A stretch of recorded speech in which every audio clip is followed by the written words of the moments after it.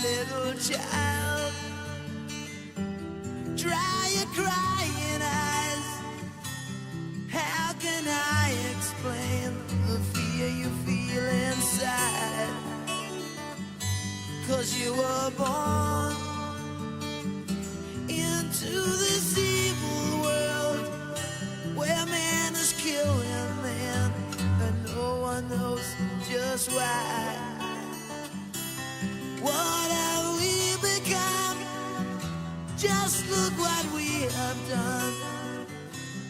All that we destroyed, you must build again. When the children cry, let them know we tried. 'Cause when the children sing, then the new world begins.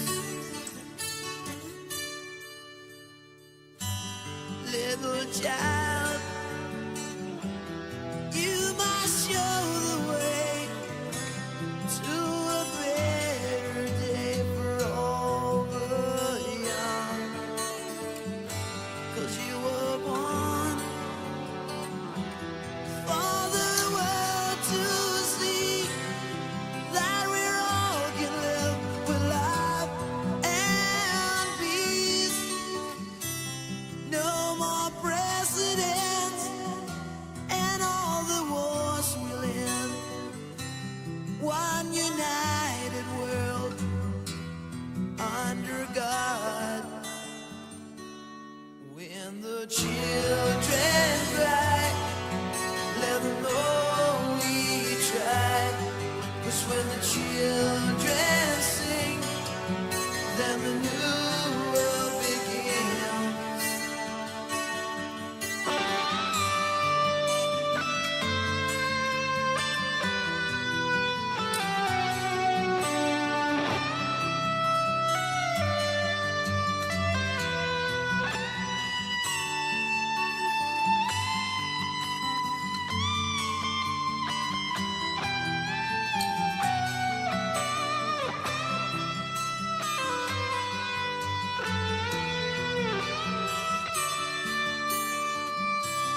What have we become? Just look what we have done. All that we destroyed, you must build again. No more presidents and all the wars will end. One united world under God. Suspicious. When the children cry, let them know we tried. 'Cause when the children fight, let them know it ain't right. When the children pray, let them know the way. 'Cause when the children sing, then the new world begins.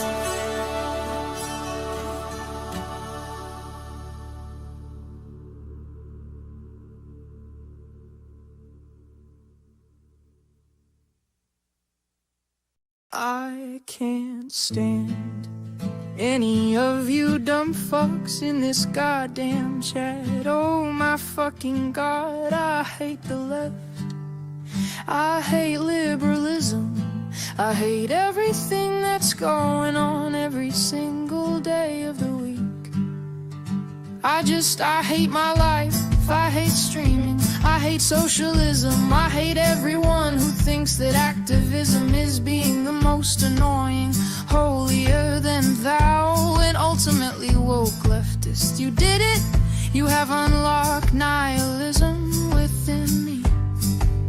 Nothing will ever get better. We are never gonna make out still goddamn conversation on any of these issues. Everybody just simply wants to fucking chirp into the wind because they have no power and they recognize their utter powerlessness in the face of unjustifiable constructs that we fucking exist under. And the best possible fucking thing you can do is be goddamn annoying, okay? Oh God. Right when the reporter is asking me about optimism, I want to fucking just shut it off, dude. I want to shut everything off. I just want to go away. If I 100% think you should someday go on sub-only mode, what do you mean?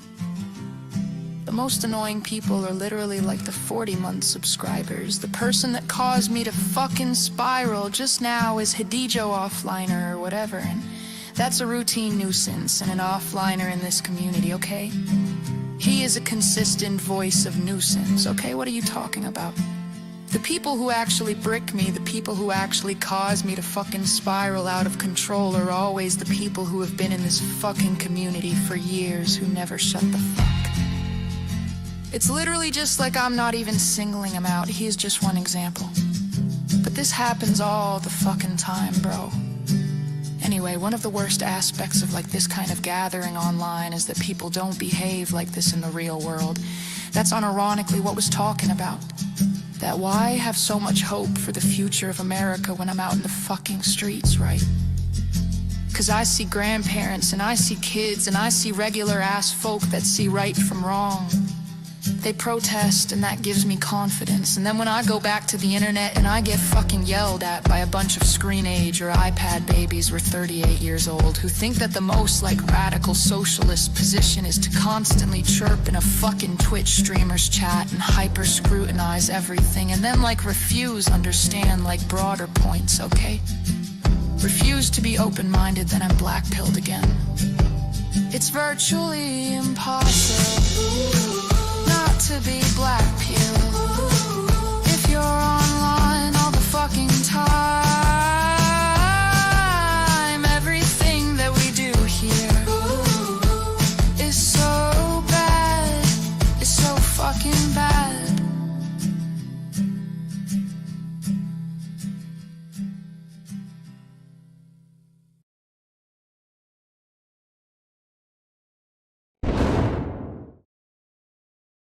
I'm not black-pilled by this internet, I'll have you know. I think this is the best the internet's ever been as an internet sociologist, I have to say. What are we looking at? Well, Hasan Piker, number one. The more and more I listen to that song, I keep saying this, he's not dumb. He is not stupid. He is a little Adolf Hitler boy that just knows, because a person who would say people are just chirping in the wind mad because of the constructs around them that they have no control over. Yeah, that's based. That's true. So a woke scold wouldn't come up with that. No, not at all. Hasan knows what he's doing. The problem is he played his hand too fucking hard. He went too far gone, and now he can't come back to normal Democrats. You think AOC or Bernie Sanders is going to stream with him ever again after the things he's said and done?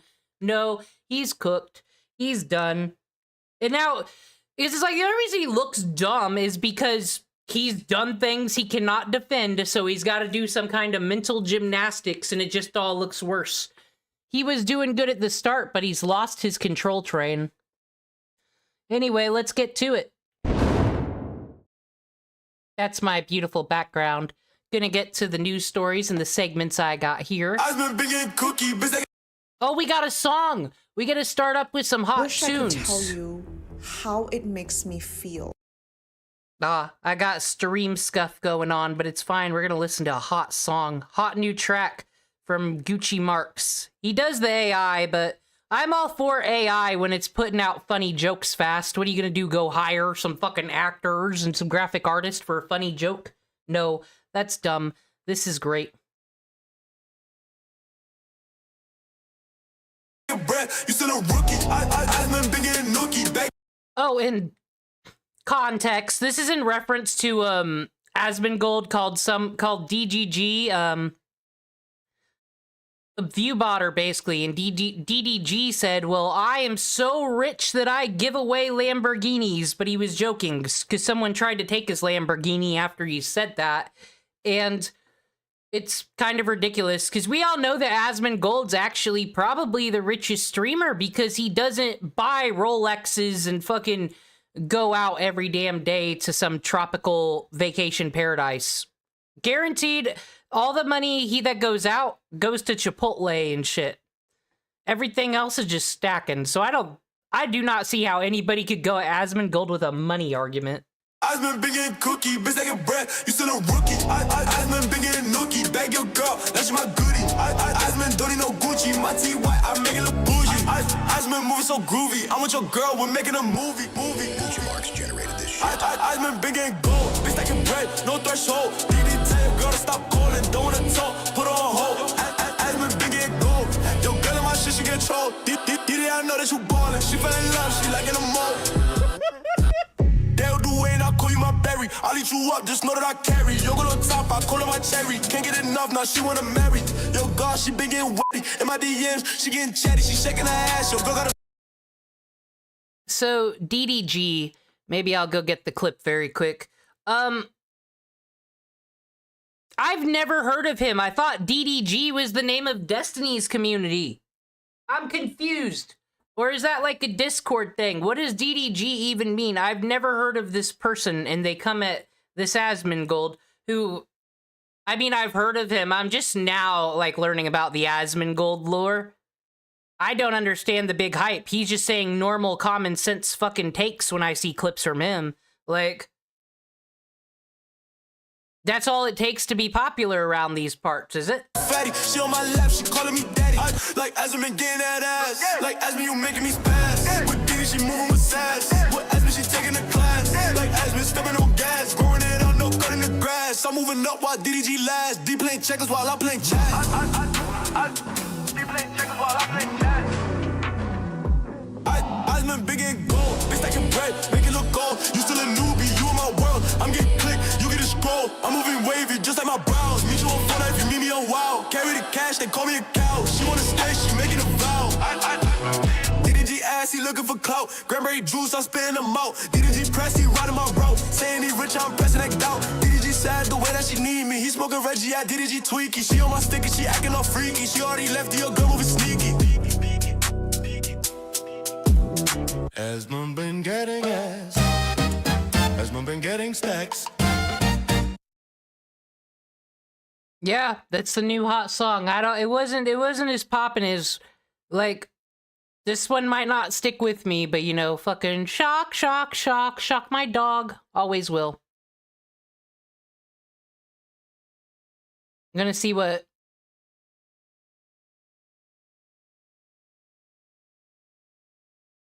Ooh.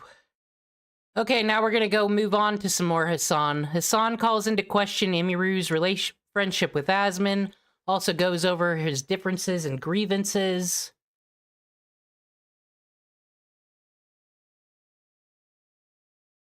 Not simply leaning into a movement.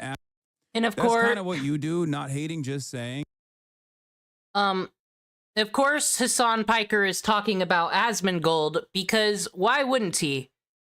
I thought he was supposed to be getting us social safety nets in this country, because that's all he ever cared about was socialism, he says, but then was tweeting yesterday about non-socialism related things, and now we're on the Asmongold again.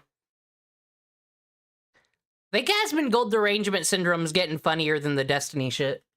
That's kind of what you do, not hating, just saying. Yeah, the difference between myself and Asmongold is a whole lot of literature, a whole lot of reading, an actual ideology. Excuse me, woke scolds. What the hell is this? You are not allowed to come at someone from the South or the Midwest and call them uneducated and accuse them of not reading books. That actually is like a rude thing to do. So one of the things that's going to get talked about today, I had that Pokimane there. Pokimane the person, not the actual, you know, cool thing. I think people are getting tired of the entitled streamers, is what it's looking like. I've always had this theory because unlike real celebrities who, you know, grew up and did the LA stuff, knew what they wanted to do, went out there and did it, these people just picked up a mic and put on OBS. And because of it, they're a lot more ridiculous, a lot more entitled, have no fucking, not down to earth at all. They're the new money, and the old money, I think, it was gonna want nothing to do with them. So they're all on their islands with their own clout sharks who all betray each other. That's basically, thank you, entitled streamers. I love you guys for doing all this for us. Logical investment and not simply leaning into a movement, after the fact, but working to build a movement far before this movement became popular in any way, shape, or form. Also showering daily, that's another one too, even though his fans obviously see that as a point. This is just high school shit. Hasan is just forever stuck in fucking high school. Now it's you smell. That's where we've gotten to in the arguments of facts and logic today. Point of sincerity and honesty. He's so modest. He lives in a rotted house. He obviously is not lying to me or grifting to me, because look at the conditions that he lives in. He obviously doesn't care about anything, is the attitude that people have towards him. You know what's wild? He and Emiro are supposed to be friends, right? Emiro has a trans sibling. Yeah, I know. I don't know how the fuck that works at all, to be fair. Like the incredible amount of I'll tell you how it is. There's a difference between a trans person that you know in real life, and you also, you know, in real life, since most of us have manners, your pronouns were always gonna get respected. I'll call you what you want to be called. I don't care. You are whoever you say you are, because I'm not a rude. I think it's, the fucking annoying woke scolds on Twitter that think trans rights is the only rights that should have ever existed ever, and everything else is patriarchy and evil. Like, those people on the internet, I think it's like, fucking go after them. They're annoying. Trans propaganda that Asmongold cuts. I don't know how the fuck Emiru and Asmongold are friends with one another, given Emiru having a trans sibling. But I don't know. I don't know I don't know about their friendship at all. I don't live in Austin. I'm not very close with any of the people in Austin, so I have no idea. So Hasan farms him for relevancy. Aw, man, not your head tenant again. I'm curious of all the awful takes online. Why lock in so much on Asmongold? Perhaps it's because I'm a Twitch streamer and he's also a Twitch streamer, and he's occupying the space that I'm also occupying. And also, it's pretty easy to fucking engage in his bottom of the barrel commentary. It's not that it's a farming for relevancy in general. Asmon doesn't hate trans. Just because he hates the grooming trans folk doesn't.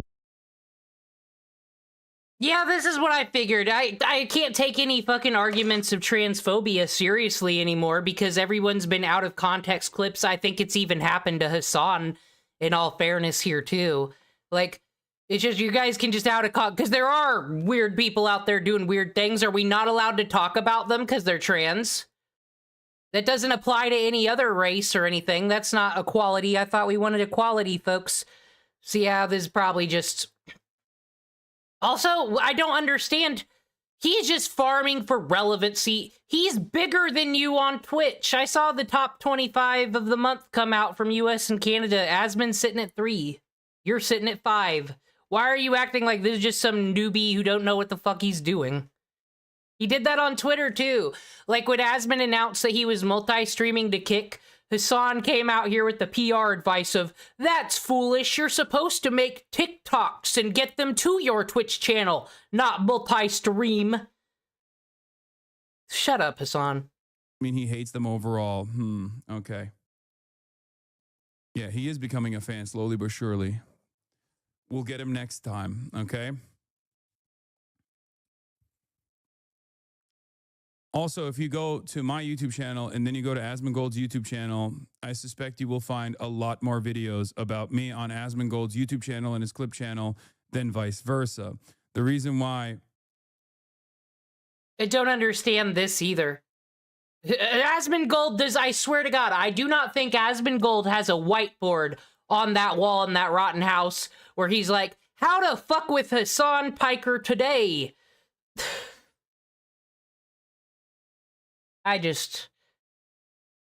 This boy. The reason why I cover him. And he did this to Ethan. You put my name in your mouth this much. You're an obsessed sicko. Know your contents and you're being farmed, you stupid fuck. From time to time is because Hasan's not stupid. You know, he's in the same space that I'm in. And also I do think that his commentary does a lot of harm. And it's good to show this commentary every now and then. I think putting my head in the sand and refusing to recognize his existence is probably not the appropriate way to deal with this sort of thing. Why doesn't he play any of Destiny's criticisms? And I do it in spite of my audience fucking freaking out every single time because they're also delusional little losers. Okay, let's be real. I have a bunch. Whoa, whoa, whoa. Is Hasan gonna spit the facts and logic among us? Hasan is becoming like my favorite streamer. I don't care about any of the fucking politics, any of that shit. The stream, though, pretty great. Gives me that vintage Alex Jones feel. Of fucking children-brained dipshits in my community who read everything as fucking drama. So make no fucking mistake. There are plenty of children in here who literally lose their fucking minds anytime I even bring up Asmongold at all, and they think it's unproductive. They want me to talk about the conflict, the border conflict between Thailand and Cambodia or some shit, okay? They literally think like, no, that's the peak. That's what you're supposed to be locked in on.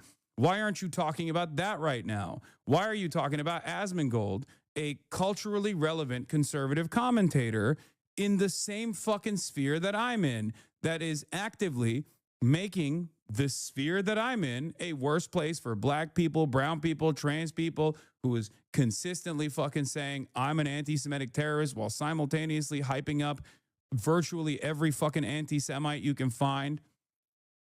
Strange, he just had that beef with DDG. If Asmongold was a racist and throwing out N-words and stuff all the time, why wouldn't someone who's black criticizing him bring that up? We need the white man, Hasan Piker, to tell us who Asmongold offended today. Maybe it's important to talk about it every now and then. He has never called you a terrorist? Brother, what the fuck are you who are you lying to? How can you call yourself an Asmongold fan while simultaneously saying such frivolous lies? Not only has he called me an anti-Semitic terrorist, he has demanded that the federal government prosecute me. No one has ever called Hasan Piker a terrorist. I am still pretty convinced. Terrorist supporter, Hasan. Terrorist glazer. Because you did interview a Houthi terrorist that was bombing ships. You did glaze him. You did show Al Jazeera videos. You did say that Hamas is awesome. You did say that Hezbollah is awesome. You did say 9/11. These are all things you did. And then you sit there. Like, why do they call me a terrorist supporter? I don't understand. Like I said, he's just making the argument sound stupid. This is bad this is bad acting right here. He knows no one's called him a fucking terrorist. Further than they already have. What kind of alternative reality are you living in? Does it perhaps make you feel bad that your favorite supposed quote-unquote free speech defender is only invested in titties in video games as a plot point? He has demanded I get banned over and over again. He has demanded that the government literally do cancel culture on me over and over again. The notion that he has never called me a terrorist is so ridiculous. I mean, Hasan's audience is scary. They've just been like the dark shadow of what could have been if I didn't pay attention in school. Like, they need to go to some kind of re-education camp. And by re-education camp, I mean like Billy Madison. Go the fuck back to school. Go read a book and learn about World War II. Ridiculous.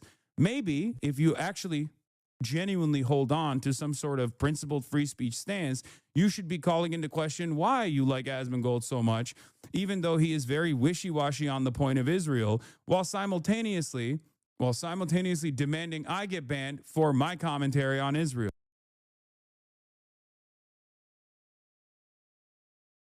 Your commentary on Israel was that you like Hamas. Okay. Thank you, Hasan Picker.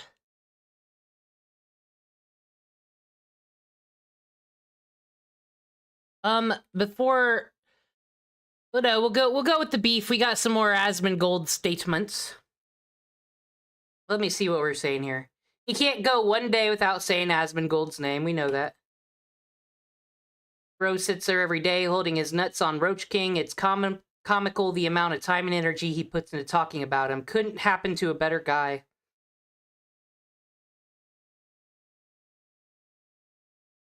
But there is no way, even if you dislike Hasan, that you think Asmongold is more educated in terms of political science. So I think Hasan is educated in political science in the wrong way. He knows how to take advantage and see where the culture and the talking points are going, but he doesn't believe in any of this shit. Read literature on the topic. We have seen several examples of how he'll be like, oh, Apple bans the gay apps from China, not China, and it will literally say right here, to comply with the government orders, and he won't read that. He'll highlight this. Like, it would be like if I took Swollen Owl Girl's statement here. There is no way, even if you dislike Hasan, that you think Asmongold is more educated in political science. And I don't read this part. Don't read that she dislikes Hasan, therefore offering her credentials is in the middle here. It would look different without the other half. That's how Hasan reports the news.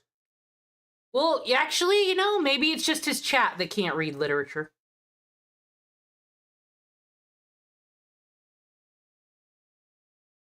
I'm not sure if Hasan is lying on purpose or actually just doesn't listen to a word Asmon says other than out of context clips that paint him in a bad light.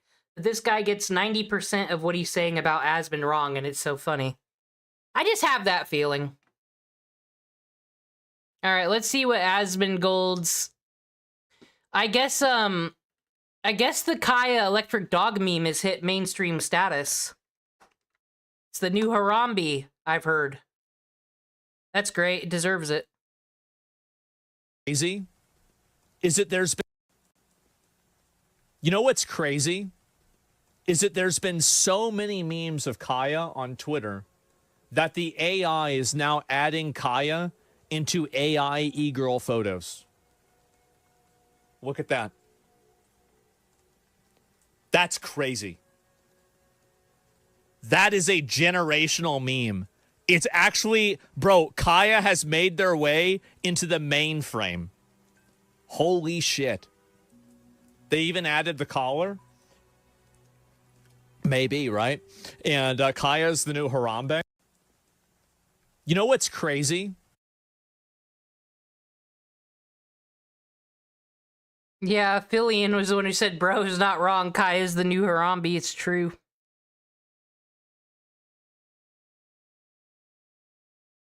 What a shocking development. Hasan shocking his dog to the yip that keeps on giving. Poor thing. From the fridge to the tree, Kaya will be free.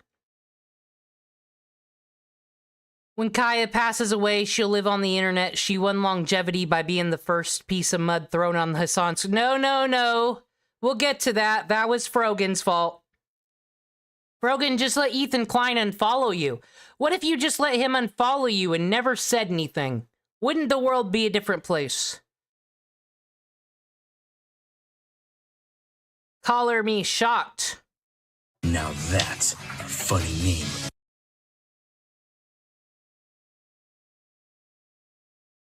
All right. So before I get off of Hasan, though, I just saw this video on my feed. It's from All Things China with Lou. I don't know this person, but I've learned that I don't know much about other countries and their things, and this person left authority in China, and now she's watching Hasan Piker's propaganda, and she has feelings about it. And we listen to women speak on this channel.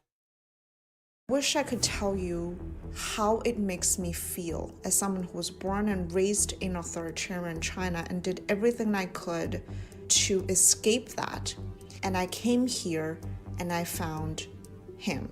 So is there a country that's done socialism the way that you like? I would say China is probably the closest to an example that we should follow. As someone who was born and raised in China, this isn't the first time I've heard someone in the West talking up the Chinese government. It's usually not something worth making a video about, but this time it's different. This time, Hasan Piker, the American political commentator, said something different. What he said was sophisticated, nuanced, extremely deceiving Chinese propaganda.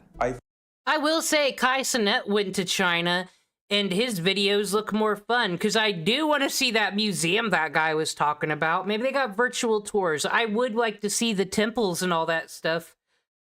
But no tourism fun with Hasan Piker. I think that uplifting 800 million China don't love him, dude. They won't let him stream on Billy. But that's probably because he says things against TOS, I imagine. people out of extreme poverty is an incredibly impressive feat. Being able to develop this country in the aftermath of colonial extraction, World War II, infighting, and civil war, and to become a competitive force that is slated to overtake America as in a multipolar world is very impressive. And I think we should learn from that in the United States of America. We should look to that and learn some lessons from that. And that's the reason why I always try to use China as an alternative, as an example. I can't tell you how just weird it is to hear someone who looks like him repeats what my Chinese teacher said when I was 12.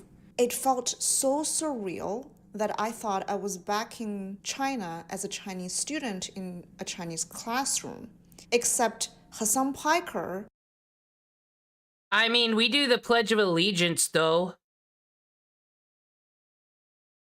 I'm just wondering, what's the difference? Was not born in China. He was not subject to Chinese education. He was actually born in the US, and he got a US education.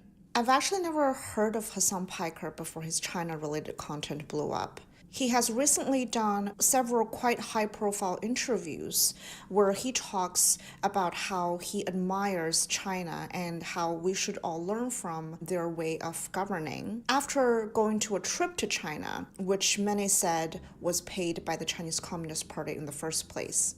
Okay, I figured it out. It's a Chinese Adidas tracksuit, so you can make it look like the garb. That's kind of cool. I wish this jackass wasn't wearing it.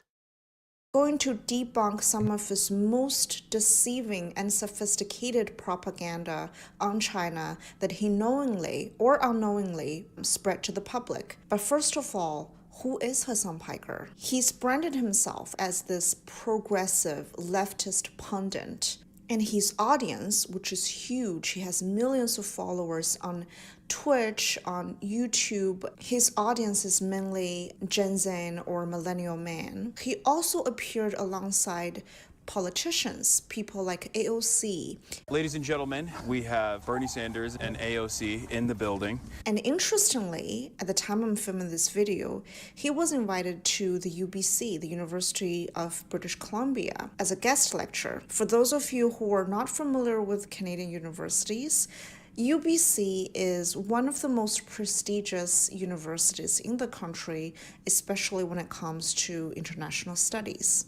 So he is objectively very successful, which is why I think his opinions on China is worth exploring. When you are getting the poorest of the dispossessed masses out of a situation where they were servile, the landed gentry, or they were peasants from an agrarian society, or they were dominated by the landlords, but then ultimately they were able to come into modernity and become like a powerhouse, an industrial powerhouse that is competitive with the largest superpower on the planet.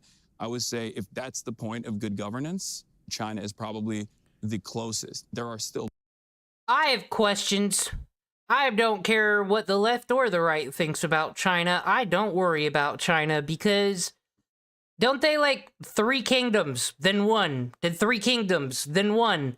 Hong Kong a thing. Like, yeah, when they take care of their own side of the world over there, then I'll be worried. Plenty of failures within the Chinese system as well, plenty of issues within the Chinese system as well.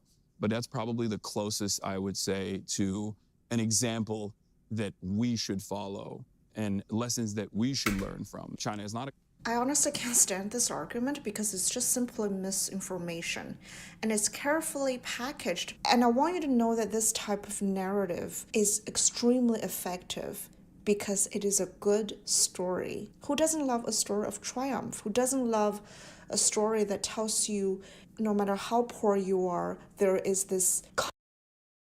England was the same thing. The fucking everything pre-Magna Carta. You just be a serf, you worked the land, and you lived by the laws of the lord of the fucking castle.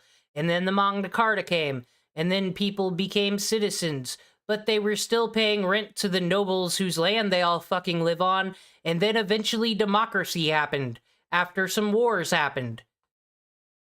I don't see what point he was even making with this. That's just how society went.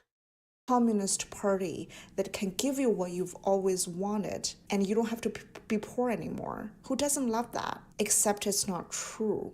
Communism is not why China got rich. Capitalism is. The economic boom only started after the CCP loosened control and allowed market reforms, aka capitalism. That's what got us out of that shithole that we were desperate to get out of. I'm so riled up whenever someone else like him, who doesn't know anything about our history, is basically spreading misinformation with a confident face. And here's an important detail that a lot of people miss, even for seasoned China watchers. The policy ushered by the Chinese Communist Party, the open and reform policy, it was started by local farmers and villagers. Local officials and villagers experimented with semi-capitalist practices because people were starving. Why were we starving? Because of the Chinese Communist Party and their communist policies. And when the local farmers or the villagers experimented with this new policy, they were doing that illegally. And the central government turned a blind eye at first. When they actually saw the results, they said, okay, we'll go along with it. So it's actually the Chinese... See, I'm glad. I came here to learn. That's cool. That's just what you do if you work at a grocery store. It applies the same. If management says you're dumb, it's your fault that everyone's starving. God, work harder. You need to work on your day off too. Fuck you. Don't do anything efficient, God forbid. Just do it all behind their backs, and then when it works and the district manager is fucking approves of it, yeah, they'll steal all the credit, but you got it done. That's what the story of a bit of capitalism in China is all about. Just do it behind management's back and say, look, now we're not starving. Oh, problem solved. People who defied communism that saved the country, not the Chinese Communist Party. And if you want to see your children and your parents starve to death, by all means, try communism. I wouldn't say that China is a communist, and neither would you, but it's run by a communist party. And so far... I also, when I was in high school, said what I call elementary school liberal talking points. Oh, you say communism's cool because it's the edgy opposite thing, because, you know, it's just stats on a paper, guys. When democracy happens, there is less deaths than when communism happens, because think about it. We share all money, right? I'm not going to work harder because my paycheck isn't going to be any higher. So whatever, I'll do whatever I got to do to survive.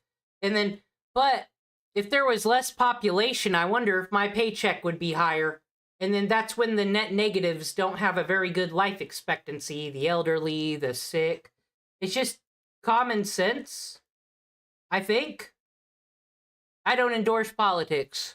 They have seen a pretty successful, robust level of growth and development overall. They have analyzed the failures of previous communist and socialist formations, and they have responded to it in their own way. This sounds nuanced and even sounds smart, but again, it is wrong. Hasan is trying to justify the legality of an authoritarian regime And by the way, this is an argument that's used by the Chinese Communist Party repeatedly to its own people and to the rest of the world. We got China rich, so we don't need a voting process. We don't need democracy. We got you rich. You got to do what I tell you to do. Whenever I hear that argument, I think people miss the difference between the Chinese Communist Party and the... So, like, then how can you say America bad and China good, but America's got the stock market, America does the capitalism, America does a lot of business with China, America make China good, but America bad? See, when you move the talking points to elementary school level, I just don't understand. As someone who was born and raised in authoritarian China and did everything I could to escape that. And I came here and I found him. So is there a country that's done socialism the way that you like? I would say China is probably the closest to an example that we should follow. As someone who was born and raised in China, this isn't the first time I've heard someone in the West talking up the Chinese government. It's usually not something worth making a video about, but this time it's different. This time, Hasan Piker, the American political commentator, said something different. What he said was sophisticated, nuanced, extremely deceiving Chinese propaganda. I think that uplifting 800 million people out of extreme poverty is an incredibly impressive feat. Being able to develop this country in the aftermath of colonial extraction, World War II, infighting, and civil war, and to become a competitive force that is slated to overtake America as in a multipolar world is very impressive. And I think we should learn from that in the United States. Oh, I messed up the stream. I'm sorry. Some lessons from that. I messed up. I'm sorry. I'm sorry, Cindy. I started watching your video on another tab. People. The Chinese Communist Party actually put us into poverty and put the Chinese people through so many atrocities that you just can't even imagine. The minute they stepped back and loosened their control, we thrived. It's like they robbed you of, say, $1,000, and then they give you $10 back, and then they tell you, you got rich, you were poor, you didn't have any money, and now you have $10 back. Look at us, look at how great we are. Isn't that... That sounds like all these streamers. Of course they love communism. It's how a Twitch... Dude, actually the best government version would be no one works, the robots do it all. Make a fucking stream. Either take off or don't. Just insane. And in that process of us getting that $10 back, by the way, it is at the expense of the Chinese people's well-being, where we're not being paid well. There's corruption. There's brutal oppression of people who want democracy in China. The wealth, the prosperity, it is not because they were in power. It is because they partially retreated themselves. And look at what they're doing now. The second they feel threatened by the Chinese people's wealth, what do? They rein in. Hasan Piker's whole... One thing, though, that I do like about the China government system is I kind of wish we could just call our fucking politicians chairmans and CEOs. Like I heard Governor Whitmer get called the CEO of Michigan, and that basically is what you are. You're managing the money, you're managing the PR and everything that happens. I kind of wish we would just have the business names. I guess president, vice president, that's also business. Chairman. Brand is built on shitting on the American government, shitting on democracy, shitting on capitalism, when everything he has is because of them. He is able to build a brand that is highly critical of his government because he has the luxury of doing that. Because he has... And that's what brought me to hating on all these people.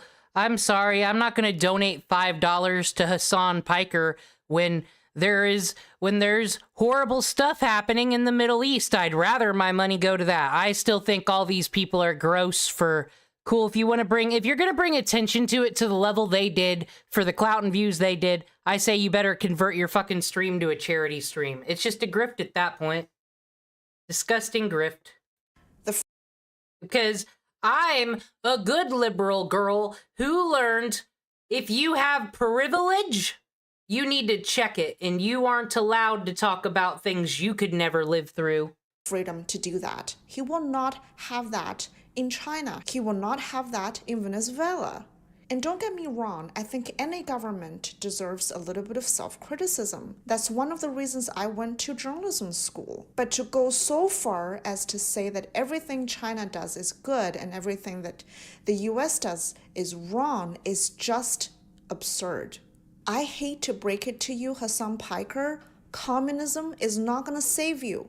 Communism is not going to save your followers. And for people like him, their problem is that they think they're the good guy. They fall for this. So, we'll get a bit to it, but Caleb Hammer, the people coming at him, how much credit card debt are they in? I'm sorry. We've all had our own problems and our own mistakes with adulting, but he just embarrasses and shamed these people. What has he said that's not true? Do not buy things you don't need if you can't afford it. Don't sign up for credit cards if you have no intention of fucking paying them back. And then don't get more credit cards and consolidate them all on there. How the hell is that the government's fault? You did that. You do need yelled at. Why did you think that was a good idea? That's all. That's why I think all those people like communism, because they think their credit card debt will go away or some shit if our government changes regimes. No, no, no. Visa and MasterCard will always get their fucking monies. This narrative because they want to be the good guy. And communism sounds like that, except it's everything but. It is not about being the good guy. And I'm so worried about the younger generation here in North America. They're not going to remember what happened in Tiananmen Square. It happened such a long time ago that the younger generation, they don't understand. They grew up watching people like Hasan Piker. They grew up watching TikTok.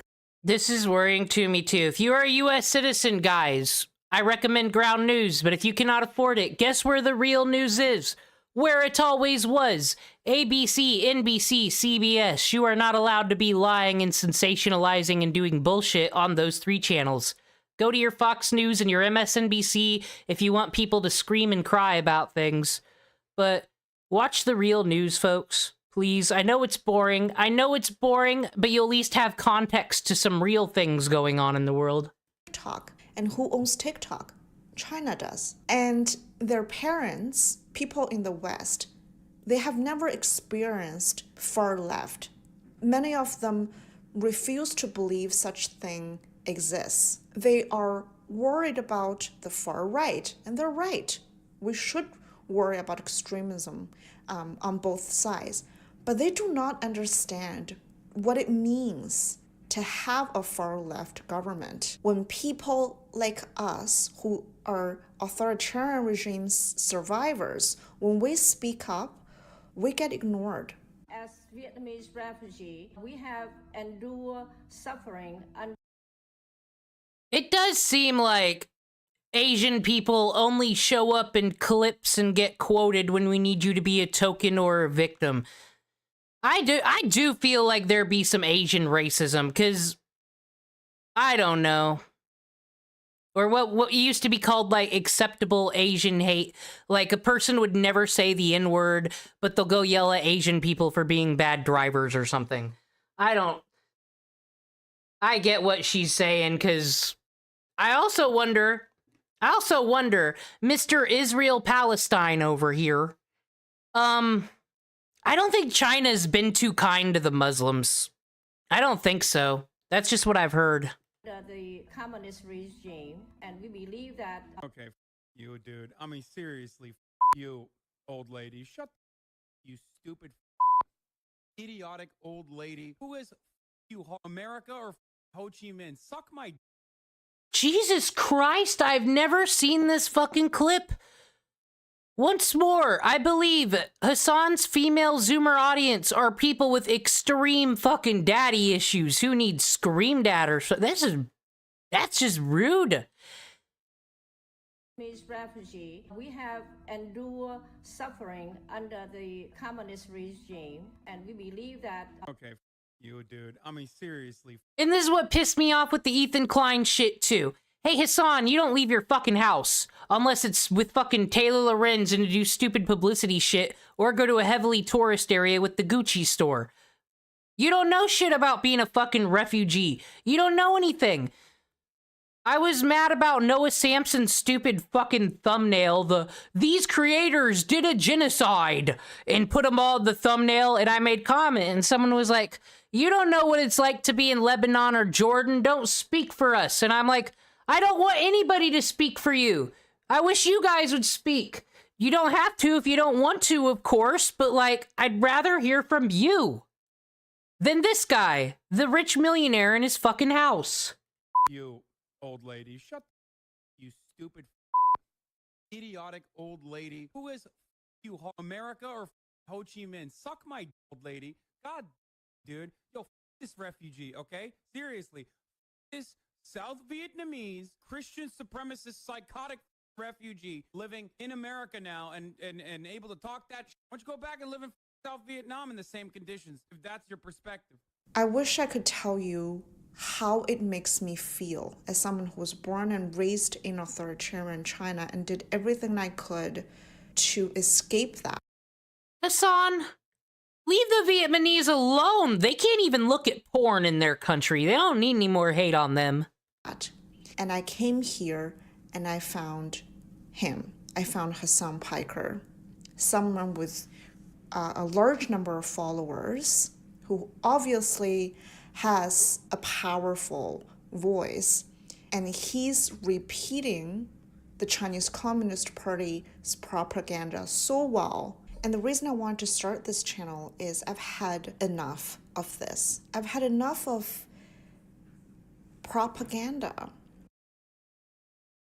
Oh, dude, you guys want to watch The Prince of Egypt? I don't think I'm allowed to stream that, but that is my favorite movie. Well, not my favorite movie, my favorite animated feature. R.I.P. Rob Reiner. I think everybody else had the same idea yesterday because I turned on Netflix and Wolf of Wall Street was #1. And of course I watched Wolf of Wall Street. It's a really good movie if you've never seen it. Highly recommend. Soon they'll be making Martin Scorsese-like movies on these fucking idiots and be like, they had it all. They had $36 million in the bank from just talking on the internet. And then they became iDubbz. Ethan Klein comments on Hasan's financial contributions to Candace Owens versus Denims, FROGON, and Casey Tron. You see, Candace Owens, I'm not following this stuff with her and Erica Kirk. This is just some fucking bullshit. I don't care about Candace Owens because she was on Destiny and she said, back in my day, rap music wasn't about gangs and murder. Back in your day was the 90s. Yes, it fucking was, Candace Owens. You told a lie. You told a lie? So now I will never listen to any word you ever say about anything again, because you can't just be objectively wrong like that. Jure, Snoop. What the fuck were you listening to in the 90s? Tell me, Candace Owens. Okay. So, Hasan donated money to Candace. Candace Owens sold out. Why wasn't the interview on camera? For your safety and for our pursuit of truth. Suspicious. Hasan, you're still on the suspects list.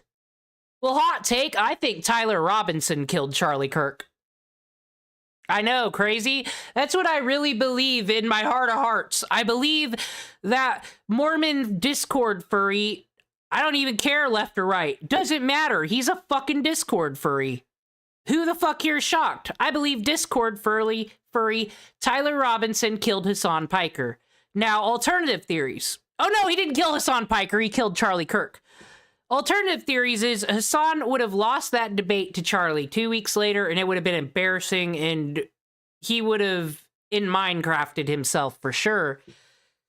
So, did he hire a Discord furry to kill Charlie Kirk? Question mark. And then the other suspect is Occam's razor, Ben Shapiro, because he bought Turning Point USA, and there is a lot of money in that. And he seems a very confident boy to say all the other right-wing commentators are stupid and I'm the best. And Nick Fuentes continues to be gay Mexican Hitler. That is what I know. So, but yeah, what a great own. What a great own. Because didn't donate $1 to his friends. Once again, that's because he knew they weren't going to win. But Hasan didn't donate anything from his own pocket either. When did the Creator Clash 3 fundraiser reacting to the content nuke? Oh, did Hasan not contribute to his own fundraiser? I'm sorry, don't ask me to donate money if you don't donate money. The left literally eats themselves alive. Everybody, it's not the left and it's not the right. We got extremists on both fucking sides and they're both stupid. We should all make fun of them equally. Why does this person, you asked a good question, why does she have 204K people watching her? Who's dumb? Woke progressive support an independent black woman. Why should this be news? Good point. Alrighty, what's up next? We're going into the Denims area. Denims Casey-tron time. Not Casey-tron, Frogan. We'll get to Frogan. But I need to touch on this Caleb Hammer stuff very quick. What's his stupid name? Scott Schaefer. He's a user. Dude, I watched his video on Nick Diorio's stream. It was awful. Okay, so there's some screen caps of Caleb Hammer saying edgy things in an LGBT 18 plus group chat 7 years ago. Long time ago. I read it off his jokes. I don't know. But his video didn't do a very good job convincing me of shit because it was really a hit piece to say, I think Caleb Hammer is gay. I don't think you can make videos like that in 2025 anymore, can you? Anyway, that happened. And that's probably because Caleb's got some things to say. Well, no, he said that what's going on with those screen caps and everything emerging is that someone from college, he's got old beef from college, and someone's probably mad at him that he's rich. It's probably what's happening. But he's been doing the drama. He gets to talk about Denims, Hasan, all these hoes. This world in a positive way. Now we'll leave you with nothing. Good luck. As an idea, why don't we give people the tools so they don't fuck up their life, or they don't fuck. Oh my god! Is this clip exist? Denim. Does no one watch Caleb Hammer's shows? He give you the tools. They get fucking course corrections. They get a sign up for the Wirefly that'll consolidate all their shit. Like, they get fucking Hammer Elite Plus. I'd go on there to get Hammer Elite. I wouldn't be interesting enough for the show, so they wouldn't take me. And I'm sick of this, oh, he brings on people and yells at them and embarrasses them. Okay, can someone explain to me then? Please explain to me. Judge Judy, Jerry Springer, all those judge shows, Dr. Phil, Montel Williams, did they not bring on the worst of society for fucking housewives to laugh at during the day before all this streaming shit? Why does mainstream media always get the pass, but we gotta be super responsible here? No, they all signed up. No one put a gun on their head and said, let this guy yell at you for being a liberal. It's because they got 8 billion credit cards, and he's trying to make them have that come to Jesus moment of, you need to fix this or you're not going to have retirement. Because if this shit doesn't get fixed, we are going to have a problem. Millennials and Zoomers have been fucked up. We didn't learn about finances, and now we've all fucked ourselves, and we need to get out of the hole, or the generations under us are going to get fucked. We don't want to be rude like our parents and destroy the economy or nothing. Fuck up their credit score or whatever it is. We do! They all raise their credit score and pay off tens of thousands of dollars a day in just a year, you dumb fuck. More impact on this world in a positive, real world, per person experience than you will ever do. Yeah, I'm lucky that I... That's true. Caleb Hammer, he says he's got several people, but just having one that, you know, got themselves out of the hole and prevented poverty, which is, we learned from Casey Tron, oh God, don't fall impoverished, then you'll get killed. Like, that's true. Poverty equals bad, but you're still privileged and got the power to pull yourself out of it, as long as you can always get a job and have a fucking family and safety networks and shit. And he helps them get way better than that. Denims has helped absolutely nobody do anything ever. As far as I'm concerned. As far as I know. You're lucky because you got a big pair of tits and that's the only reason anyone watches, let's be honest. And we enjoy them. Not to get higher education. Now we'll leave you with nothing. Good luck.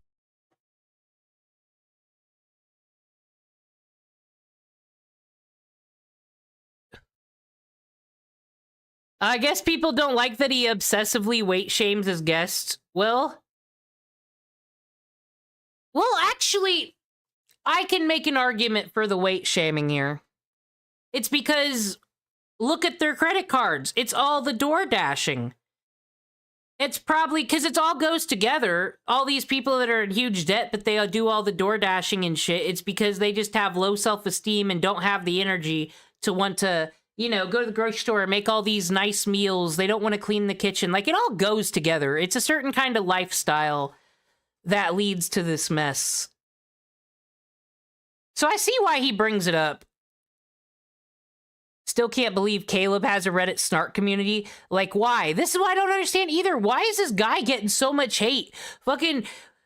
See, CNBC, there used to be this guy called, like, Mad Kramer who'd lose his fucking mind and scream about stock prices and all the idiots in the Congress. No one got mad about that. I think Gen Z, I'm gonna say it. Y'all are pussies. Y'all really are snowflakes. Once again, Reddit, left or right, doesn't matter. You all just can't handle other people's opinions. Jay Kaiser handled my opinion on social distancing. My God. I'm digging this base side of Caleb. That's because this is not a grift, y'all. People are just waking the fuck up and they're tired of it. They're rejecting this make me hate my neighbor because they voted for someone life. They're done. They're done, and they're calling out the weirdos. Look inside Denim's HQ. That's why I don't like her, because when she's thinking of something to say, you literally picture this going on in her head. All right, next up.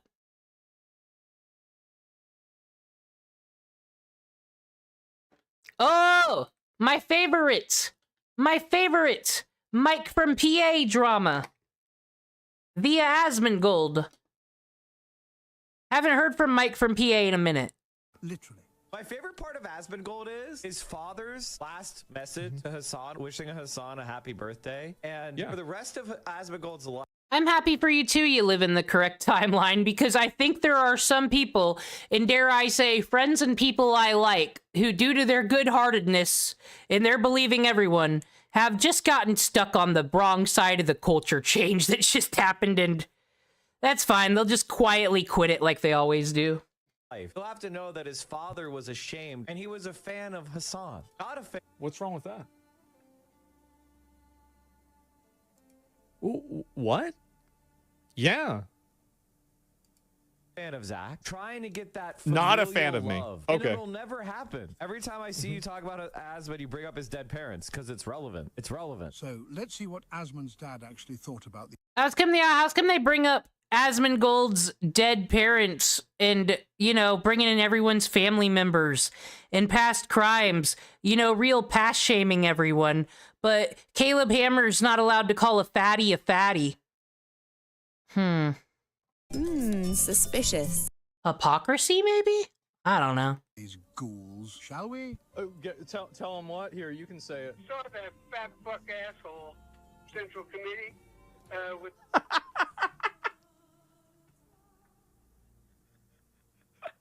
That's what my dad thought about him.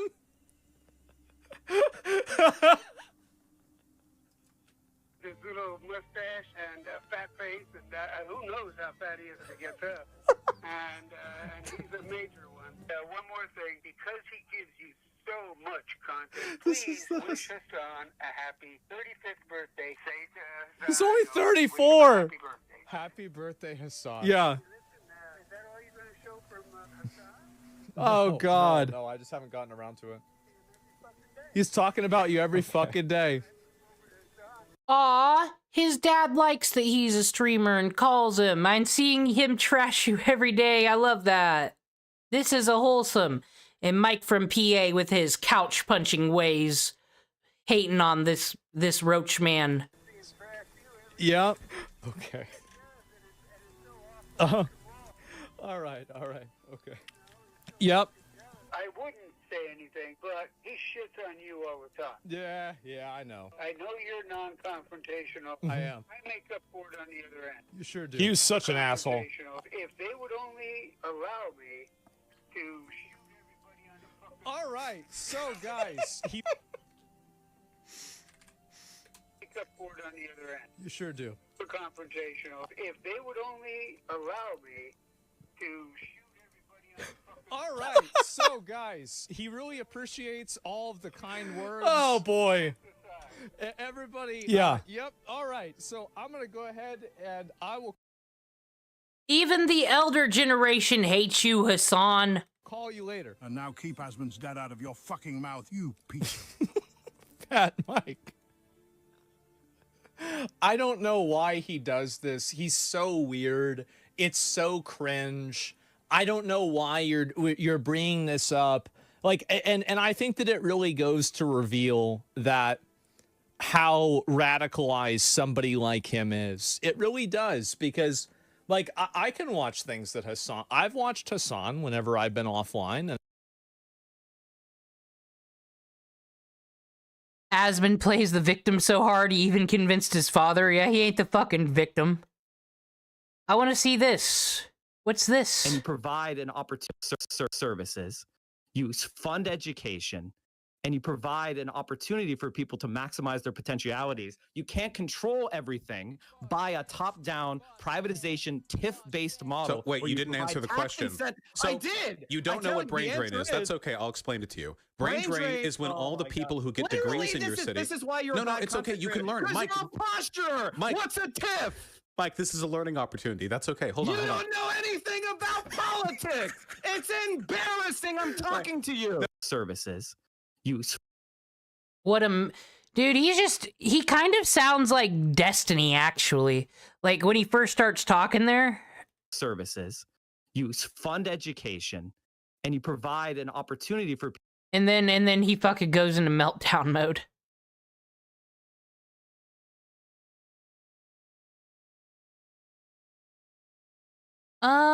Hasan's moderator, Frogan, has... Let's get to Frogan. We got an internet versus video.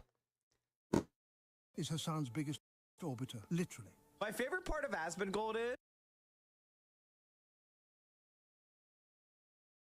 So, Frogan, I did a stream on Frogan watching Stardust's video, because Frogan really hasn't played a part in the lawsuit drama for a minute. I haven't heard nothing from her. I guess she's been streaming this whole time. I don't know why I don't watch Frogan streams. So rude of me. But she freaked the fuck out, said her roommate called her, told her she's a loser, keeps begging for money, and then she cried about how streaming is her job. I guess she is clapped back on the fingernail allegation, though. She has a friend who does them for free. We cannot attack Frogan's fingernails anymore, ladies. Don't ask any rude questions about them. But, Caleb Hammer has been asking her to come on, and I think she should go on. Don't put denims on. There'd be nothing interesting there, because I still think Frogan can be saved. I think Frogan does need to go on Financial Audit, because she'll be the one that has that come to Jesus moment and start getting her shit together. She can still be saved. She can walk away from all this shit. I believe in you, Frogan. No one else does. I did get mad at you during them Stardust videos. You still got a couple more years. Eventually you'll be 36 and then you'll be an adult. Hasan's moderator, FROGON, has had a clip go viral where she is upset about her finances, confused and worried about what she should do. Immediately, this caused a large portion of the internet to give her backlash, referencing all of her worst moments, like when she says she wishes veterans of the United States should get PTSD. Additionally, Asmongold weighed in on this and got into a feud about whether it's okay to celebrate when your enemies suffer, and some users on Twitter analyzed FROGON's nails, saying that she's obviously wasting money on frivolous things, and therefore shouldn't be complaining about her finances. FROGON came in to defend herself. There's a lot to get into, so let's just jump in. Welcome to the internet versus FROGON's finances. It starts when Yi tweets out this clip with the caption, "FROGON gets emotional talking about how difficult streaming has been for her in recent months." And Twitch streaming sucks. I fucking hate it. It's been bad for a few months. Yeah, but just have fun with it. Like, if you have fun with it, it doesn't matter. Forget about the money, just have fun. It's my job, though. I have to focus on the fucking money. I know you do, but that's, unfortunately, like, you can't control the money. You can only control the content, you know? Like, you can't control how much money people give you. That's not going to be something you can control. You can just control on how much fun you have, and then hopefully the money will come, you know? I guess. No. We'll get to the entitled streamer thing, but like, you guys, are they teaching in school to start a YouTube channel or something? If you're not bringing the viewers, I'm doing this for fun. I'm not gonna fucking be like, I am the #1 RPG maker streamer. This is my career now. How dare these people not give me more views? How dare I? No, no one's entitled to anything in this world. You are a worthless clump of cells. Make it work or don't. Her friend was mad at her calling in, why are you begging for money? But it just seems like if you're gonna stream, have fun, and I believe that too. This is my therapy. I was gonna watch these videos anyway. It's like, honestly, like, you can't control it. People are hurting right now. It's not a great time for anyone to like be giving, you know, discretionary funds. So if you just have fun, like, you're gonna make money. Like, do your fun stuff. I love when I see you. I was just fucking with you, but I really do like when you do like silly stuff. You're really funny at that stuff. Like the Joker thing that we did together, that was hilarious. I'll come back to streaming if you do Joker. Nobody wants you back. Morgan! God damn it, Morgan! That's FROGON's problem, that she's a fucking Morgan. I've also never known him. He's trying to help her. He was like, yeah, it's a joke. Oh my god. And she just had to. She just had to be like, you suck, though. Fucking Morgan. Everybody finish your fucking YouTube video first before you come back to stream. I got yelled at today by my editor. He was gonna text you. He was so mad at me. I was like, I'm sorry. I got really yelled at. Like, I got fucking. He threatened. That pet thing she has up there at the top is cute. Donate $5 and you can put your pet on the little collage thing. That's a cute idea. I don't know if anyone else has done that. I think FROGON, just, if you're gonna stream, do your own thing. Just get away from the politics. I don't know how much mainstream appeal you're gonna get with an all Arab, we only talk about Arab things. You got that podcast going on, but I think just go watch some fun things you want to watch. Everyone else is stealing copyrighted shit on Twitch. Just lay back, have fun, girl. With your pet pictures, and then see if you can do it on your own. No talking about politics, no talking about Hasan's drama. Maybe make it work. I don't know. I haven't seen her streams. I don't know what content she does. To quit. Why? Because I kept changing it. He was like, if I have to edit this one more time, I'm fucking stopping. And I was like, I'm so sorry. I was like, I'm just so... Nicholas Story replies with this gif in the caption, "It's my job though." WestJet says, "The DoorDash drivers in her area crying right now." Asmongold says, "Only in America can an overweight woman with brand new nails cry about not having money and then complain that her job sucks because she has to watch YouTube." This is what you do. Fuck politics. Pay attention to the people who are obsessed with politics. Because then it's like lolcow. It's like lolcow content. You have to deal with the politics no matter what, right? We can't escape them because someone decided that it needed, I don't know what group, someone decided it all needed shoved down everyone's throats. Even the kids can't get away from it. I never cared about the fucking president when I was in middle school. These poor kids. So I think we should just laugh and shame the fucking extremist on both sides at this point. YouTube videos. Next, she's going to It's the only way to free ourselves. tell us she got PTSD from reading mean comments. Should have joined the military instead. Repsion says she deserves this. Maybe stop streaming and actually get off your ass and do something with your life rather than hate on everyone and everything and hope people get PTSD because you hate America so much. You did this to yourself. Sensitive Society replies with a gif of Naruto laughing in the caption, me watching this. Daniel Friedman says, there's always OnlyFans. Captain Cabinets replies, but I thought she was a rising star. Kangman Lee quotes the clip by saying, she wished PTSD on veterans but has an emotional meltdown because streaming is too hard? Laughable. Caleb Hammer quote tweets it addressing Frogan and saying, you're formally invited on financial audit. Well, I also think, because one of the problems, though, with financial audit is when they go on the show and they're like, Caleb, I turned autopay on. And he's like, yeah, before you went on the show, God damn it. You knew you were coming on the show and you're like, I can fix it, but you didn't. You weren't going to do anything. So I think I'm on the side of try to look into your stuff and fix it and get something working before putting yourself on Caleb Hammer to be embarrassed. But I think he could give Frogan some tools and actually help her out, personally. And Donut Operator replies, laughing, saying yes. Kavos quotes the clip by saying, if you're no longer making money, then it isn't your job. Content creation is a privilege, not a necessity. Rather than beg people to fund your lifestyle. Thank you, Kavos. Content creation is a privilege, not a necessity. And even people before the internet existed, you know, your TV personalities, your news anchors, they all had to grind to get there, to get noticed, to go to LA and be fucking one in a sea of millions. A lot of these people, they just got caught, they had the clip go off at the right time. People will tell you algorithms, this or that, you should be uploading frequently, yada, yada, yada. I think it's luck.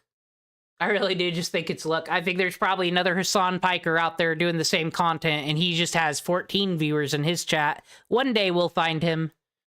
Improve or get another job. The girl with a microphone quotes the clip by saying, if only Hasan paid his mods. Hey, it's Vadim then makes an independent tweet screenshotting Asmongold's reply to Yeet that we read earlier and captions it, in the future, we'll all take turns being sued by psychotic asshole millionaires and then criticized by brain-damaged Nazi-sympathizing incel roach fuckers when we eventually break down as a Okay, everyone who uses the word incel, you're officially on the wrong side of whatever argument you're in. It's 2025, and no one says that anymore. You fucking old people. I'm telling you, and most of you are younger than me. No one says incel no more. 13-year-old edgelords, magadorks, and bots cheer them on, and rinse and repeat. And D. Drake replies, let me guess, you believe the punishment for misgendering someone should be death. And Vadim says, well, if it's Jeffrey Dahmer, then maybe. What, do you disagree, you cannibal sympathizing freak? Asmongold replies to the post by saying, shouldn't have been talking shit and making things up about people. People like you have no... This is the thing with Caleb Hammer and why he's getting really mad about this shit too, because he's making a good argument. Yeah, are these streamers and everything rich? But they got different problems. They've got less problems, but they got different problems, right? They got to hire security when they go out. They've got to hire a lot of people, do a lot of things. So more money's more problems, as you know. And Caleb think it's bullshit that some rando who has nothing to lose, no reputation, is just a random screen name on the internet, has the power to take someone's whole career down. This lawsuit shit is kind of funny because it was fuck around and find out for the last 5 years. Now people are finding out.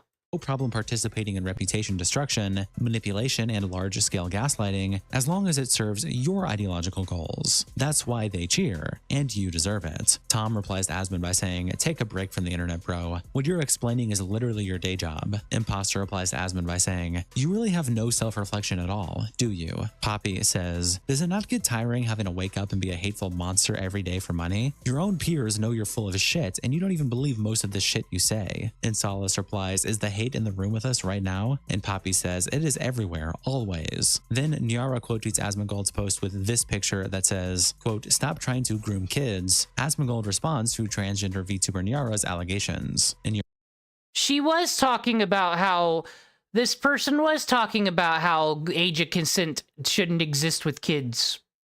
They said that. What is pronouns, gender, religion? To me, that is all just adjectives. That is just, you're still you at the end of the day, right? This person was still talking about consent and being a weirdo. I don't care that they're trans or their other race, VTuber. Like, who cares? Just don't be a fucking weirdo online. Don't be a weirdo in real life, and you're good. Sarah captions it by saying, "You want to talk about reputation destruction? You're a piece of shit who spreads transphobia, normalizes a far-right propaganda, and you deserve to not just be called out, but face real-world consequences for the hate you're spreading. You're not some hero of free speech. You suck." And Asmongold replies with a screenshot of a different post he made, where he says, "If you want to play a fun drinking game, search from Nyara VT trans kids, and take a drink every time you get a new tweet. You'll have alcohol poisoning in 30 seconds. And Nyara replies, "Why does a trans woman care about trans kids? That doesn't make the mentally ill people I regularly call grooming victims look good." And Ape replies to Nyara, "You are mentally ill." Hey guys, just letting everyone know, it's weird in general if you don't have kids and you're constantly making the what of the children argument and you're constantly on the lookout for anything wrong with children, but you don't have any. In the real world, we say that makes you a weirdo. So yeah, it kind of does look weird that some people are just do not stop talking about kids and what needs to be done for them and their bodies, but they don't have any. And they don't seem don't worry about the kids. Stop projecting your problems on someone else in the world who is, yeah, if you, one, don't be talking to them. Don't. Like, because they're kids. One, some of those could be trolls. Two, they don't have a brain to know what's going on in this world. Just don't. Beyond belief. Boblax replies to Nyara's original post by saying, "It's insane to me that Asmongold can be this directly hypocritical and so many people just let him Okay, Nara, you're good. Boblax has come to fucking to back you up. Get away with it, especially considering that these same people who accuse him are hypercritical of any mistake their least favorite streamer would make, like Hasan Piker, for example." And Zipfire replies, "You are not equipped for this discourse, Bobby. Put the dress pics in the bag." Boblax also quote tweets Nyara by saying, "If Hasan Piker or iDubbz was caught being this openly and blatantly hypocritical, there would be a video." I'll speak for the kids. Yes, let's leave them the fuck alone, because they don't give a shit. They don't care. They just want to fucking play with their AI shit and their Roblox. And yeah, they hear things at school. And yeah, they question things about themselves. But, you know, let actual IRL and parents and therapy and all that shit sort it out. It's not your job, stranger on the internet. You're just a weirdo. Uploaded about it by 20 different big YouTubers within 12 hours of it happening. But that won't happen here, because it's Asmongold doing it. The bias towards him is nuts right now. This is me calling out favoritism towards Asmongold, not defending Hasan/Ian, by the way. I will stand by everything I've said about them. Asmon replies to Boblax by saying, "Make the video yourself. I'll react to it." And Boblax replies with a thumbs up. Weekend Warrior replies saying, "Oh, Bobly," with a meme saying, "Please God, let this happen because it would be so fucking funny." Black Cat replies to Boblax by saying, "Nyara likes to try to destroy people's reputation with smears she can't back up without any provocation. She has unfortunately opened herself up to being smeared as a pedophile groomer until she retracts this tweet that shows she has no inherent problem with damaging smears." And it's Nyara responding to a Yeet post about Ethan Klein, where Nyara says, "Rich genocidal lunatic wants to financially ruin Casey to get back at her." And the rest is just about Casey, but highlighting rich genocidal lunatic. And Boblax replies, "There is no scenario where lying about and smearing someone as a pedophile groomer is okay." And Night Kitten says, "I'm not going to run to the defense of a person who engages in pedophile/genocidal-esque smears without provocation, and lend implied credence to their reputation as a truthful person. I'm going to establish that they are just as bad as what they're criticizing." Yeet also posted Boblax's original tweet about Hasan Piker and iDubbz, also captioning it that Hasan has retweeted Boblax calling out the hypocrisy of Asmongold and the bias benefiting him. Back over to— Okay, for Hasan Piker to retweet Boblax, who was, until he started being weird, was pretty tight in the commentary community, who talked shit on Hasan all day. Hasan's just fucking got Asmongold derangement syndrome. Why was he following Boblax? Why has he seen that tweet on his timeline? He's just searching for shit. You're weird, Hasan. Hasan, stop being weird. Frogon, though, Tectone makes an independent tweet about the situation, saying, "Frogon's friends tricking her into believing she had any talent as a streamer, throwing her life away to defend Hasan and co at any given chance, to now find herself in financial ruin, is truly poetic justice to me. Frogon, you've never had any gift for streaming. You were a DEI plan Okay, so this comment about you were a DEI plant. Now listen, I don't believe that's true. I believe Frogon's a real person. Indeed, she likes Fallout Boy. But I do believe it's her fault that Casey Tron is in this mess, because I think Casey didn't know shit about the politics or Israel-Palestine. I really do think it's Frogon wears a hijab, so that makes her a minority, and that means she knows about the other countries, so I'm gonna listen to her. Like, I do think because of this hijab, a lot of people have listened to her when they shouldn't have. And that other streamers would collab with to try and make themselves look better. Get a real job. I hope all fat terrorists sympathizing But you know what? Fuck Casey Tron, because that makes her the racist, actually. streamers get PTSD. And Llama Todd replies that she's crying because the microphone isn't edible. Ethan Klein then reacts by posting the original Frogon clip on his Instagram story and captioning it, "I've been paying my mods for years, by the way." And Brittany Venti replies, "It's over," attaching this picture of Frogon's forehead. Over on Leftovers H3, a civil cream. Too much of a... Brunette? You brunette, Frogon, or are you that redhead that I think you are? I think this is really a plant by Big Redhead, trying to drag down the other females with their evil. 9601 posts this Instagram story by Ethan and captions it by saying, "You're literally the one causing her this pain, by the way." And PancakeQ says, "Ethan is so fucking evil. His harassment of Frogon has been the most malicious of all. He's been attacking her and trying to ruin her career for years at this point, all because she's a proxy, in his eyes, for Hasan. He's so sick in the fucking head for this." And Business Roof replies, "He literally gloats over the mental and financial anguish he's putting someone who has less power than him through. He's such a sick fuck dude. Like, how could you watch this and feel pleasured? You're beyond villainous at that point." And Spooky Molecules replies, "At this point, I hope more people see it like this. I hope they lose whatever they have left of an audience. But then again, they just keep pulling in right-wingers." Hawkeld said, Once again, I'm pretty sure this isn't true. I'm pretty sure Ethan Klein's audience is just people that like drama, gossip, podcast shit. I think it's mostly women. Stop telling other creators what their audience is, their chat knows. Why don't you just go in the chat of these people and ask them what they are? Have you ever considered that?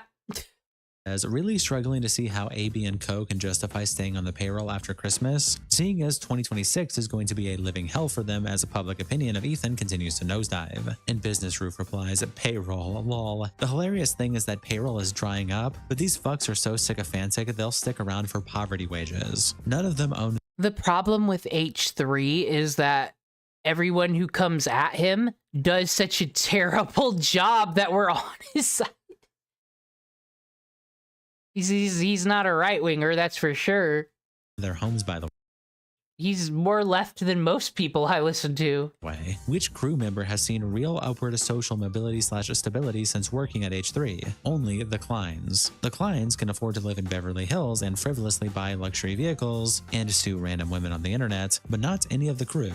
And what's hilarious is that those dummies are happy to cling onto a sinking ship for what? Crumbs? Lol. Pathetic. Humble Novice also posts the original clip on the H3H2 production subreddit with the caption, "Frogon cries over struggling to make a living through streaming," and the Nolan Cut replies, "Sometimes you just gotta go get a real job. She was trying to pressure AB into quitting. Now look at her." And then Calligrapher replies, "What a great point. Anissa too. Just two brokies trying to drag their supposed friends down." And Scary Spy School says, "Because my politics influencer is this one. This is who I listen to first, not Frogon."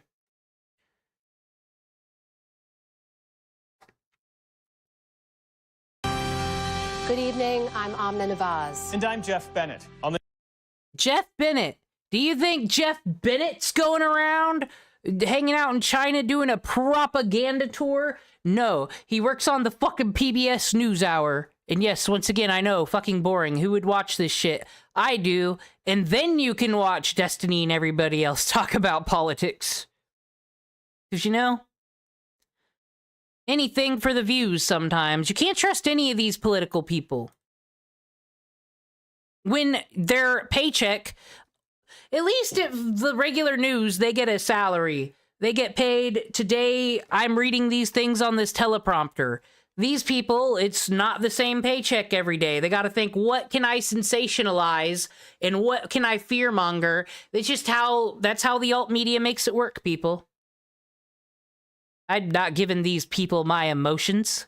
She wanted him to be on her level, rock bottom. Mrs. Caulfield says, if streaming was so easy to make a living from, we would all do it. Alas, it is not, and most of us need to get a real job. Sucks to suck. And TweakU95 says, I think it's really just time for her to admit that she doesn't have it. She had literally every possible advantage on a platform that is terrible to grow on. She had a big community already primed to follow her because of her involvement there. She has the favor of the CEO's favorite streamer. She got the Rising Star Award, if I recall correctly, a feature. I do like this take.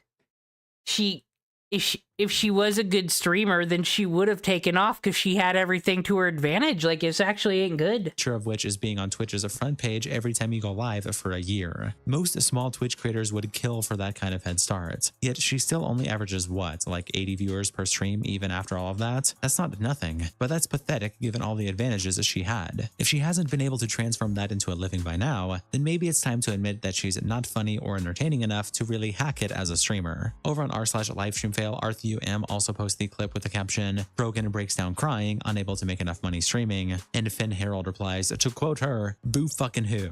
And No Drinks For Me Today replies, based? And Zero Uchiha says, based? And Bizzles replies, this is a line which constantly lives rent-free in my brain. Carl Hungus X. Same, I almost need to get it for the soundboard along with our Gotcha King.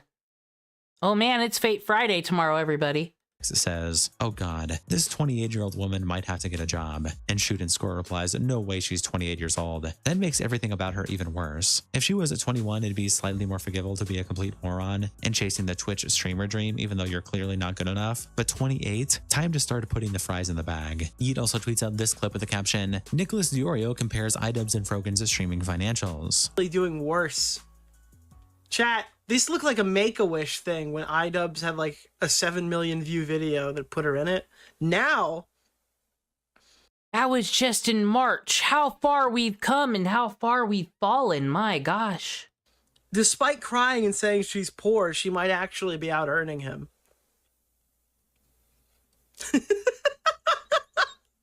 Isn't that a weird conundrum, chat? We don't even know which one is worse off at this moment. And you have to consider, too, well, she's getting sued, but he has a wife.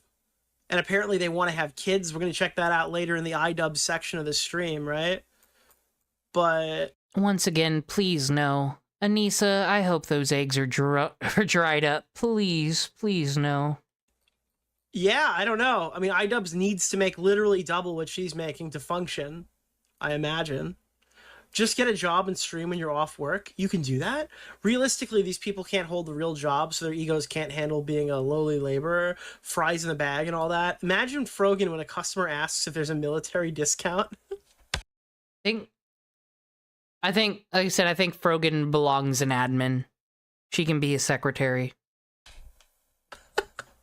Sometimes you got to get a real job. She was pressured. Yeah! Oh, you know what actually makes this even funnier, chat? You know what makes this even fucking funnier, chat? And she's like, AV needs to quit his job. AV needs to quit his job. Oh, why is the cast here? Dude, all these poor freaks who are currently getting sued were like, you need to uproot your life in Los Angeles. You need to quit your job because you're a boss. Oh, fuck every last motherfucking one of these people, dude, who are pushing this shit, implying that they need to leave their gorillas employment. wrote, you're a mean one, Mr. Them, dude. Leia Something also posts the FROGON clip with the caption, Twitch streamer FROGON is stressed out about streaming and finances. And Ice Poseidon replies, she makes no content, so she gets no money. It's that simple. Being an orbiter of a bigger streamer is never sustainable, and she reeks of entitlement. Your job isn't to just go live. You have to actually be entertaining also.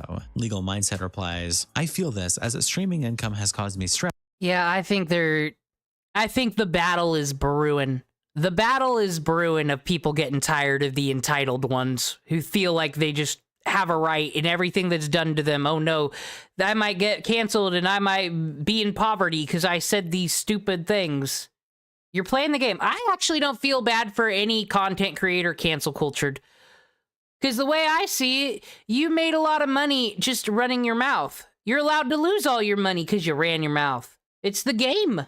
Don't play if you don't want to lose or win. And damaged my mental health. But even if I'm poor, I'm happy. I don't care if I'm not a streamer. Happiness is my #1 priority. I actually feel for Frogan here unironically, but she needs to see a good therapist. Cam Nuggets says, why is her best friend Hasan not helping? Crazy Frogan and CaseyTron literally make less streaming than they would working at a grocery store, while Hasan makes millions. Leia something then tweets out these pictures with the caption, I saw some folks talking about the price of Frogan's nails. So here is an update. Twitch streamer Frogan spends either the following. 1. $135 for a full set of nails with extensions and removal of the previous Gel X extensions. 2. $120 for a full set of Gel X extensions, only if she comes in with no previous work on. She can possibly spend an additional $20 for nail art as well. These prices are specifically from her manicurist. This is also not including a tip, because you should of course tip your nail technician, as it's the polite thing to do. And there's this video attached of Frogan showing off her nails. Here is some screenshots from that video. Then they attach this image from the manicurist's website. Dennis the Menace replies, let's be honest though, Frogan isn't tipping. Frogan then quote tweets Leia something by saying, she does my nails for free because she's one of my very good friends. Plus,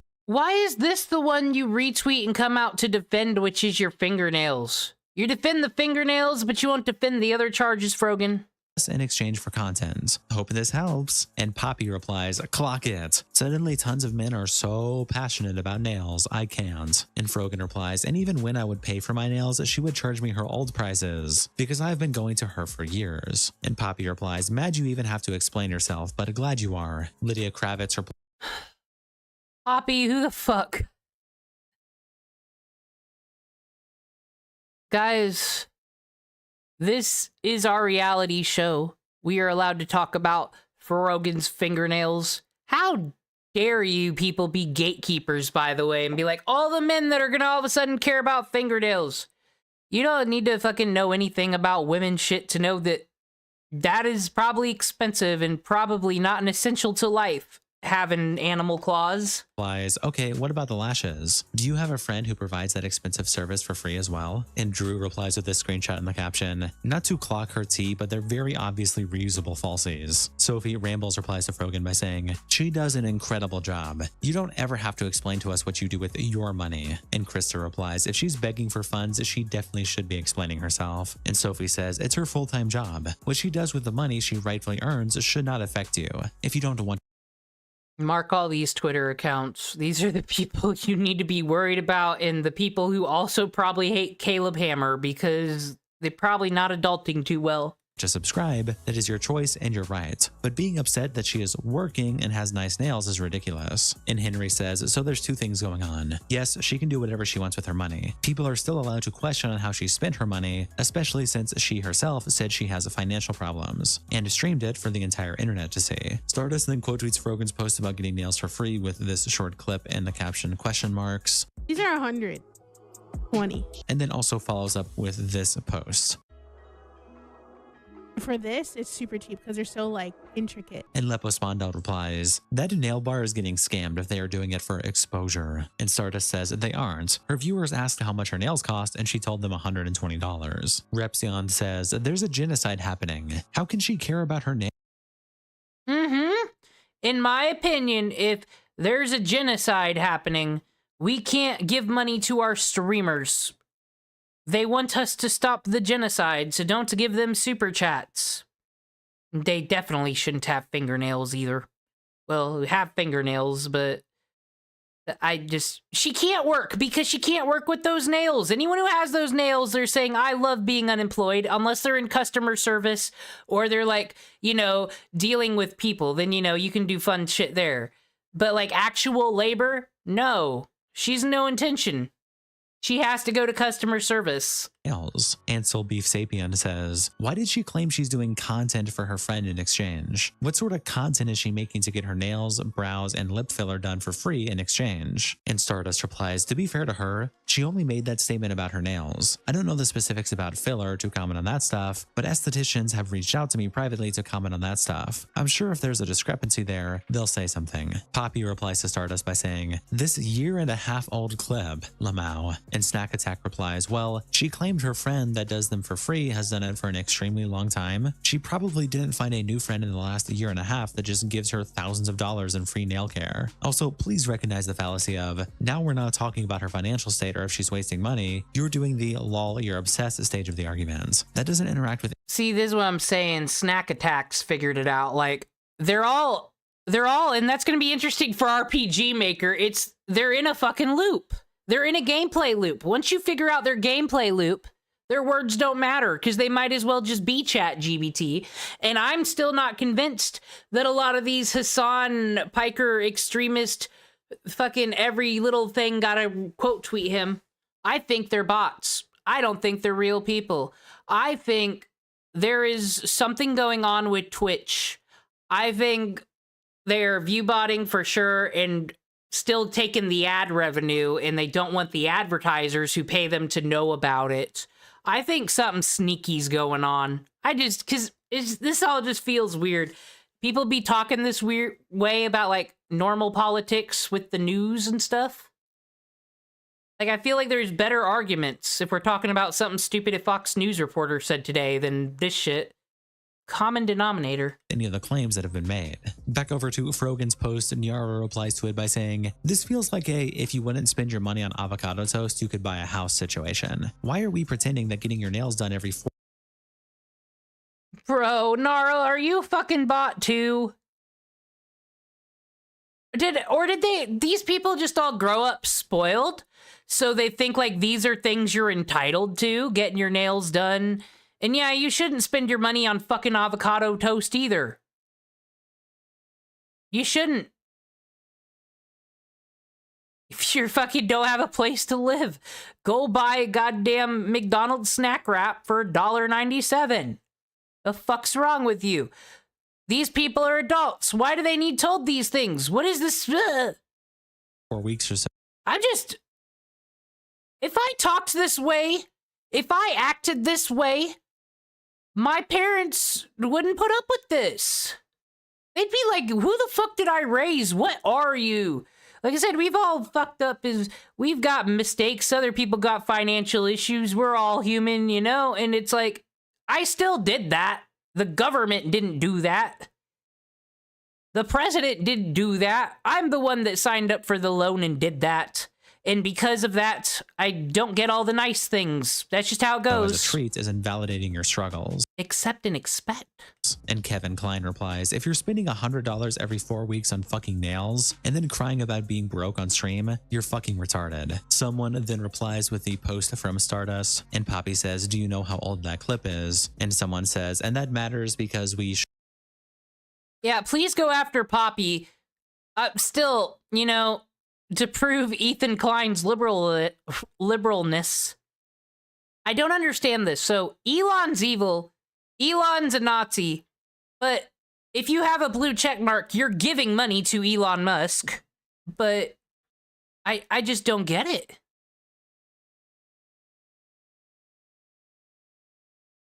At least if you're on Instagram, you know. I don't know. I just think it is very hypocritical to be a super extreme leftist warrior and then have a blue fucking check mark on Twitter because you need your words seen that much. Who are you kidding?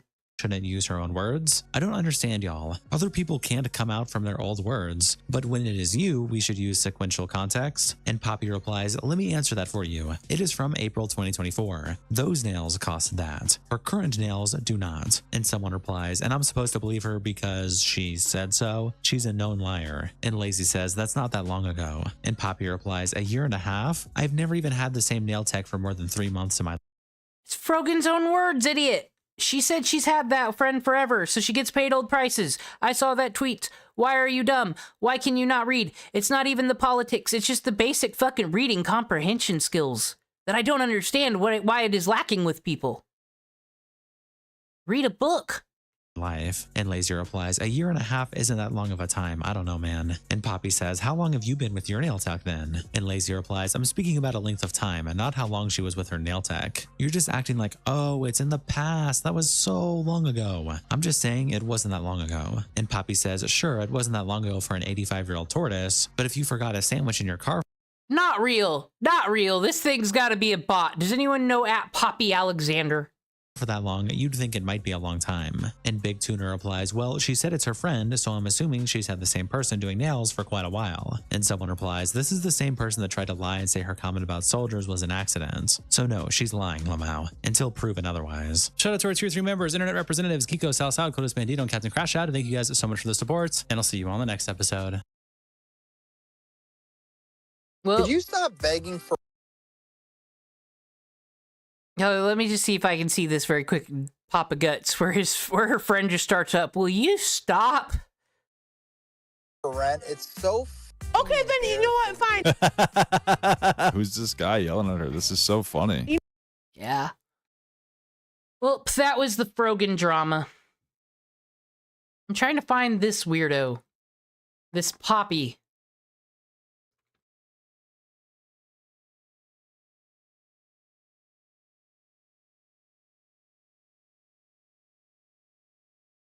Nah, I'll let her off the hook this time.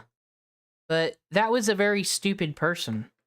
Why are stupid people running around with blue check marks? So that's a dumb question. Anyway, I'm gonna put on some music very quick, get you some.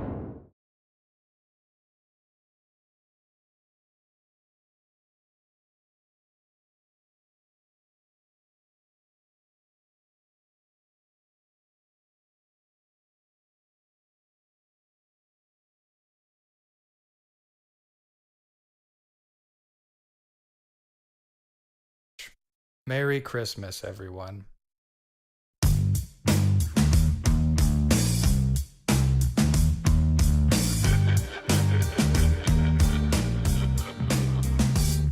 You're the main one, Mr. Grinch.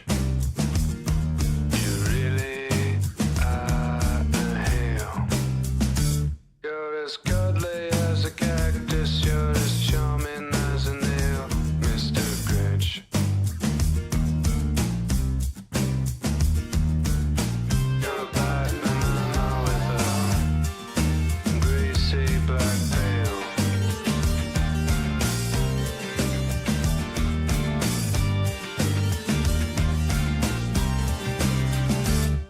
You're a monster, Mr. Grinch. Your heart's an empty hole. Your brain is full of spiders. You got garlic in your soul, Mr. Grinch.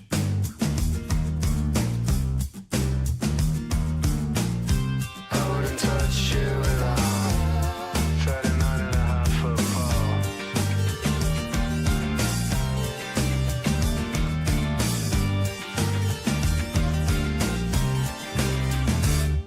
You're a vile one, Mr. Grinch.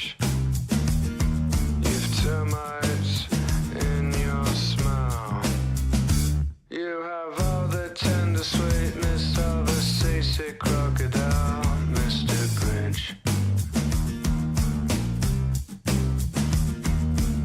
The 3 words that best describe you are as follows, and I quote: stank, stag, stonk. Stank, stank, stonk, Mr. Grinch. You nauseate me, Mr. Grinch. With a nauseous super nose. You're a crooked, dirty jockey, and you drive a crooked horse, Mr. Grinch. You're a 3-decker sauerkraut and toadstool sandwich with arsenic sauce, Mr. Grinch. Mr. Grinch. Mr. Grinch. Hey, everybody. I just wanted to get on here and say,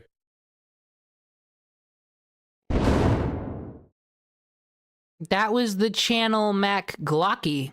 You should check that out. I just randomly saw that on my dashboard and said I want to listen to that. But that's if the Gorillas wrote You're a Mean One, Mr. Grinch. I miss the Gorillas. I don't know if they went away, but I don't hear them popping on my top 40. What's the hot thing we're gonna get to right now is entitled fucking streamers. There's a user called Chiseled Adonis who really says it's an epidemic. These fucking spoiled brats. Y'all be there. Well, I shouldn't say y'all be there. Y'all been vulnerable with me. It's only right that I be there for y'all. And y'all be there. Well, I shouldn't say y'all be there. You don't gotta be there for me, but I'm certainly gonna be there for y'all. I'm certainly gonna be there for y'all.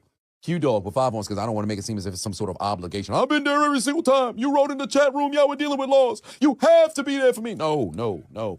But I appreciate y'all being there for me. Don't ever feel as if you're obligated to do so, because you're not obligated to do a damn thing.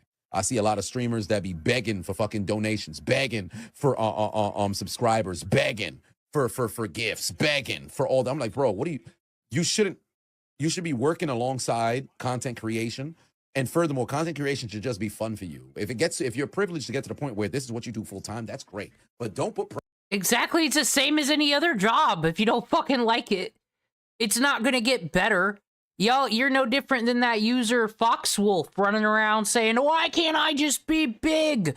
Why don't I have editors that somehow make my content better? You're no different than any bottom of the barrel fucking lolcow by the time you start e-begging.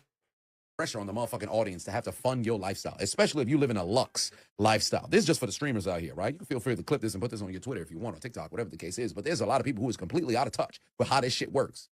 Okay, this is a privilege. This is a privilege to be able to get on the internet, commune with an audience, and get paid to do so. And if you happen to have people who throw... I don't know who Chiseled Adonis is, but thank you so much. Yes, it is a privilege that we can do this, so that we were born in this era, that guy went to the zoo and created YouTube, and all this stuff happened. It's a privilege. We have an opportunity that other people don't. So looking back at people in the past shaming them, we're looking at them from future privilege. And like I said, I'm a good woke liberal. I follow the privilege rules. This is getting ridiculous. Also, they're like now hiring signs fucking everywhere. I don't know about every area in the world, but I be seeing them everywhere. And you can just work part-time. What's wrong with part-time? What's wrong with a 4-hour shift a day? And then you can come with stories to tell on your stream. That's the problem. What stories do these people tell when they don't do anything all day? Gotta go out there.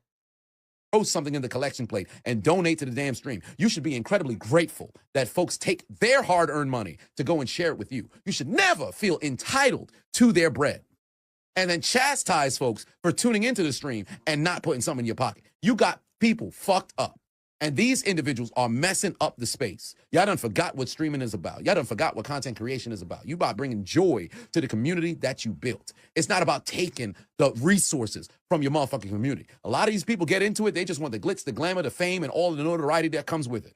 They don't want the actual community behind it. They don't want to go and meet their people in real life. They want to have the whole meet and greet where they sit behind a goddamn table and people come around and take a photo so they can make it seem as if they got motherfucking clout. They ain't going to somebody's crib and having conversations for about an hour. They ain't going to somebody's, wedding and having an opportunity to go there and kick it with their family as it's a union of two different people in a joint, love kind of situation. They not going and officiating weddings. They ain't going to baby showers. They ain't going to graduation motherfucking parties. They ain't having, time in DMs on video calls, talking people through all kinds of issues that they're dealing with. They're not responding to messages left and right. They're not having email chains back and forth. They're not actually getting active with their Discord community. These individuals out here is just out here to fucking siphon clout and I mean, kinda. It looks like all Hasan does in his Discord fucking community is threaten to kill himself when views aren't going well.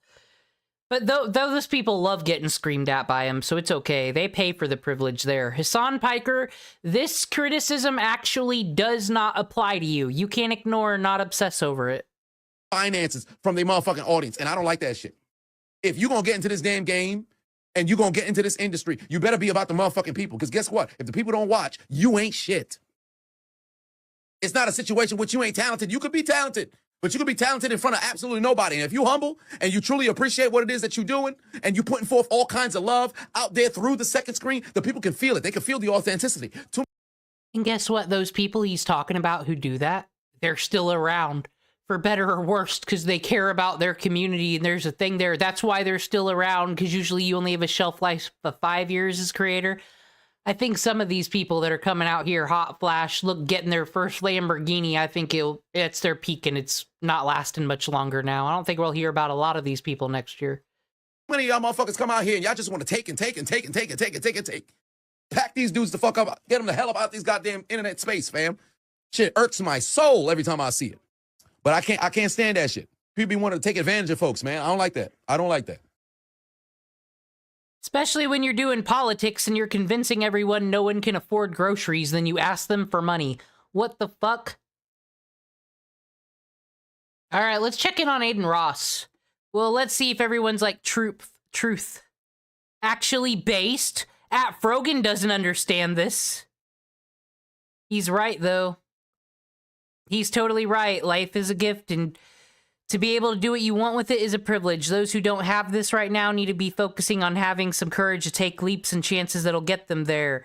It'll never be perfect, but opportunity's always there. Look, guys, Vibes Patrol has come with the positivity. User at Vibes Patrol is doing what their username said it's to do. And for this, we thank you for your service, Vibes Control. True, you were only there because you're fans.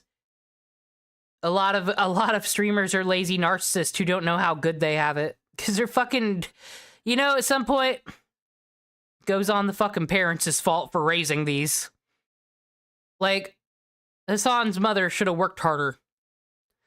Exactly, you are entertaining people on the internet, hopefully. If they like you, they will make sure you are okay. Okay, right. Let's check out what Aiden Ross met David Spade today. I'm a David Spade fan. I don't know what he's been up to in a lot of years, but I liked him in every movie he ever was in. Aiden Ross linked up with David Spade. So if you have a nice coat, I'll tell right to camera. Ready? Stay on me. Who cares about these guys? Here, a little snug. Back off. So you go like this. Someone goes, "Hey, nice coat." You go, "Oh, 30 grand." Wait, what'd you say? Wait, what'd you ask me? Do you get it? You say 30 grand no matter what they say. So let's try it. Okay. Say, Spade, nice coat. Spade, nice coat. Oh, 30 grand. Oh, what'd you ask me? See, I act confused. Look, you're on him on the phone part. For you guys, right? So if you have a nice coat. I will, yeah, now he's doing fucking dad shit jokes here on stream. But, for everyone, I know Aiden Ross is a booger picker, but for everyone saying he's doing evil alt-right content, he sure gets all these celebrities and shit to show up on his streams. I don't know what bro accomplished, but what he accomplished was showing that you can... acting was what he showed. He just showed that you can fucking... Yeah, that's a smug attitude thing. He probably doesn't do that in real life. He's just showing you, this is what you do. This is what asshole rich people can do. This is how you play it off, is act confused. He's doing a fucking acting thing from what I can see. Out of context, but... What is Emperor Kuzo during interacting with the nose-picking clown? Thank you for your service, too. Asking the real questions. That's still not a wrong question to ask. David Spade is a legend. Stop this. Why is there a snowflake in your thing? Rent a celebrity. Hey! He much talented. Hasan punching the air right now. For what? Hot take, Spade isn't even funny. Why can't... Elon, why can't we have dislikes on Twitter? Why can't we do that for the ratios? Everyone's ratioing each other. Elon, why are you advertising the Cybertruck? Don't you know that we can't afford groceries? Son of a bitch. Do you know the Roadster costs $65,000? But I want to make sure there ain't no breaking news. Do one more check before we get into lolcow territory. Iron Mouse is in drama, but I don't know what's going on there. Whoa! Oh, here's some news. The Oscars will be departing ABC and streamed exclusively on YouTube starting in 2029. Great! Oh, well, fuck the Streamer Awards then. If someone wants to do another Streamer Awards, they should do it on fucking YouTube and then have it before the Oscars. Someone jump on that right now. Fucking slit QT Cinderella in Twitch's throat. 2029, have that ready to go. XQC asks chat if Hasan pays for his articles. Socrates, we haven't heard from him yet today. Was actually a PR year, low key. There was a lot of good PR, and then there were also a lot of bad PR. Yo. If you watch your old streams, you were way more. Yo, what's up with all these articles on Hasan these days? Yo, does he pay people to do that? Like does he go out and pay article makers? Can you pay a person to submit an article about you to I don't know. I think it's some, like, Taylor Lorenz has contacts, and she bullies them with blackmail or something on them, or say, I'll tell everybody on Twitter about how you made this joke that one time, and you'll be done. Is that what she does? Like, she's doing something. She's always behind all the drama on the left when there's some news article that comes out. Shit like that? I don't get it. Wait, actually? There is no shot. It was a PR year. It was actually a PR year, low key. There was a lot of good PR, and then there were also a lot of bad PR. Yo. If you watch your old streams, you were. I don't think he paid for them. Like I said, I think that's all Taylor Lorenz. Okay, all caught up. XQC's also driving a race car. So let's get to the fun shit. Y'all remember Foodie Beauty? Chantel? AKA FROGON?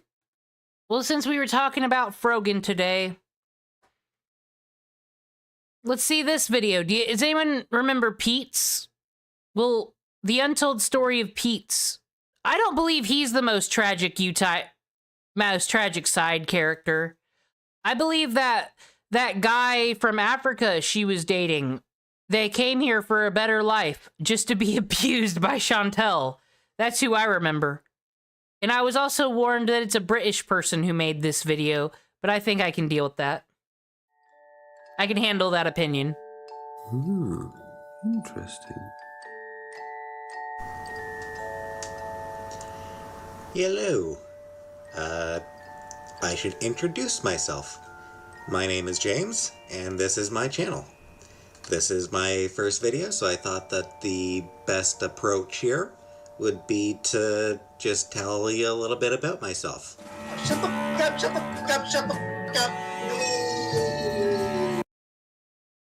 What synergy we got today, folks? We have FROGON, and if FROGON and Mike from PA hooked up, it would be like the smaller version of fucking Chantel and Peetz.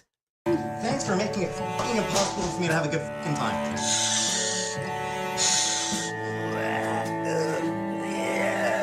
Christ, just shut the fuck up, she's fine! Comics, obviously. Marvel Comics, of course. Exacerbated my depression again. Hello everybody, how you doing? You alright? Today we will be looking at a man who has uploaded 1,569 videos to YouTube, and instead of fame he just got an army of trolls documenting his every move who try and succeed to make him rage on live streams. Peetz is a man so hilariously boring that it actually makes him interesting, and his life lazily plodding along from one bad decision to another is a spectacle to behold. James Lucas lives in the suburbs. No politics for us. This is a Canadian story, of course. Of Ottawa, Canada, and is best known for his relationship with infamous lolcow Foodie Beauty. But today we will take a fine-tooth comb to his life and explore the many wonders of Peetz. First, let's start off nice and easy by looking at his obsession with fantasy worlds. He really likes anything to do with Marvel Comics, anime, and My Little Pony. You just know that things are going to take a dark... So he's autistic, right?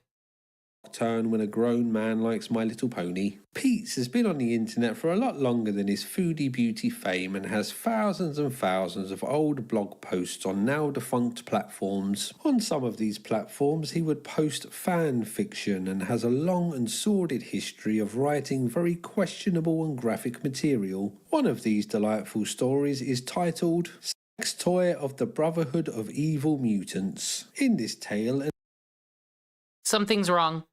Something's wrong. Men don't write fanfics. They do fan arts and fan comics. They don't fuck around in our space. If there's get out of our space.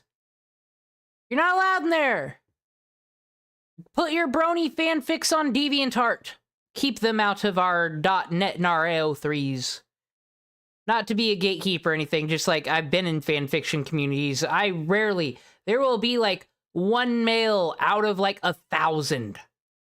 And I think they're there because they know they can talk to some people, and you know, it's not a bad read some fan fiction, boys, about something that you like, and maybe you can talk to that crazy BPD female who wrote it.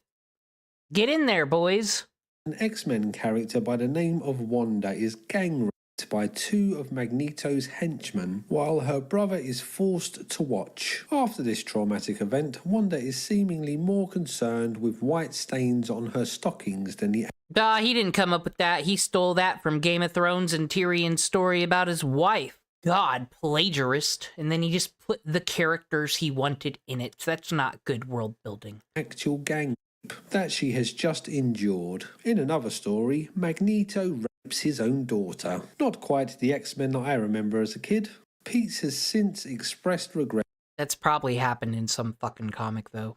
I just now learned about the fucking Teen Titans shit from the Solid JJ video. Honestly, though, I would never read that Teen Titans comic. I don't know how Teen Titans took off. That art style was disgusting, but I mean, the TV show we grew up with was fucking awesome. Should have always been that art style. For writing these stories as they go against his strong feminist beliefs. We'll look at his political beliefs later on as they seem to play a big part in his life. X-Men is his favourite franchise and he enjoys speculating on the sexuality of the female characters. They all turn out to be lesbians in case you're wondering. His enjoyment of speculating on the sexuality of fictional children's characters is not restricted to just X-Men though. Yoshi is totally bi. And he and Bert. Am I wrong? Does he not look exactly like Mike from PA? Can I find a clip of Mike from PA? Hasan's moderator, FROGON, has had a... This car is... Let's see.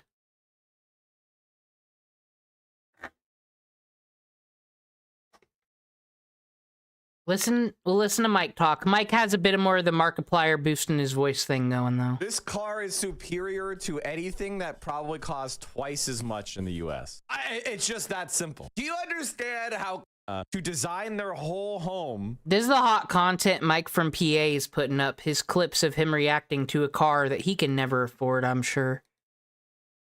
Nah, PD's more gay. Are dating. So, Yoshi is also a trans ally.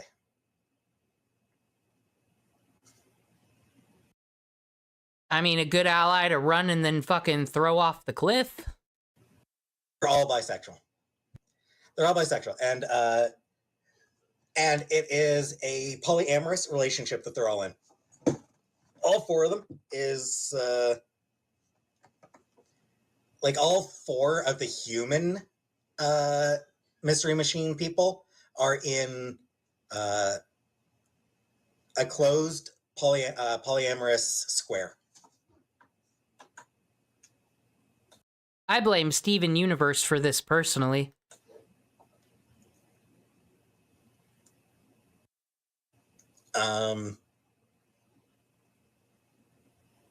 Which Teletubby was bisexual? Trick question. They were all pan.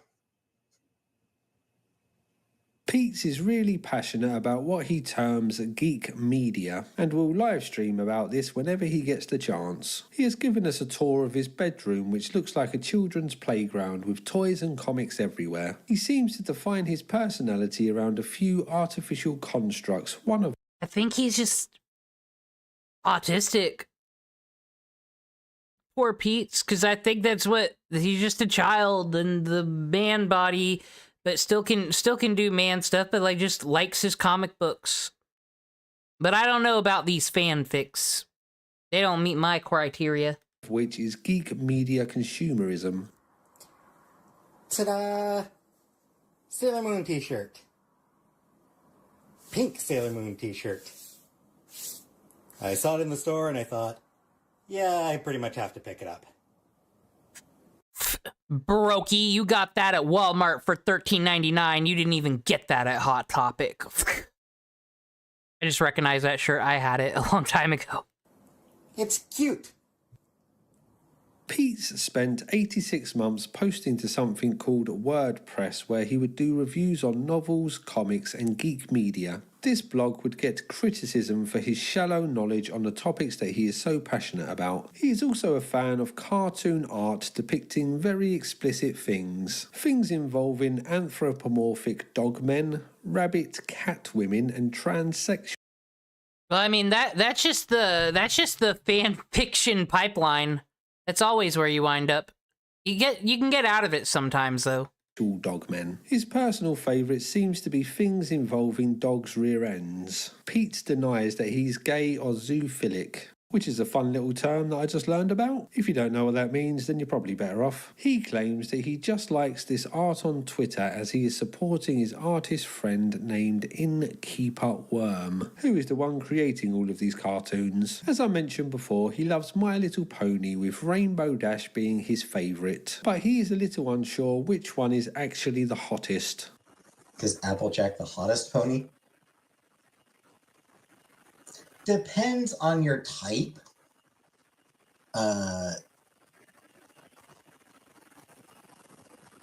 Like, if you like a strong lady, if you like a woman who can... How's come can I ask a question of the bronies? How's come no one ever picks Rarity? She looks like she'd pay your bills, unlike the other ponies. I'm just saying. Bench you?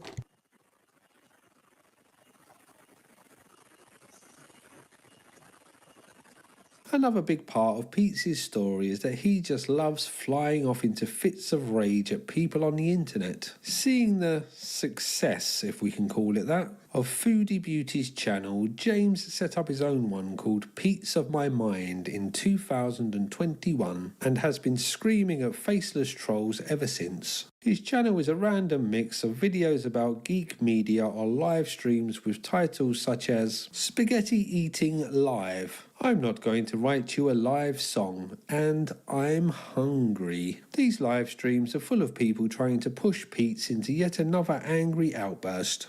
Fuck off! Shut the fuck up! Shut the fuck up! Shut the fuck up! Nobody cares! What the... Oh, that's why he reminded me of Mike from PA. It's when he's screaming. That sounds like when he was fighting with Vosh.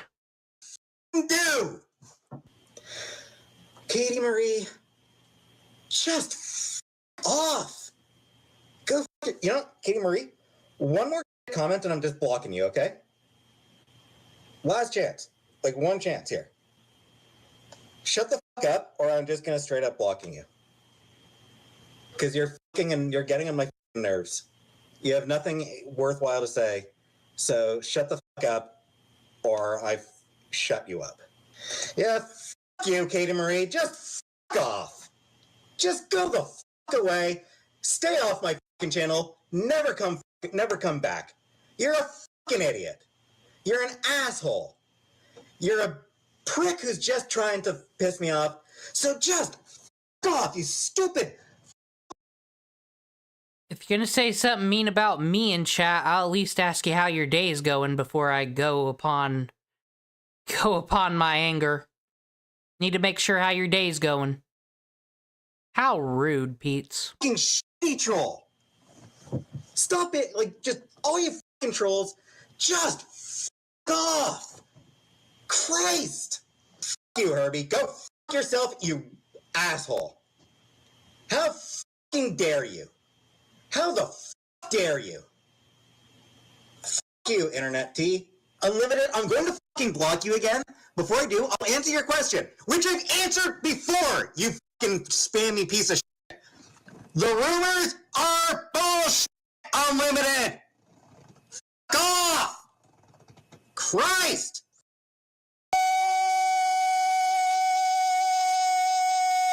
Fuck you. All right, this is already an absolute fucking shit show. I'm fucking fed up. I'm fucking done already. Fuck everybody right now. Due to the explicit stories that he wrote about X-Men, people started to call him a rape apologist. This really annoys Peetz, which makes people do it more. Possible talk about politics without losing your shit. It's hard. It's hard to do that when people are accusing me of being fucking rape apologist. So, fuck you to everyone who's ever accused me of being a rape apologist, by the way. Everyone.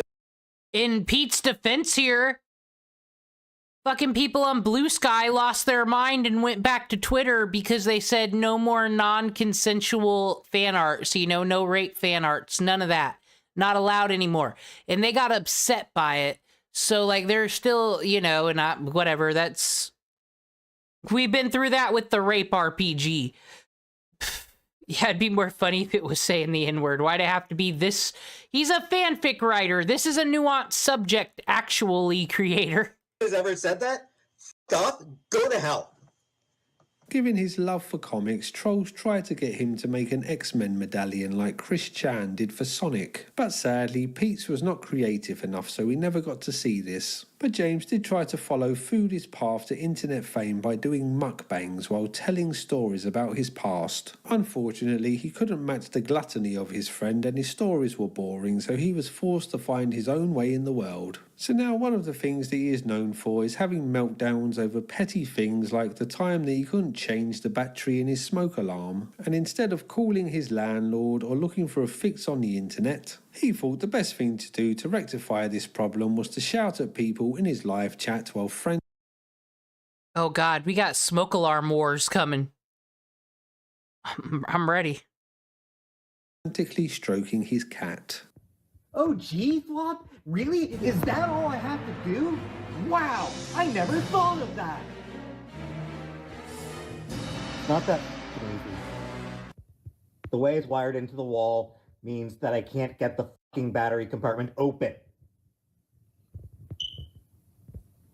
I have fucking said that so many times.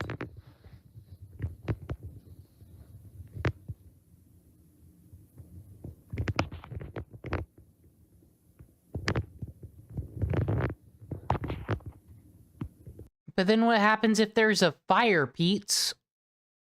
I feel like there's got to be a way to fix that. I think that cat got rehomed. That cat's fine now. Take out the battery. I can't get to the battery. Like, you people aren't listening to me. Like, you're genuinely not listening to me. I cannot get into the battery compartment. I think it would be funny to take these clips, though, and say, this is Mike from PA. Just throw them on Twitter and see if anyone gets mistaken for a few. Can't get the fucking battery compartment open. Listen to what I say. I cannot get the battery compartment open. Where it is, the way it is set up, the way it is wired, the compartment is inaccessible. It is fucking inaccessible. So telling me to just change the battery, I literally fucking can't. I have tried. I have tried.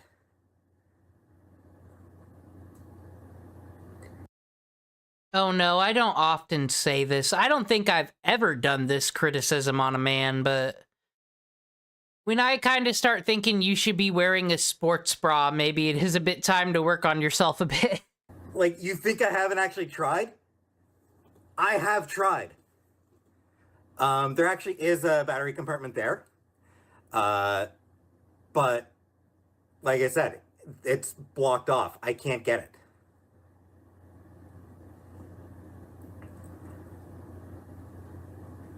And Jesus Christ, just fucking listen to me when I talk. When I say something.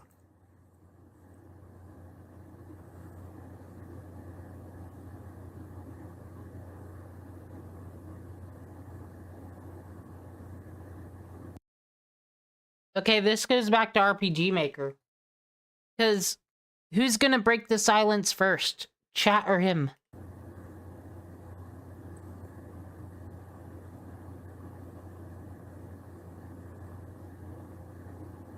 This is a very important question when figuring out one's character.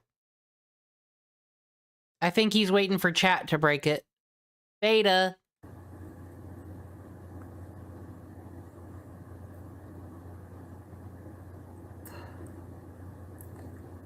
Off. Different. Change the goddamn. You didn't get through. He had a very Mike from Breaking Bad look there with the fucking the teeth hiss. He didn't want to lose this battle of wits. Topic. Fucking hell.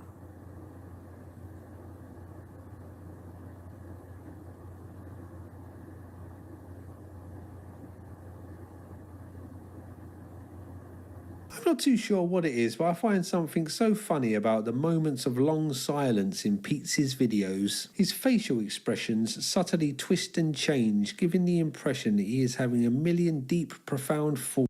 Reminds me of a denim stream, quite honestly. At the same time. But in reality, you know that what's going on inside his head is a giant pair of anime boobs bouncing up and down on repeat. One of the most well-known meltdowns that Peetz has had is when Foodie Beauty went to Kuwait and left him to look after her cat. Detractors started to claim that Peetz was not looking after the cat very well, and this topic began to get brought up more and more, with James angrily showing the viewers that the cat was fine. See? Fine. Yeah, I think when Chantel moved to the Middle East, this cat got a new home. She couldn't take it with her. They got enough cats over there, apparently. She's still fucking alive. See? Look at her. Happy? Are you satisfied? Can you shut the fuck up about her now? Bye, Casey. Jesus Christ. This harassment continued until one day Peetz finally snapped. After cutting an onion with a steak knife on a live stream titled Spaghetti Carbonara, he flew into a rage due to people bringing up the cat. Just shut the f up, people! For f sake! The cat is fine! Jesus fucking Christ, you fucking people are just goddamn tedious!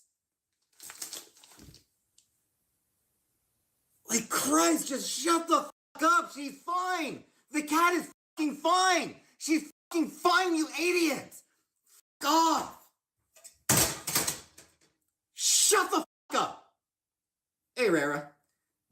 Just leave it. Just fucking drop it. Just fucking drop it. Drop the fucking thing. Just fucking drop it, alright? And then this is where, in an edit, you would put the beat. I don't have them edit skills, though. That'd be fun. It is the untold story. I don't think many remember this victim, Peetz. You. After 12 minutes, the stream was cut, so we never got to find out how the spaghetti carbonara ended up, but I'm sure it was delicious. This was an ongoing topic of concern for the trolls until one day they tricked Peetz into giving them the cat and it was never seen again. Yeah, just accusing me of, like, taking pleasure in pain of cats.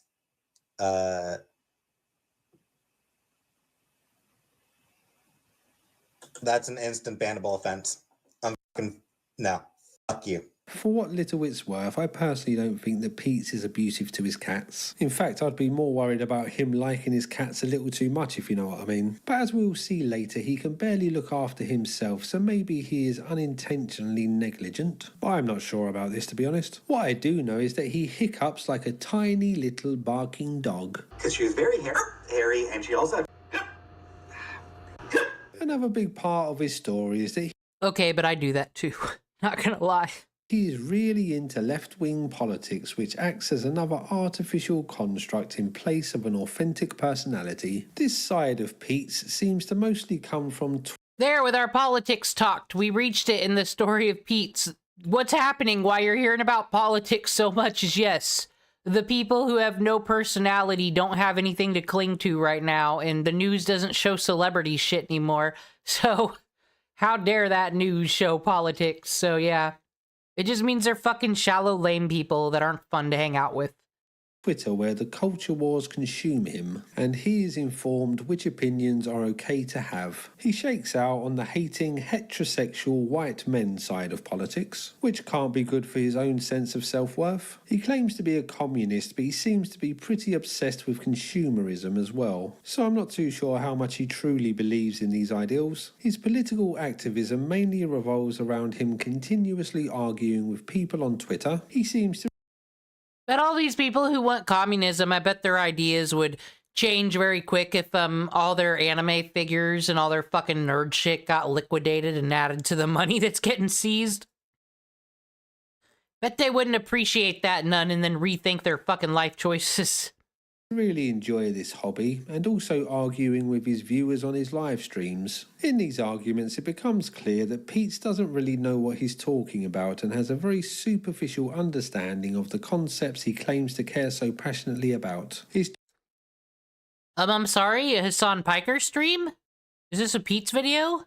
Twitter account is called X-Men Expert, although I think he has now changed over to using Blue Sky mostly these days. One of the many poorly thought out ideas that he has is he's already a better liberal than all the orbiters and fucking all those other people we saw on Twitter. Like I said, I still don't understand. You hate this and these people so much, but go give Elon Musk the blue check mark.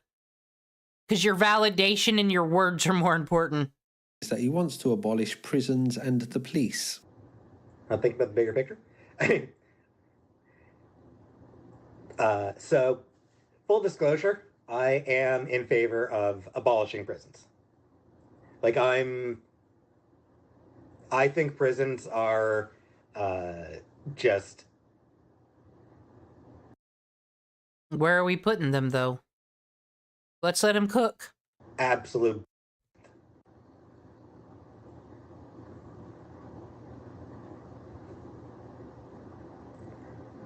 The straw men that people are throwing up here. All for defunding police? Yep. Yep, abolish the police as well. When police cannot be reformed, get rid of them. And again, that is... Oh wait, though, this ain't America bad, this is Canada bad. He doesn't... okay, get rid of all the prisons in Canada and get rid of all the police. Do that. So then we'll see how that turns out and we'll know if America can take on such brave policies. Do that, Canada. Also, no more border. Why do you have that? Don't you know having borders is bad? Worldwide. Now, I'm not a big fan of the police and I can think of good reasons to abolish the institution, but I'm not too sure that Peetz would last very long in a world with no police to protect him, which is one of the good reasons I can think of to abolish the police. Guided by the common sense, infected, rational gaze, James sees himself as some kind of enlightened being on a higher moral plane than those that have different opinions to him. Peetz is a staunch trans ally and talks about this topic to an excessive degree. He will get extremely angry if anyone even slightly disagrees with him on this subject. That is all it is. 100% it is about expanding trans misery. That noise. And every single person who pushes that idea. Them all into the ocean. I'm not trans, but if I was, I wouldn't want these allies. That's all I'm saying. On Tumblr, that would happen. When you would have cringe people that would come out to gay marriage rallies and they would have like yaoi posters being like, oh, I hope gay marriage is legalized so my OTP can be real. Those people were shamed. You're making us look like jokes. You're making us look bad. You're not allowed to be our ally anymore, the Tumblr reblog said. Like, because, yes, you do need to police your own community if you care about your stuff, because you cannot have the people that ruin your optics. You don't want to associate with them. You don't want to attach your movement to them.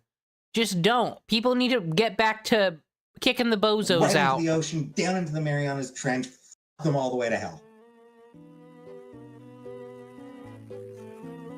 No, 25, that is transphobic assholes wanting trans people to be f***ing miserable. That is an effort to extend trans misery. Part of the reason that he may get so emotional when talking about this issue is that he has his own female alter ego named Ramona. You guessed it, Ramona is a lesbian. Let's meet Ramona. Anyway, I have to go show off my dress again, if people want to see my dress again. Okay, Peetz. Oh, actually, may as well let your audience see me. Turn the camera towards me. Man, when you can't out-content Chantel, you need to quit the game just like FROGON Peetz. Hold on a second. Wait. This is Ramona. Hi. Happy Valentine's Day. My wig off. Is my wig? Yes. Well, You want to be my roommate? Tell them being my roommate's not all it's cracked up to be. being your roommate? Yeah, somebody said they want to be my roommate. You have to get all her damn partials. Anyway. James's idea of a woman is to talk in a high-pitched voice, act like a toddler, and spin around a lot while saying, "wee." It's a very odd thing to witness. My outfit. For real, some of y'all be sexist out here. I always thought, cause drag. I know everybody loves drag stuff. I kind of always, and I don't actually care, but I'm like, one day, y'all are gonna get called out for misogyny because this is what you think women act like. This is what you think they sound like. You all hate women. That's what I always got away from RuPaul's Drag Race, but I can see why people enjoy it. It's wrestling without the wrestling. It's all about the characters. I get it, but no, we don't go tee-hee all day. Sometimes we go to work and pay bills too. I look so pretty.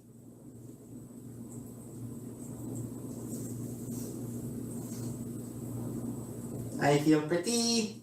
Oh, so pretty. So pretty and witty is me. Whee! Whee! Whee!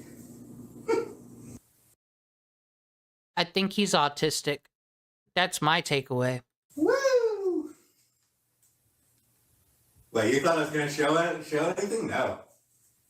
I got the leggings. I got the leggings on underneath. Hi, Casey.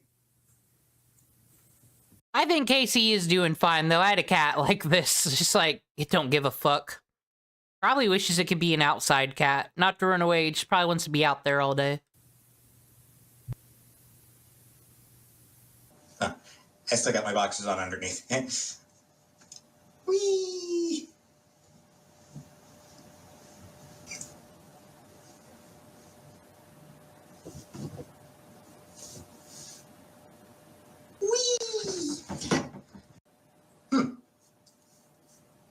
I do look a lot more girly at a distance. So you may be asking yourself, what differentiates James from Ramona? Well, let's let Peetz explain it.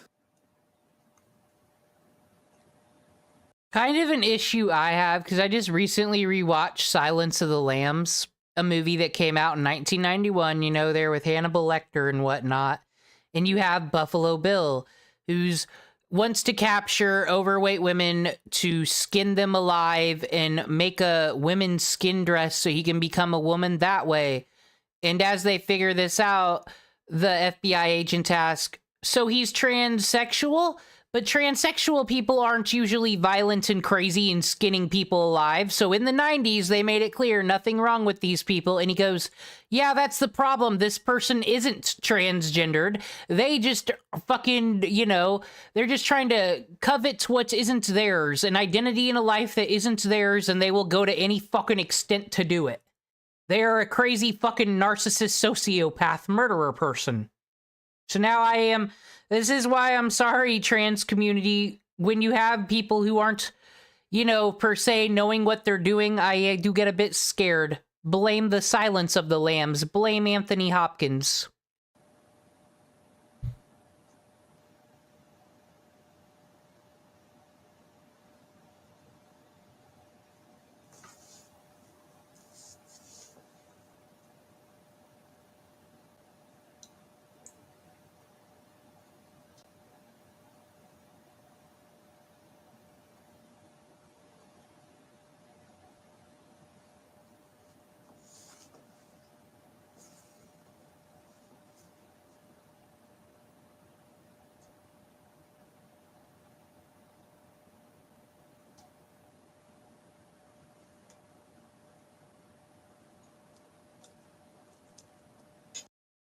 Oh, man.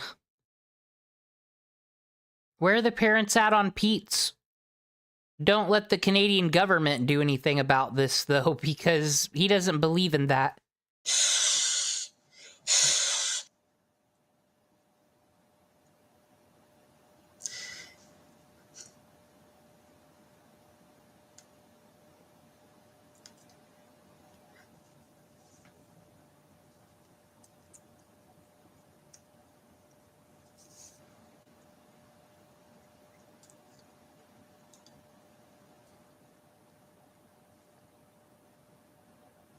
Moist?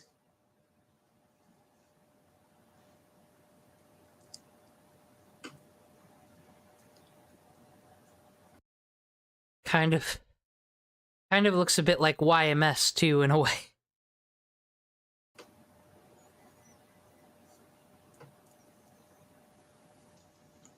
This is YMS finding out the EFAP chap doesn't like him and his asshole attitude. What differentiates Peetz from Ramona? The wig. The wig does.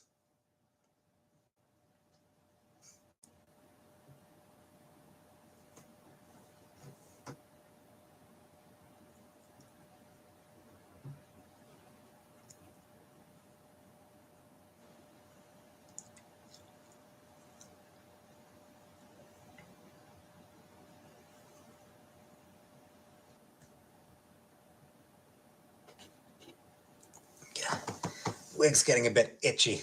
Sorry. Well, I always thought, if he's such a trans ally, talking deep things today, this is what I don't understand. Then isn't drag kind of offensive? Because it's like, I got body dysphoria. I hate my body. I hate my flesh. I hate my gender. These people be out here just putting on wigs and going tee-hee. They said that's why I'm just like, need to start calling out posers. Need to start calling out bad allies. It's not helpful for anybody. Because you got people like me that are like, but for why?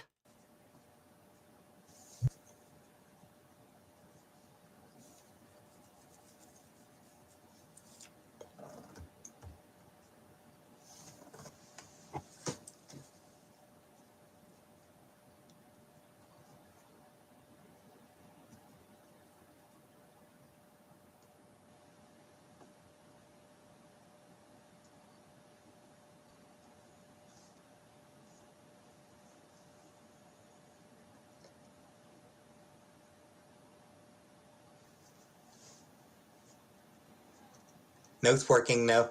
So it's been fun, and thank you for joining me, and I will see you Came back just to put the wig on to say, bye, it's working, bye. another time. Bye! I can't imagine why his content didn't take off. Well, I'm glad that we cleared that up with one of Peetz's trademark high entertainment streams. Of late, Peetz has ditched the alter ego of Ramona, as this was just a character, and now he has become trans and hopes to transition for real at some point in the future. His new name may be Nicole, after an actress from a sci-fi show called Deep Space Nine. I always really liked the character of Ezri Dax on Star Trek Deep Space Nine. Yeah, that's right. Star Trek Deep Space Nine. I always call it Star Trek. Apparently I was wrong my whole life. But whatever. Star Trek Deep Space Nine. Don't say a sci-fi called Deep Space Nine. That just... Oh my god. So I have not had an atheist versus Christian debate in my life in many years, but one came my way, and this is a weird one. I was calling Genesis a chapter, because the Bible is the book, you pick it up. So the Gospels are kind of like the chapters, because you got Genesis, and then it's on to Exodus, and then you keep on going, right? So that's what I call them. No. Oh, they came and haymaker at me. They said, those are books. Those are Gospels. It's the book of Genesis. But I'm like, but it's a compilation book now in the other books. I'm going to call it a chapter. That was my hot debate. That's... I don't know how I got there. But I don't know if he has exciting debates like that. Really related to that character. And so she was played by Nicole DeBoer.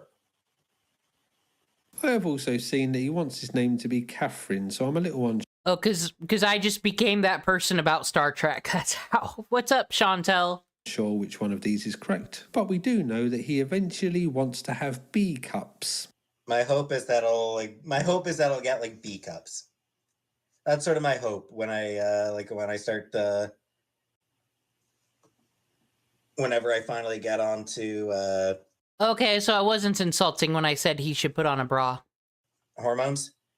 I'm hoping that'll grow up to B cups. So now let's move over to looking at his love life. This will be a short section. As you may have guessed, Peetz is pretty unlucky in love and claims to have only had 3 girlfriends, one of which was the love of his life, Foodie Beauty. James claims that he only attracts larger women, but states that he is not a chubby chaser. Like, I'm not a chubby chaser. It's just the chubbies chase me. And I'm fine with it. I have no problem with bigger girls. Big is beautiful and all that. But it's so weird to me that every girl I've dated has been a bigger girl. Well, we have lower standards. This part is mostly going to orbit around food. That was just mean, Chantel. That's okay.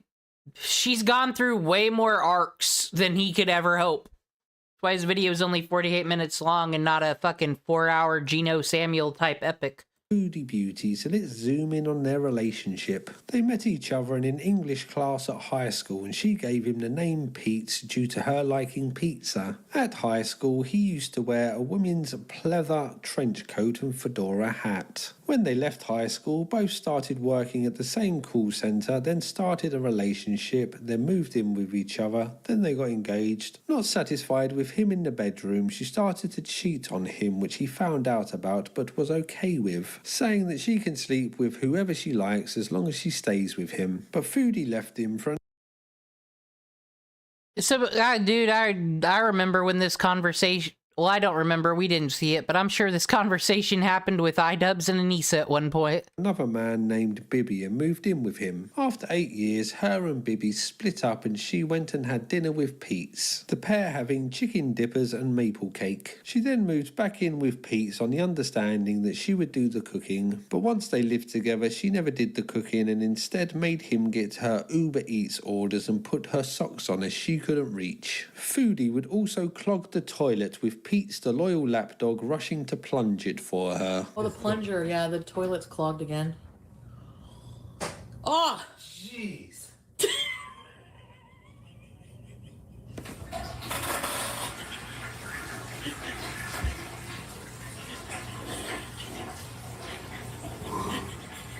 Pizza's plunging.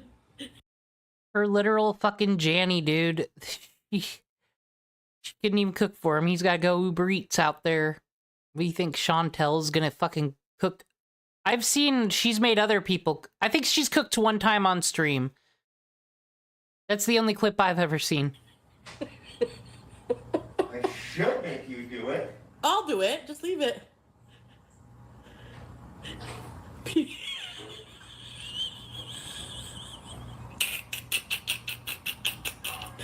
Peetz, I'll do it. I clogged it. Why didn't you do it after you left the bathroom, you fucking animal?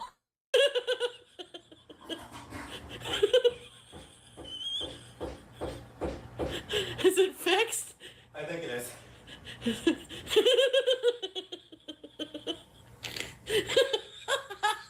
She would steal his snacks, leading him to keep them in his room, then manipulate him into just giving her the snacks anyway. While living with him, I didn't know it was that bad. God damn, Foodie Beauty be one of them evil fucking CPS people that starve all the kids they got that just came from a bad situation. Evil. Thank goodness she never decided, oh, I'll just have foster care and then take the paycheck and spend it all on my stomach. Thank goodness she never thought of that plan. she would bring her new boyfriend over named Nader and party with him, with Peetz locking himself in his bedroom to stay out of Nader's way. Nader didn't really like Peetz very much and would regularly mock him. He giving somebody advice. Peetz giving somebody advice. He want to call himself yesterday, today he's advisor. Reminder, I think this guy like beat the shit out of her in some Hilljack match out back. Hey, Star Wars! Hey, Star Wars! Star Wars where? Where's Star Wars? Go take shower, fucking asshole. Go take shower, fucking asshole. I bid for your soup. After a turbulent relationship with Nader, Foodie then got another boyfriend and flew out to Kuwait to marry him, leaving Peetz with nowhere to live. Foodie then cut contact with him until she broke up with her husband, and now the pair are friends again and plan to move in with each other next year. Oh yeah, because she returned. She was in Kuwait, and then she decided, I don't like living in the Middle East anymore, and she's returned to Canada. And Peetz, she ghosted you for that long, dude. No. Can't anybody... I know that these users speak different languages and have different brains and emotions, but can they just not understand, look, this person does nothing for you, takes advantage of you, don't. Like, how do you communicate this to a person, or they don't want to be wrong so bad that they double down and keep hurting themselves? Sad. Peetz is basically Foodie's backup plan, and he is seemingly happy for her to walk all over him as long as he gets to sniff her feet. The pair do seem to get along well though, in their own weird way, and I'm guessing that Peetz is holding out hope that one day he can have her all to himself. Fun fact, our bones scare us. Amen. So our bones do release certain chemicals. I've heard this. Peetz might be right about this.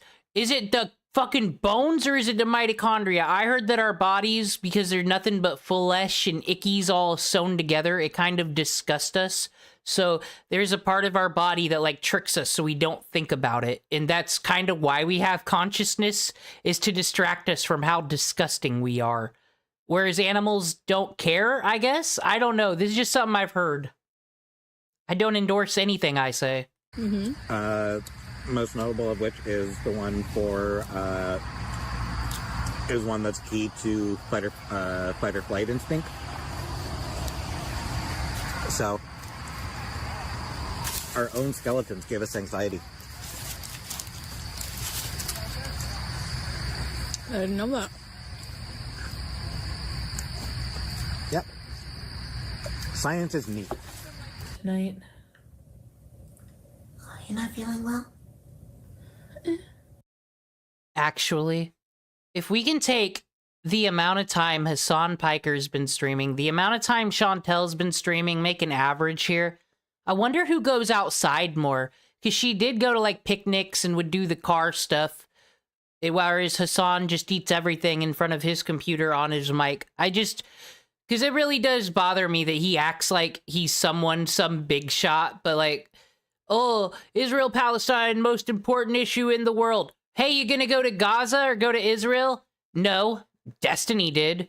Oh, dude, Charlie Kirk. Destiny's out there doing the Charlie Kirk thing. Like, Hasan does look like a major pussy. He won't debate anybody. Like, is anybody ever going to call him out on the pussiness? I need this to happen. Someone needs to argue that Chantel Foodie Beauty goes outside more than he does. Poor Fizz. Poor Fizz, you're not feeling well? Poor Fizz. Yeah, water. I'm like a baby. Tell me to drink. So guys, I'm bisexual. I'm coming out today. I'm gonna have a coming out party and drink a bunch of beer. We need to get a cake. Okay. Let's get a coming out cake. Okay. I wanted to say I'm gay. Am I gay? No. I'm part gay, so I can say I'm gay on the cake. I'm part gay. What? I like that. Part gay. I like that. Chantel with a woman now? I need to get current day. I've not kept up with her since she went to Kuwait, honestly. So I'm sure there's bisexuals in the chat. Does part gay, does that amuse you? People who are bisexual, are you amused at the idea of being part gay? I'm soft glam bush today. You eat garbage so you can make money to eat garbage. That's the life of a mukbanger. I just need, if you want to grab the tin of crushed tomatoes there. Can you reach it? Dude, someone, because Nick Avocado ain't fat anymore. I just think it'd be funny for one of the super fat feeder tubers who do the mukbangs to do a whole all celery. It's just all fucking celery the whole time they're eating as they're telling the story, because celery's negative calories. You lose more calories chewing it. It'll be like the one. I can't believe no one's done that with a mukbang. Be like, I've lost all this weight from eating all this food, just all fucking celery. Tell them, Thank you.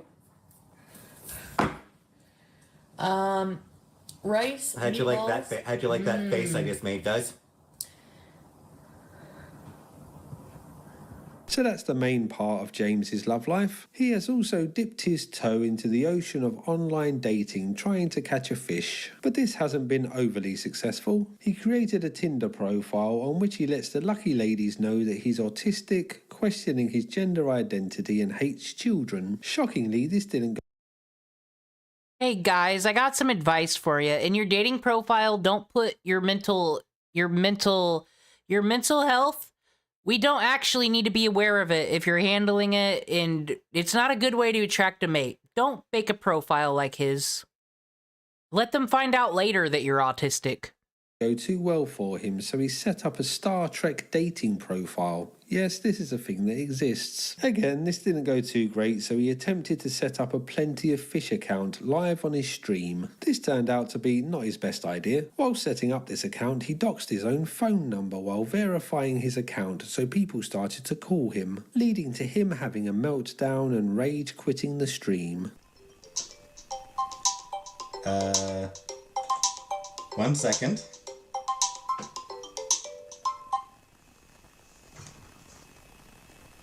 Hello?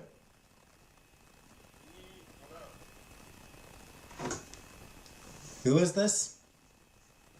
Fuck off. Fuck off, fuck off, fuck off, fuck off, fuck off, alright? Do not fucking not call me or text me. First thing I thought was, don't call anyone! Or fucking anything.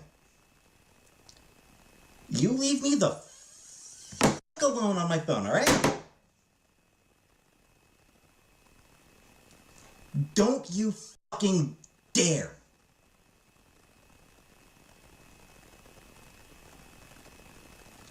Don't you fucking dare. You fucking piece of shit assholes. Get the fuck away from me.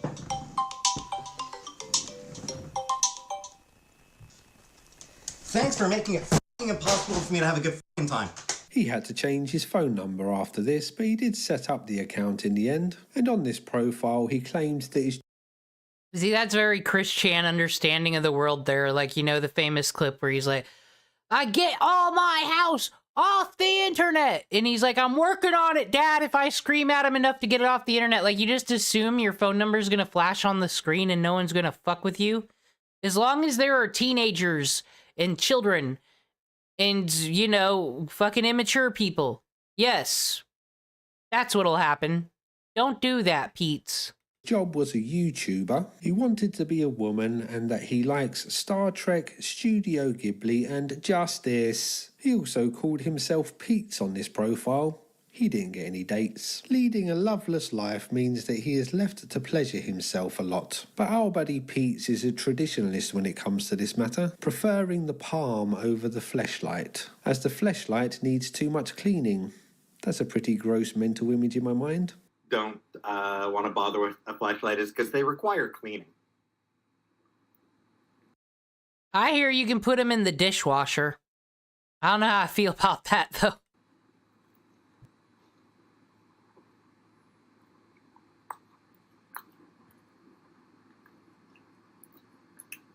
You know, jerking it into a Kleenex, there's really no cleanup after. I have an older brother. Things weren't always this way for Peetz though, and on one of his very old blog posts he brags that he's probably going to get laid tomorrow. He did get laid and he enjoyed it, celebrating by saying, yay. So you may be wondering, what kind of woman is Peetz actually looking for? Well, let's let Peetz explain it to us. I am single right now, so that's sort of a big reason why that question comes up, I think. So, yeah, I guess I will go over what I really look for in a woman.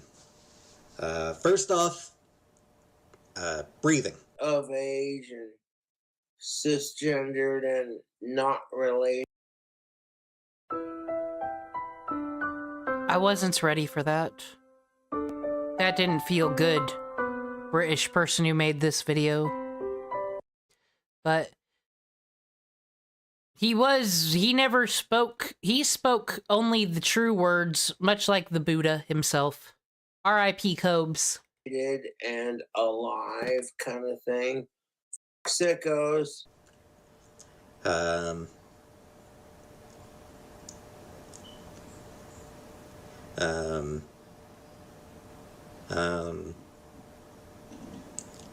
You know, race, hair color, eye color, body shape, most of it not really important.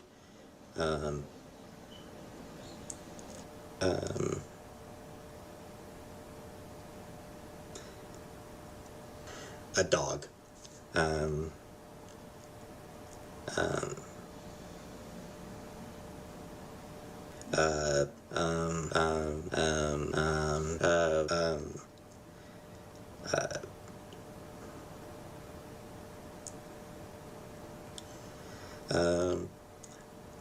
I would prefer an indoor person.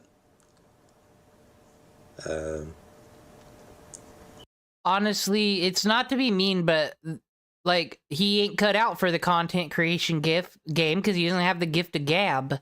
So, but he could be a Walmart greeter. He could do that kind of job. He could put fucking items on the shelf. Peetz, don't be doing this. Hot take. So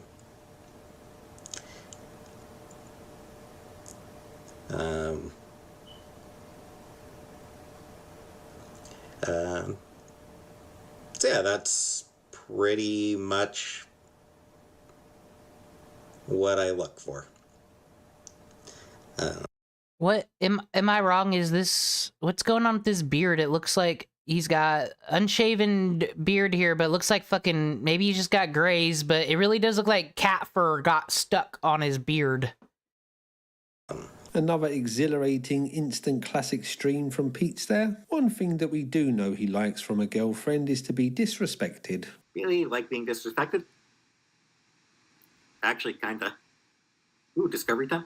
Okay. Have fun, Scully. But yeah, for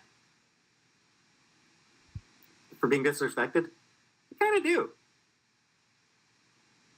I don't think you needed to be Sherlock Holmes to work that one out, to be honest. So, how does Peetz make money? Well, dear viewer, Peetz is a rent boy. Only joking, I'm in a weird mood today. Although I'm guessing he probably would be happy to get some action, to be honest. He did, in fact, work in customer service jobs.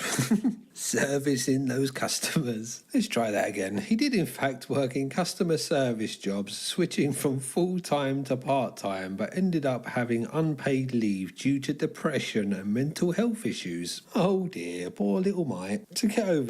What? Canada? Can't keep letting Peetz and Foodie Beauty get away with whatever fraud they're committing.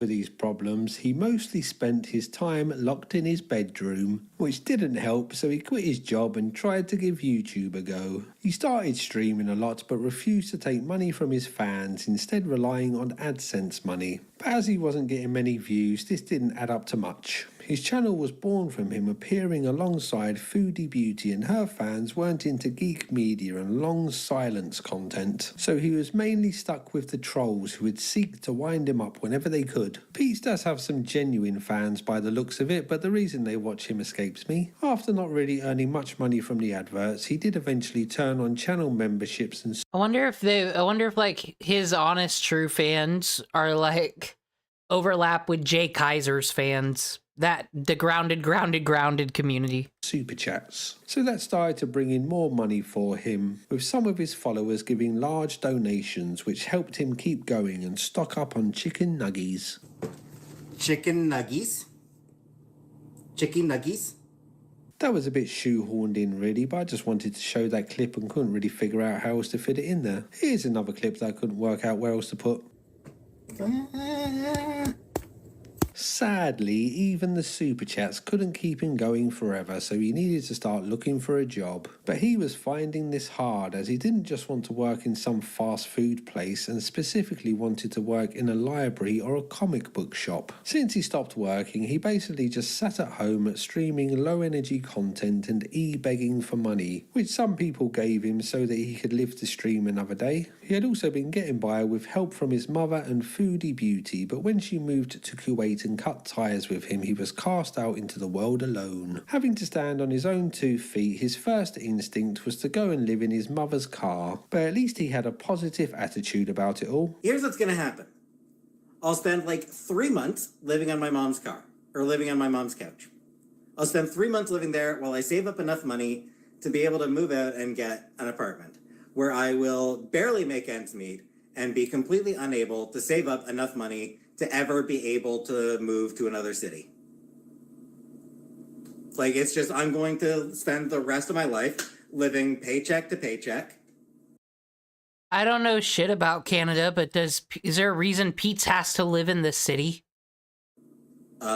Never having enough money to do a single fucking thing to make me happy for the rest of my fucking life. I'm going to spend the rest of my life completely goddamn miserable. I'm going to be miserable every single day of the rest of my fucking life. That is the situation that I'm in. With that kind of can-do spirit, the viewers knew that Peetz was going to do just fine. To rub salt into the festering wound that was his life, he then started to get harassed by an old lady on the internet for some reason. I'm not too sure why, but she took a disliking to him. It's understandable, I guess.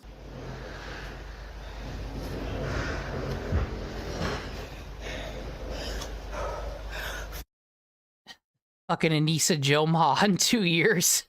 Few Peetz in my mind. You want fries with that? Stressful? I'm so coming for you. I'd put money on the old lady winning that fight, to be honest. James then tried to get a job through his brother, but this was unsuccessful when he started to rent a room from a couple that his mother knew. Moving home was a bit much for our buddy Peetz. Well, let's let Peetz explain it to us. There were moments during that move where it's, you know, like trying to get everything taken care of. There were times where it's like, you know what would make this a lot easier? Murder, suicide. Just say it. It's one of those things where it's like, you know what would make this a lot easier than moving? If you thought I was going to do another long silent stream compilation, you were incorrect. I wouldn't do that to your free times, or would I? Stay tuned for the exciting conclusion of Peetz Saying Nothing Part 3. James, being a man that loves his hand, would now have to restrict the loudness of his beating sessions so that he didn't disturb the old couple he now shared a home with. Poor guy just can't catch a break. Peetz was now putting very large amounts of ads on his streams and milking his donations in order to maximise his revenue, but unfortunately this wasn't enough, so he had to actually get a job in order to pay his bills. So he started working from home at a customer service position. It didn't take long for him to get bored of this and start to complain non-stop about it, but he had no choice, so had to keep going. I'm going to be honest, while looking into this part of the story, I got very... I mean, see, without all this... Because this kind of goes back to streamer entitlement, since he's doing the e-begging and all that stuff. This guy is doing better than FROGON, in a way, because he learned, whether he likes it or not and complains all day, he has to work to keep the room, to have a roof over his head, and this is just something he's going to have to live with. But he complains, but he did it. These other ones, they don't like that. I don't think it's going to go well. Very bored and my brain kept switching off, so it's all a bit of a blur. All I can remember really is that he started to stream with weird little lines around him for some reason. Sorry if I've missed anything important in this part. Something interesting then did happen when he got a $15,000 inheritance and immediately quit his job and applied for welfare but didn't get it. In a complete coincidence, shortly after getting his money he was reunited with Foodie Beauty, who was back in Canada for Christmas. No doubt she helped him spend his money before returning to Kuwait. After 8 months he had spent his inheritance, so applied for welfare again and got it this time, and that pretty much brings us up to the present day. Foodie has now left her husband and lives in Canada, and her and Peetz are planning on moving in with each other again in the new year. Peetz is basically whole new arc. Let's all move over to the Foodie Beauty channel soon. Lived the same life without change since records began on him decades ago. Now if you have a good life then there's no need to change it, but his life revolves around Foodie Beauty, online politics and being a consumer. All three of these things offer no real meaning. Therefore he leads a meaningless life but complains a lot about being depressed, and instead of listening to his subconscious telling him that he needs to make changes, he doubles down on the 3 things that brought him to this point in the first place, and so the cycle continues. Peetz is less a man.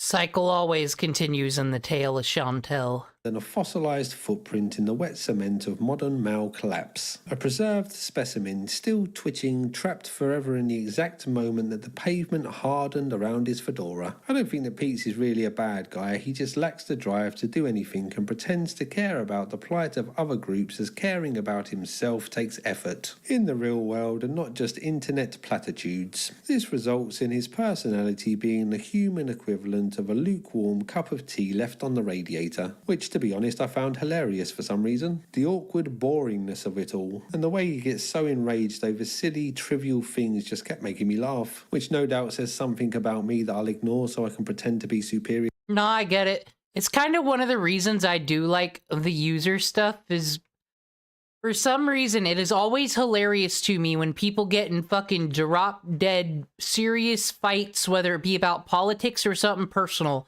and their fucking name is like Big Balls 7923. Like, I love it when screen names are yelled at each other. Love when a white boy swag shows up. To people on the internet. I'm not too sure if anyone is even still watching this at this point, as having long periods of boring silence is not the traditional wisdom of YouTube engagement. But hopefully at least one person out there enjoyed it as much as I did. A lot of the information in this video came from a detailed Kiwi Farms thread and clips channels on YouTube, so thanks for that if you're watching. It was very helpful. To me, Peetz is a strangely interesting guy, and hopefully he can find the path to a good life in the years to come. I think it's only fair that I let Peetz have the last word on this video. I have started my job search. It's going poorly. It's just... job searching sucks, you know? It's just terrible.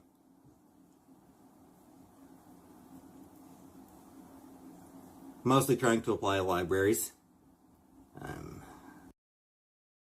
I really hope he gets a library job. I don't see why he couldn't. He don't need to be talking to people, though. That might make them turn away from the words of literature.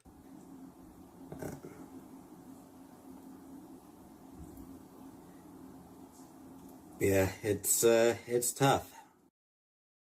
Or he's one of those people who loves Beauty and the Beast. So all they're like, if I could just surround myself with books, you still gotta fucking sort the shit. You still gotta do work.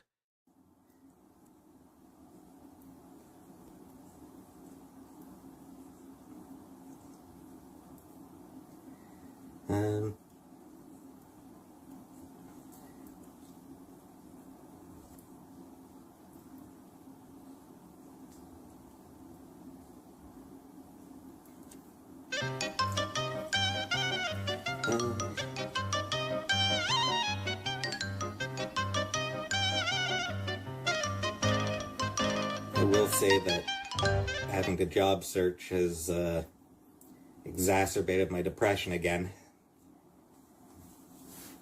Yeah.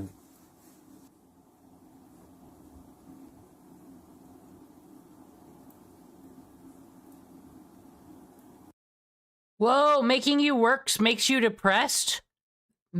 So he can use this to file to the government. I am disabled because I have depression, and I get depression when I work. That would work on some fucking people. No. They couldn't do this in old-timey England. I don't know if you can do this now.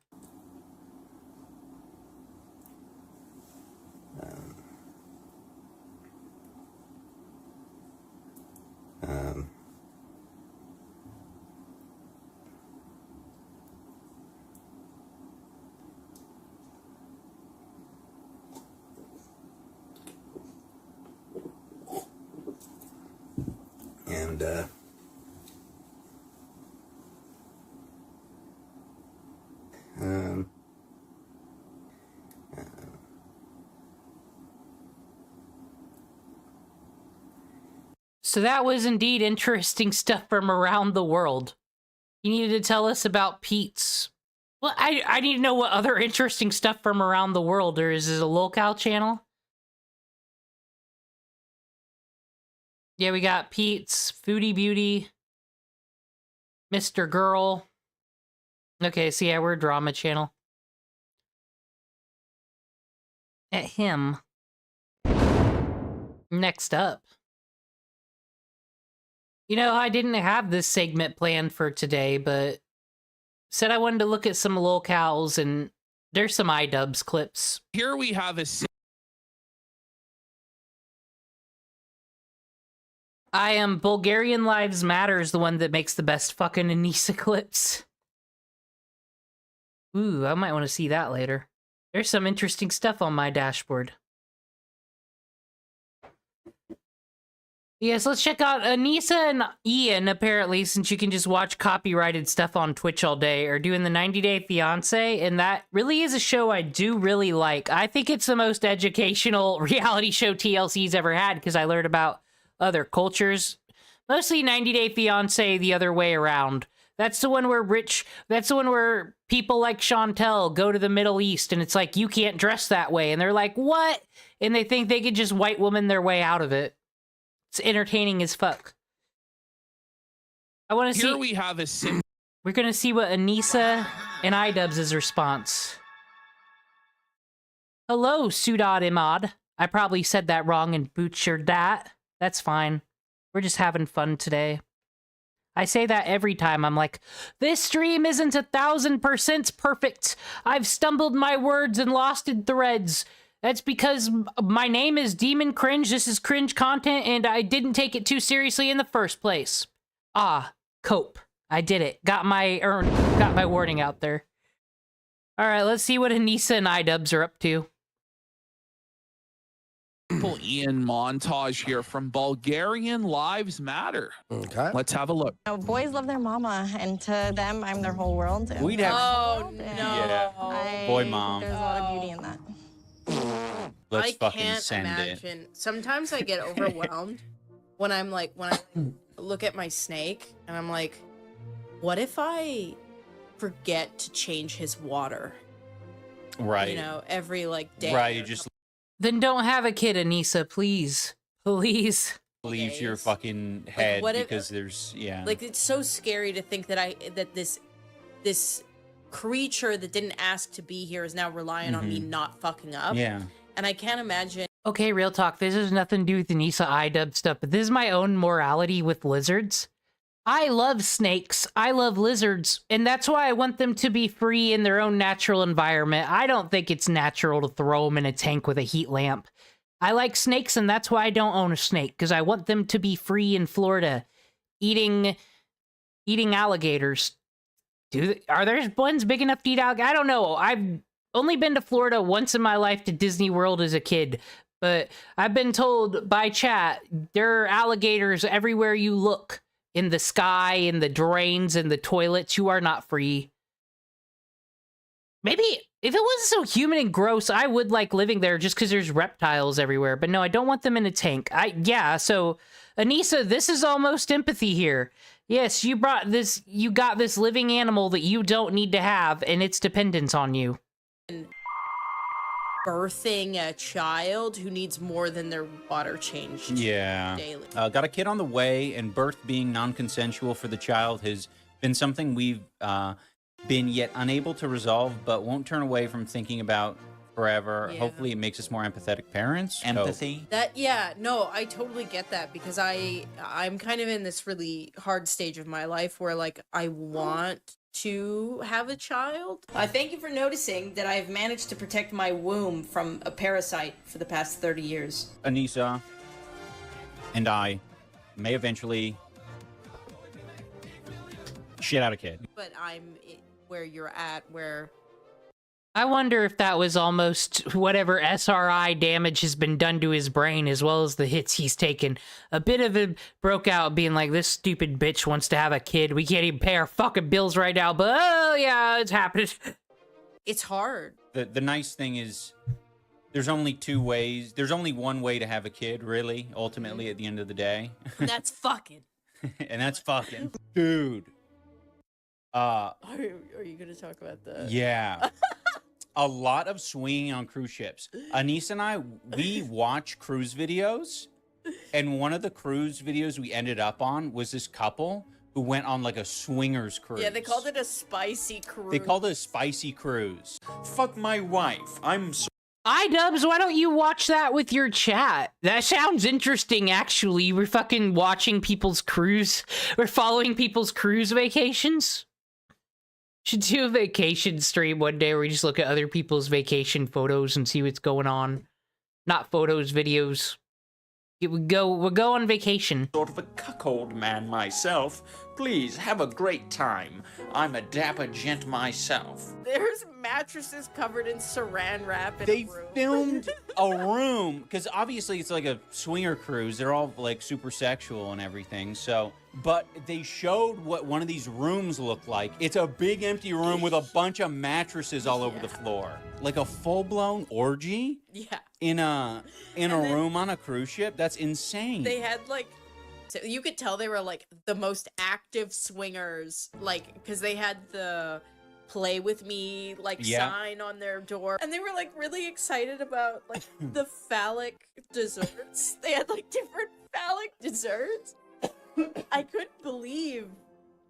To me, like I get it. I'm not hating on polyamory. I totally get it. If that's what you're into. That's right, Anissa. You wouldn't want to ever be accused of attacking marginalized groups. That would be the worst. You could maybe never fucking show your face around your friends again. Not that you have any. Well, you don't. This is funny about their fucking bullshit. One, they don't ever need to talk politics because they don't live in the United States. Well, they can go talk Canadian politics. Go stay on your side of the line, bitches. No one cares, you hoes. I'm sorry, I just hate Anissa. Basically doing a, We're proving what's it that called? we were like a... What the fuck's the difference between Peetz and fucking iDubbz? Just wake up, iDubbz. Wake up, please. This is your last fucking chance, your last warning. Anissa wants to bring a fucking baby in this world so y'all can fuck that child up and everyone's gonna fucking watch the birth of a lolcow child, because I don't think we've had much of that yet, because these idiots are gonna put that kid on stream. You know, the shit that Ethan doesn't do, these two are gonna do, and they're gonna fucking complain about their kid, and they're gonna do horrible, and then that's gonna be their views. And whether it's bad publicity or good publicity, Anissa just wants that fucking paycheck to steal from iDubbz. So that's what they'll do. That's what I think she's planning, and I think that is awful and terrible. That's why I don't like her. She's an evil. But I can't like iDubbz either, because at some point, it's your own fault for not waking up to this shit. Not live in. What is that called? No, not in-law. Shit. I don't want to look at chat because Yeah, you want to know I it. want to know what it is. It's Alzheimer's moment. In this video, he is bullying Anissa. And in other videos, he's literally bullied and made fun of her dad who has Alzheimer's. I will say, the idea of involving a third in them farting is grossing me out. I agree that 3 people farting in a bed seems like... 2 people farting, there's like an understanding there. There's like, okay, I get it. Yeah. And the person that you love less farting would piss me Just off. love the idea of like side-eyeing, where it's like, yeah, we can all fart around each other, but... Not you. Poo pants swastika boy. There's a quantity, you know? What's up, guys? Yeah, you're getting too fast and loose with the farts. I don't know. It's too many. Yeah.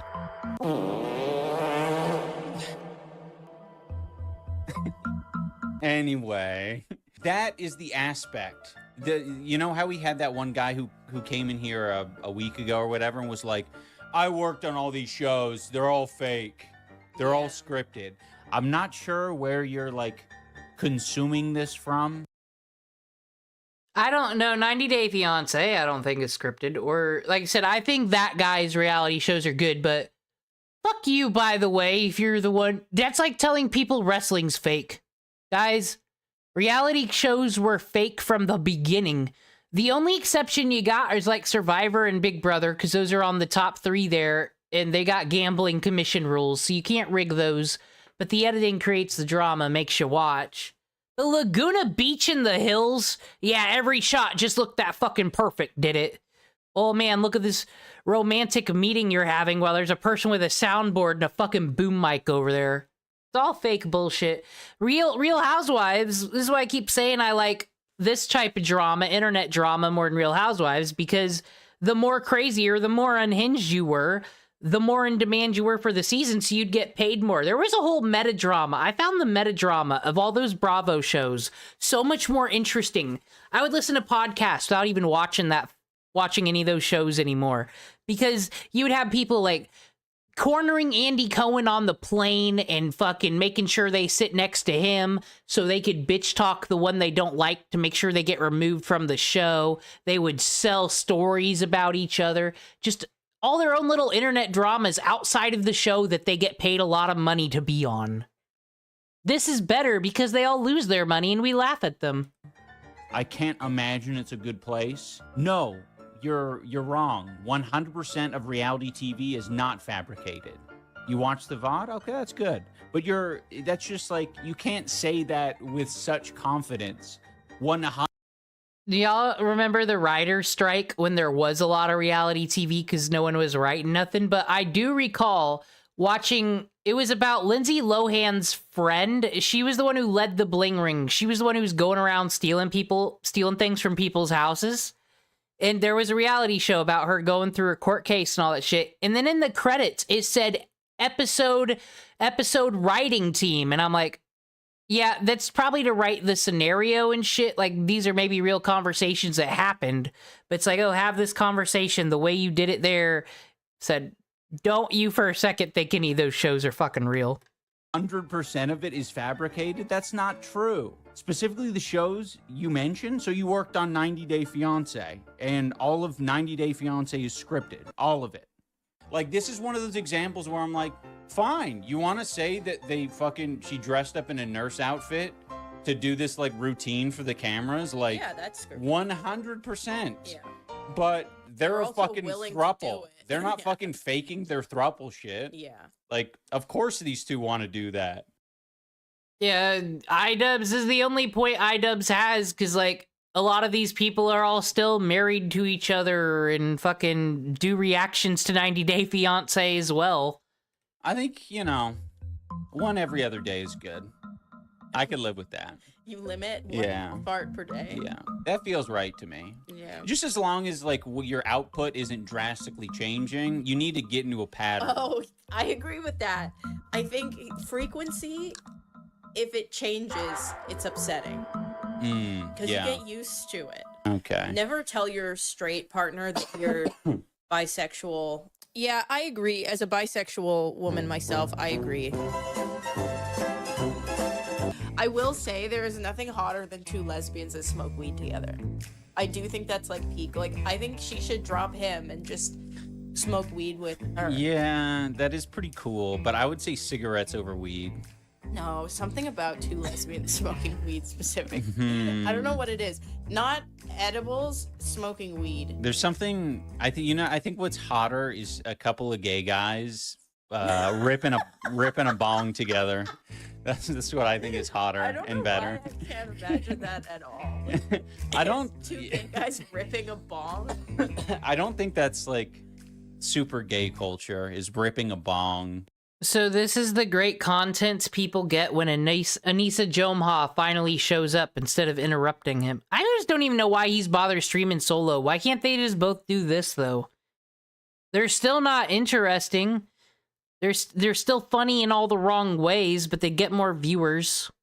I think she's waiting for him to tank out, crash, and lose viewers, and then she's, you know, she's got fucking emergency routes. She can't tarnish herself yet. Yeah, I don't think so. Maybe it is. Who knows? Yeah. Well, I mean, I don't think anybody likes Anissa, but if she hasn't been named the worst content creator yet, it's almost her time. Who are we gonna name as the worst content creator 2025? I should make my own Streamy Awards. I'll do it. I'll show QT Cinderella it's not that hard. Yeah, we're learning some things about them as a person. Yeah. With them, it's just like, oh, horny. Just horny. Yeah. What the fuck I'm talking about? This is the worst content creator of the year. He made a fucking video that ruined everything. iDubbz, he did it. Yeah, no, you're right. Horny with kids is what? No, that's a bad way of putting it. they have a full family, and then they're doing this throuple thing. The shirt with Starburst. Can I? Okay, I don't know enough about Turkey. I'm just gonna preface with that. But a Turkish man with a Celtic design tattoo, worrisome? Yes or no? Isn't that... Wait a minute. Isn't that the crescent moon of Islam? Or I don't know that much either, but I know one of the flags has a huge-ass crescent moon on it. I don't think that's Celtic. Design tattoo, worrisome? Yes or no? Because I feel like that's a weird combo. That's just Hasan after his trip.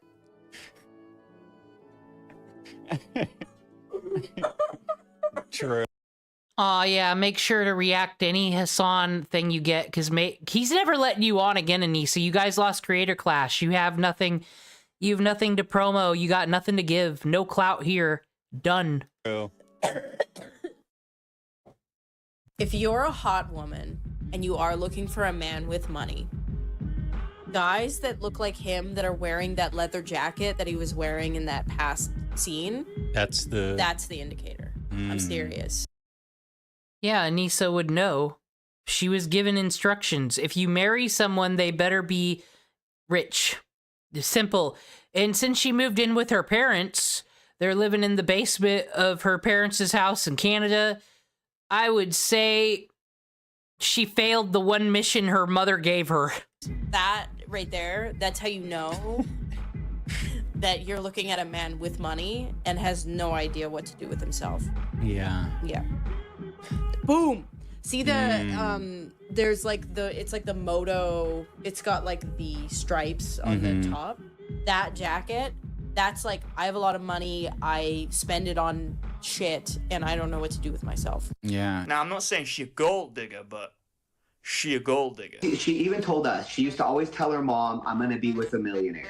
And so we think that once she She used kind to of got tell on- her mom that she would be with a millionaire? Anissa said that like her mom only had two suspicious. expectations for her to marry someone that was rich and also to be of her religion, right? And so she said that Anissa goes, well, I mean, I didn't get someone that was of my religion, but at least I got one part of it right. What is her religion? I honestly do not understand this, because we saw the 23andMe. She's got like a teensy weensy eensy bit of Lebanese or something. And then it's like Irish.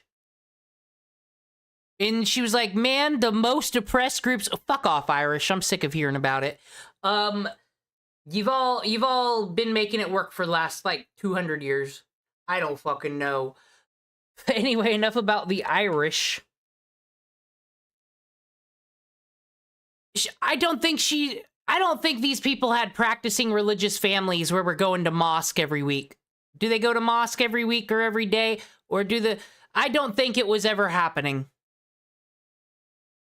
I think they're spoiled, entitled fucking brats, all of them.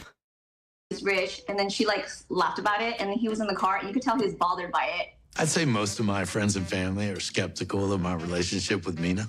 You know, is she just coming to the U.S. to get a green card, or is she having a baby to kind of, you know, solidify things? Anissa, do you not watch this fucking show? That's the fun of it. You get several...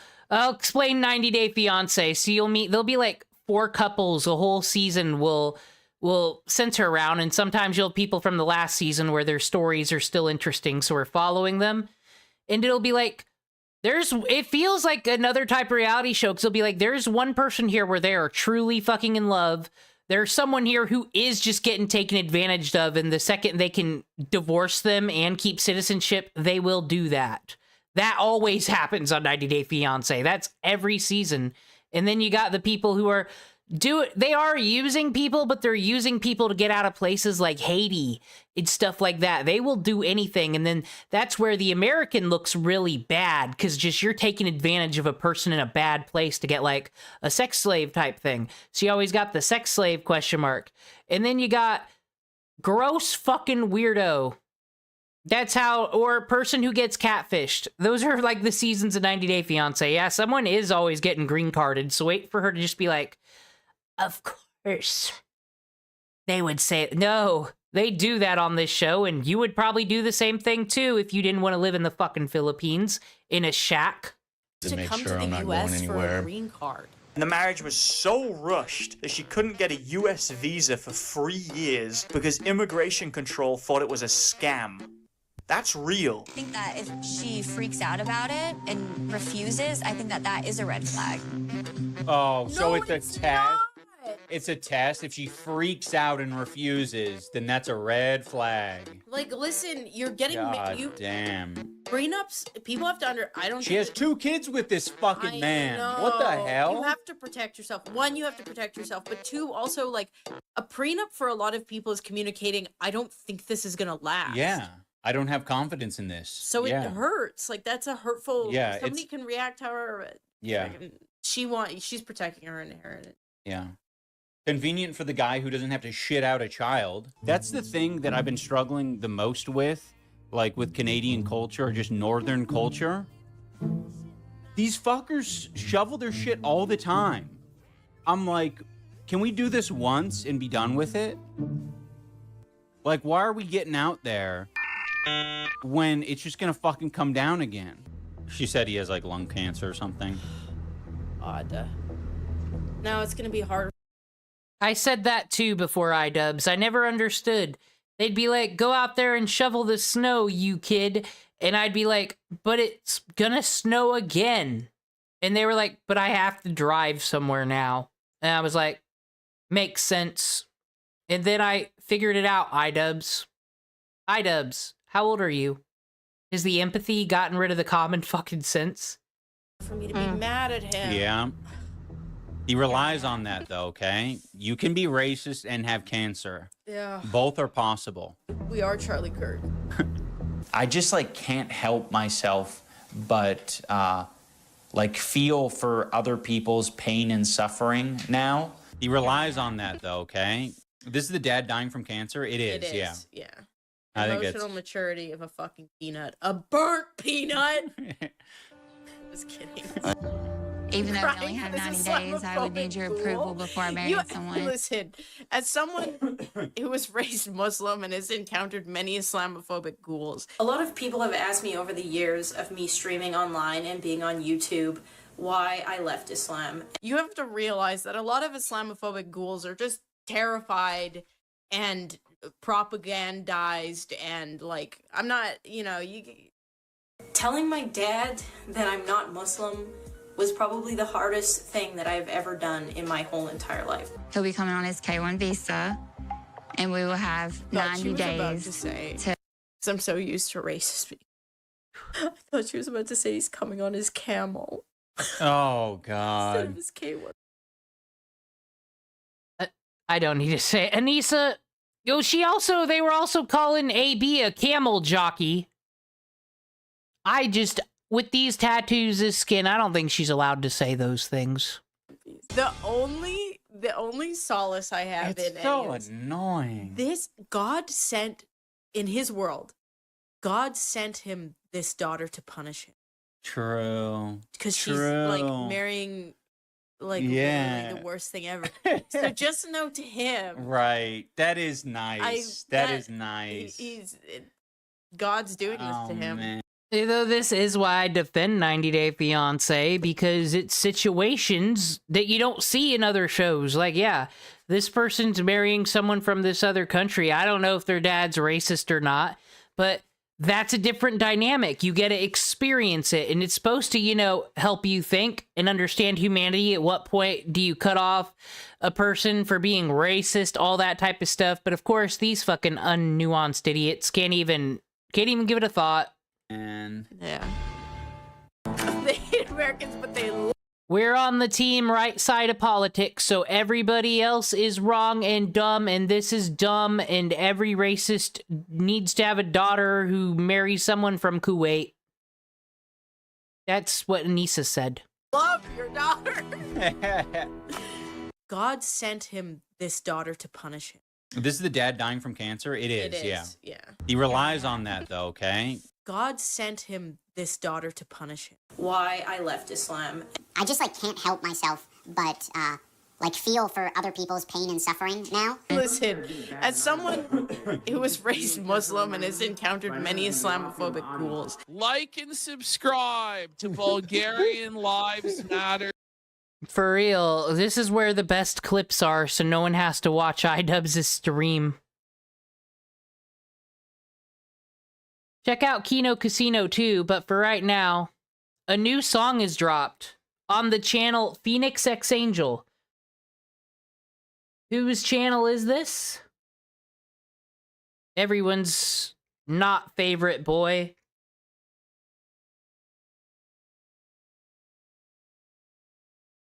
You ready for a hot beat? What's up, guys? So, this song we're doing a cover on today is going out to somebody very special. To my... Aw, that auto-tune is real high frequency today. Let's go. This is Break the Cycle, vocal cover dedicated to the love of his life. Wonderful, amazing, beautiful girlfriend, Cassandra.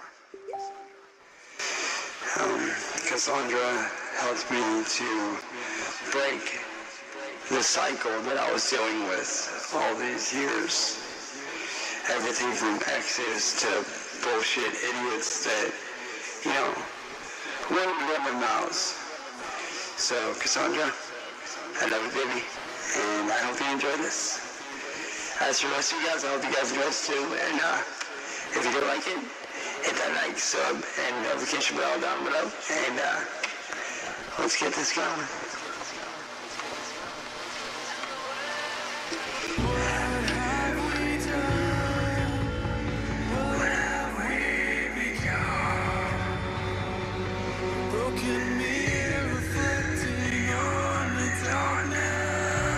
Wait a minute.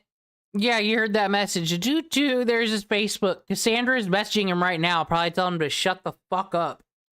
Does he really have a girlfriend? I don't believe this. This has got to be a fake.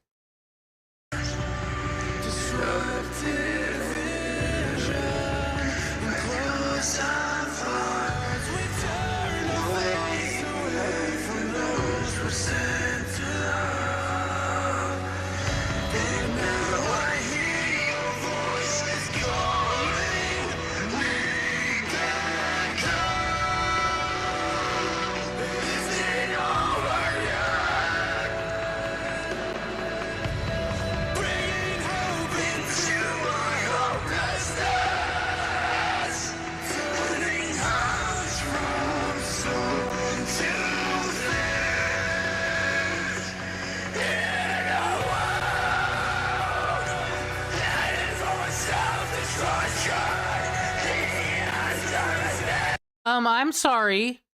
I'm sorry. I'm sorry. What is this, Cyrax? I thought you could scream. I thought you could do metal. We know how high that auto-tune is, so we'll hear if you're singing. You're not singing over it. Thought you were gonna take a beat. You can't sing over another song. Disgusting.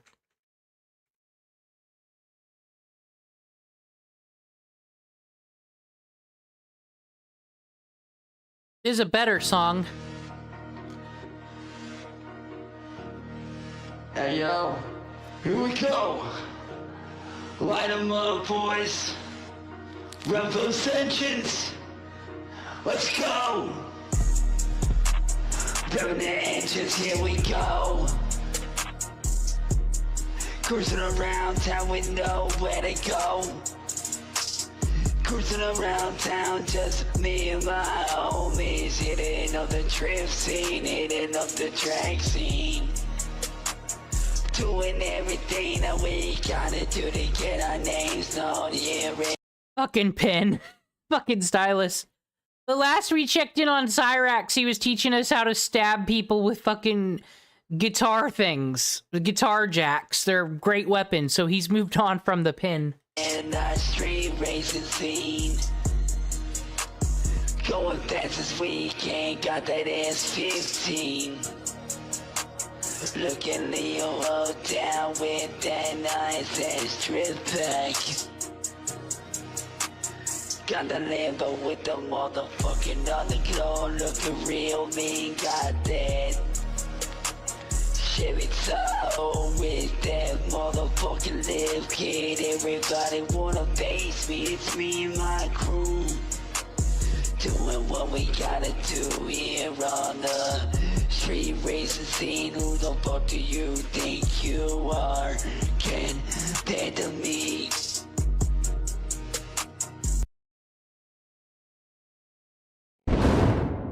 Alright, well, Cyrax's newest track over there on, Phoenix X Angel with 28 subscribers.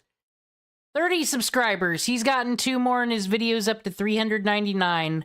Great for him. Husband and Wife Adventures.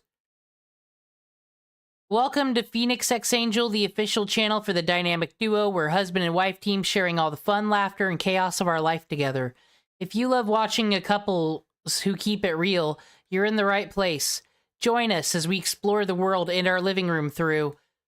Did fucking ChatGPT write this for them? Couple adventures and vlogs. Oh, we definitely need a sub to this channel.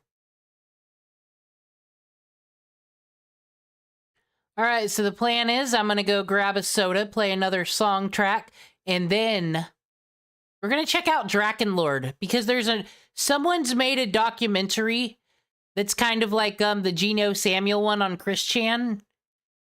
It's German, but it's auto-dubbed, so we can finally learn about this one, because I know nothing. Chris Chan actually isn't the biggest lolcow, is the crazy thing. It is this Drakenlord over in Germany. He has gotten kicked out of his village. Imagine such a thing. Kicked out of your fucking village because the trolls keep coming to fight you. Yeah, I want to check out some Drakenlord today. Auto-dub, probably fucking text-to-speech, but I don't know. Could be interesting. Do a BRB.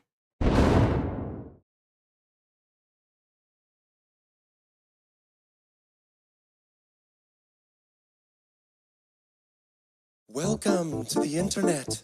Have a look around. Anything that brain of yours can think of can be found. We've got mountains of content, some better, some worse. If none of it's of interest to you, you'd be the first.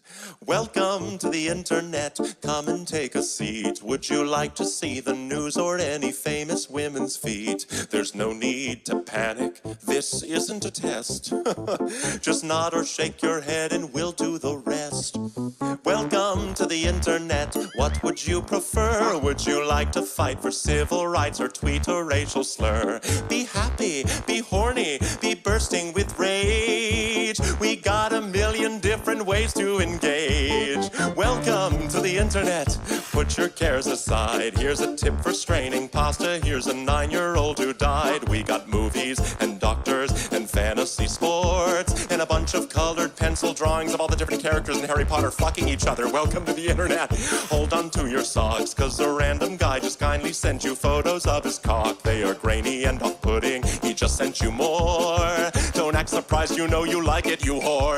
See a man beheaded, get offended, see a shrink. Show us pictures of your children, tell us every thought you think. Start a rumor, buy a broomer, send a death threat to a boomer, or DM a girl and groomer, do a zoomer, find a tumor in your. Here's a healthy breakfast option. You should kill your mom. Here's why women never fuck you. Here's how you can build a bomb. Which Power Ranger are you? Take this quirky quiz. Obama sent the immigrants to vaccinate your kids. Could I interest you in everything, all of the time? A little bit of everything, all of the time. Apathy's a tragedy and boredom is a crime. Anything and everything, all of the time. Could I interest you in everything, all of the time? A little bit of everything, all of the time. Apathy's a tragedy and boredom is a crime. Anything and everything, all of the time.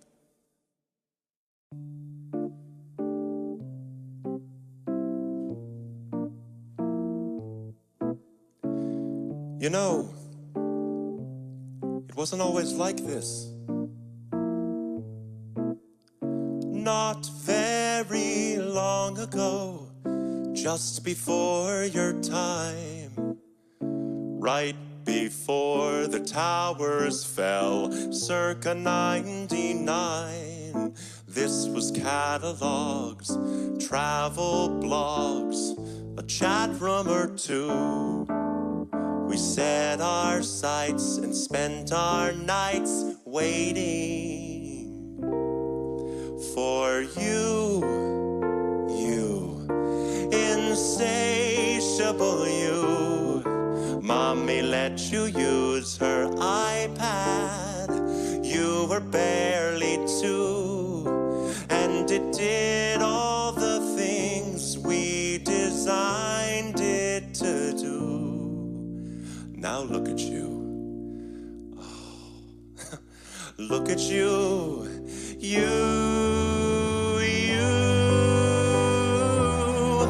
Unstoppable, watchable. Your time is now. Your insides out.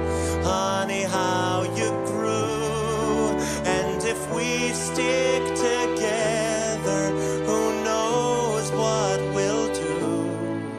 It was always the plan to put the world in your hand.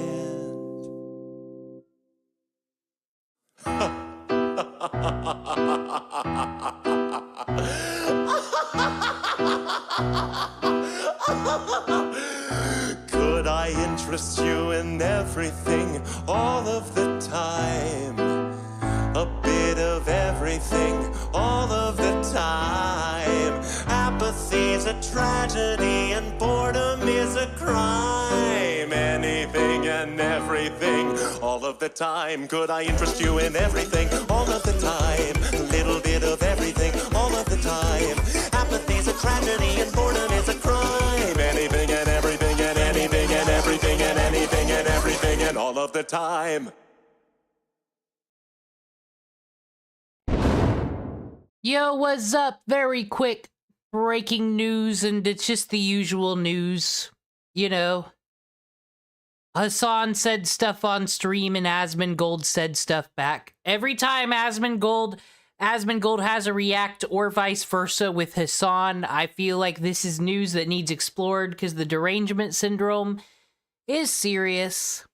Let's move back over to the live VLC. Hasan's got some 2025 political predictions. Let me get my sign up.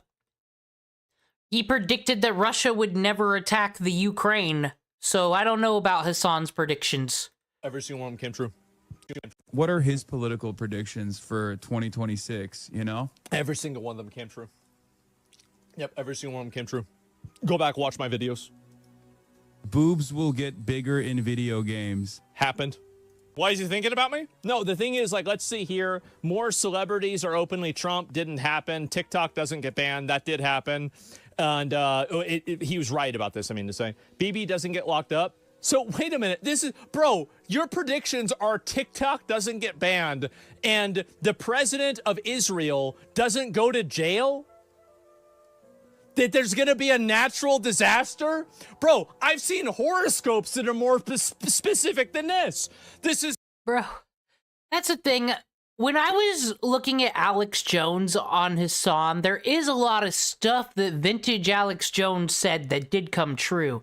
But I gotta remember, these are clips and these are the things that stick out. What Alex Jones does is he predicts everything, so that way when something of the everything happens, he can say, look at me, I'm a genius. Yeah, these are... Said, I don't think he's dumb, he just is not... He's just dumb at playing the game. He is not Alex.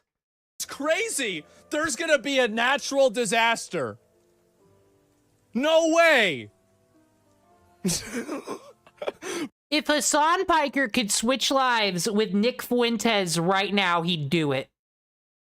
Like, Nick's always got his haters. He's a little whiny, gay, Mexican Hitler bitch that I wish none of us had to talk about anymore. But he's got clout with someone, whether it be hate or like. Hasan's stars going out. He probably... Because I think politics is Mad Libs to all these people. They can just switch one to the other. You can't really go to the center grift. You can't really go to the right when you've been this far left. But if he could switch places with Nick Fuentes, he would. 1000%, just to preserve himself and his money. Bro, what is this? Trump and Elon... Except not really, because Nick Fuentes has lost payment processors and stuff for his free speech, and Hasan goes over here glazing terrorist and nothing happens. You know, the usual. Crash out. Okay. If you were playing bingo, that would be the box in the middle. Really? That'd be the box in the middle. Like, these are the worst, most fucking cold take predictions. It's gonna rain. Guys, I think in the future, it's gonna rain again. It's too vague? Of course it's vague, right? As I said, there are horoscopes that are more specific than this. Yeah, let's see here. We are fully gearing up with war with China. Well, that one didn't happen. Liberals who previously critiqued Trump will defend him on his initiatives in this direction. Hey, political science major Hasan Piker, can you answer for me how that could ever be a possibility? I should make one of those because I will be right about everything. But, like, I don't think America... The only people who attacked America are the extreme Islamists because they don't care about the stock market. China very much cares about the stock market right now. China very much cares about their businesses they have over here. And they got rocks over there, and we want those rocks. Like, there could be a war over rocks, but that's what the tariffs are about. The tariffs are literally the war on China. Every time they annoy him with something, he puts the tariff down. And then he talks about how they're going to have to pay more. Like, us and China ain't ever going to go at it. We're secretly best friends that just can't say we are. That I don't think, I mean, I'm sure there's people that have done that. I don't think this is a common consensus, though.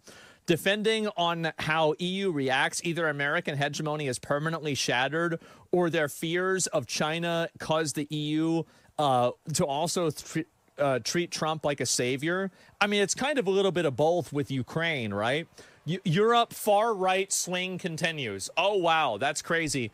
Canada will... this is crazy. He has he's glazing himself for saying and accurately predicting that Canada will not be annexed to the United States. These are all of Hasan's predictions, okay? Here it is. You know where they're all at? They're all right here. 90% of these could have been free spaces in the middle of a bingo. Okay, well, my horoscope today is a comfort, energy and mood, a comfort zone kind of day. Step back, recharge, and let clarity arrive in silence. Oh. Well, maybe later tonight I will be in my comfort zone. This is my relaxation, though. I love watching these stupid clips.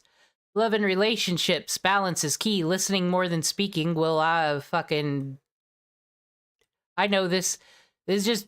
Listening more than speaking could reveal surprising truths about your partner or someone close. Wow. Thank you, horoscope, with your huge fucking help here. Did you guys know that if you listen to people, you could learn more about people and get closer to them? I would have never have learned this knowledge if I wasn't born when I was born. Approach task with ease. Pausing from the hustle helps you distinguish real priorities from distractions. I agree with that. It's saying I need to have a relaxing night tonight. That's cool. That's nice of you, horoscope. Alright, we're gonna go get to Drakenlord now. It's gonna be auto-dubbed, but I want to learn about the... Like I said, Christian is the lolcow you think of when you think of lolcow. But Drakenlord is actually the biggest one. I said, Christian is still in Virginia. He's never been run out of his German village.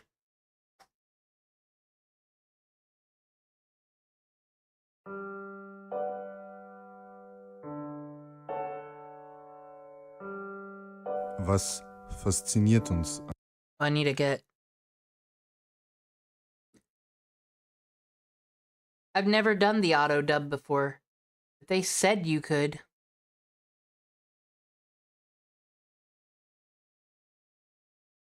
Da-da-da. Options. Well, I can change the font on these. Oh, well, we might not watch this. I thought I could auto-dub it.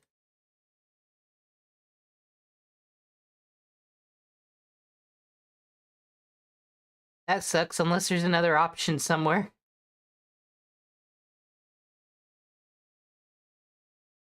Okay, so we'll never learn about Drakenlord, because no English person will ever make one. Except Smokey Crack did. Whatever his name is. Let's go look for some Cyrax clips. We need something to finish with in Cyrax because he made a bad song that wasn't good. We'll just never know. Horrible start back from break. I'm sorry, people. I'm just gonna find a random clip.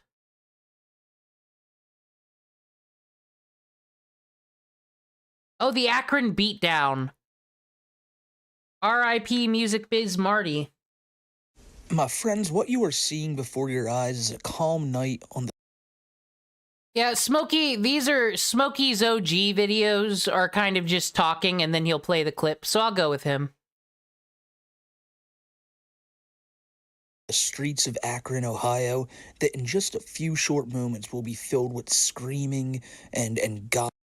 This is related to RPG Maker, actually, because we need to work on the King of Akron. We need to replace those little goblins at some point. Goblins running around with their noses all fucked up. There's a lot going on in today's video that we gotta look at. Last night was maybe one of the most wild things I've ever seen. And I assume most of you know what happened already. If you look at the title, you can probably assume what happened already. But I wanted to do something before I show y'all what we're about to look at. And that's to just remind everybody, Cyrax is a pedo. Cyrax has been caught trying to talk to many numerous underage girls. Think all that's true, but this is kind of where I started getting bothered by Smokey and Kiwi tapes and all this.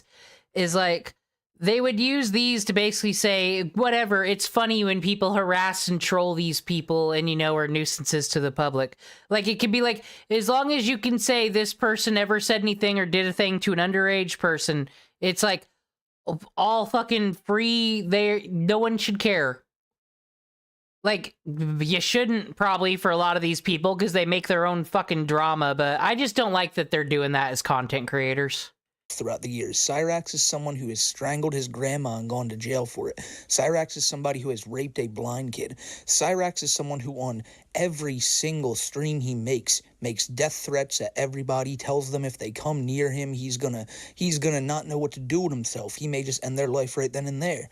And tonight he had his chance. For the third time he had his chance, because Marty showed up to Akron just to, you know, post up in an Airbnb about a block away from Cyrax's house, and he let Cyrax know that he was going to be there. Now, there are tons of things I could have shown y'all to build up to this, and I think the best way to look at that would be our hour-and-a-half video we did the other day. I'll link it in the description below. But just know that for weeks now, these two have been going at it, going over the crown of Drift King, who's the better online eraser, and now that shit spilled over into real life, because here we are, with a camera pointed towards this. Yo, actually, though. We all know the story. We need to know what's happening now, though. I just did a little scroll down, finally. I need to learn about Cassandra. Oh, God. Oh, Cyrax. Fuck Cyrax, but whatever. Oh, no. All I gotta say is, fuck off, fucking sit and spin, bitches. Wow, so it appears Cyrax found a true ride or die that he's gonna marry and live happily ever after with. And she's at least not a zero. Maybe that's why she's the first one to show her face. I mean, she doesn't appear to have any sort of, like, genetic mutations like Cyrax or be a burn victim or anything. So, at least he's got that going for him.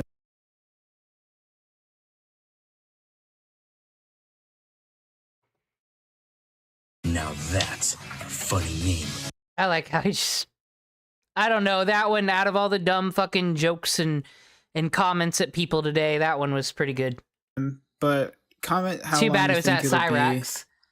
be. Do you think it'll be a week, maybe two, before he either decides that she's a troll or that she's, you know, too easily encouraged or discouraged to date him by the trolls and listens to the trolls too much and she's like, I am fucking real. I'm fucking amazeballs. Amaze, oh my god, I haven't heard that term in forever. Yeah, we're old. And to all the young kids out there, a little bit of advice for you. Don't get old. It fucking sucks. It does. Every morning I'll be hearing my fucking bones crack. And I'm only 35. I'm not that old. But to anybody out there that thinks that this one right here is fake, she is not. She is not a troll. I don't know what the fuck y'all are getting in your head saying like, oh, she's a troll. Oh, babe, I know you had a message. Well, if she looks like she had a job, because I've said this before, wherever Chance Wilkins goes, there is like a fucking magical improv group on the internet that forms, and they all play their roles and shit. I don't know about this one because of the hair and the piercing, I'm gonna be honest. For William, after those screenshots that I showed you last night, what'd you want to say to his ass? To William? Yeah. Fuck you, William. Fuck you. What do you have to say to him about the, what do you have to say to William about those screenshots? Go fuck off, William. You can take your little screenshots and shove them up your ass, bitch. Or is this what became of JF Galipski's wife? I don't think they found her yet. Think that guy committed murder and got away with it. Fucking bitch. Hey, come on. The guy doesn't even show his face on camera. He's a fucking pussy. Well, his last name's Glory Hole.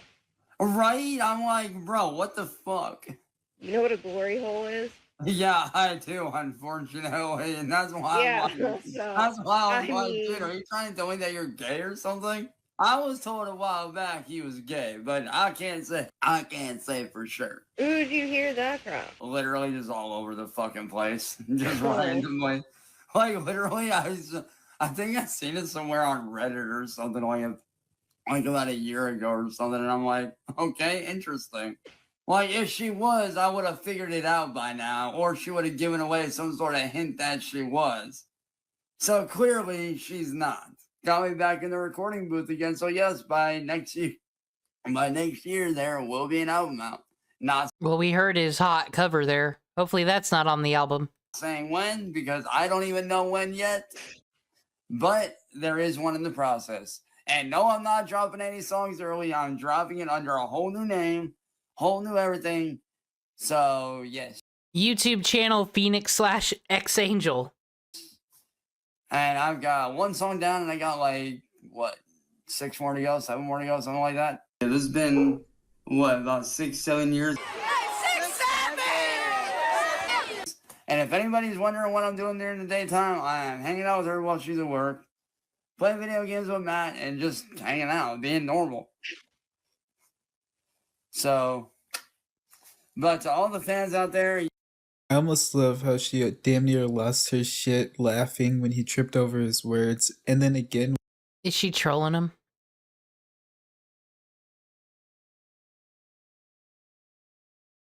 And saying to people over the internet. but to everybody else out there that wants to sit there and fucking hate, screw off, dude. Like, and do something with your life, because we're not buying the bullshit. I'm not buying your bullshit, William. And William, we all know that the only family member in my family that you're talking to is my former sister, Daylin. That's literally the only family member you're talking to, because she's a backstabbing little bitch-ass attention whore. I literally have on record that I literally have the second world's longest... I don't know what kind of attention that sister's looking. I'd change my name and never claim any fucking knowledge of this. I just wouldn't. Deathcore scream, motherfucker. And I beat that shit out, not even fucking trying. It wasn't... There was no warm-up. There was no practice. I just fucking went at it. And Oh, to wrap this around, though, very quick. Kiwi, fucking Smokey, Chance Wilkins. Back to Caleb Hammer is a terrible person because he brings these people on for financial audits.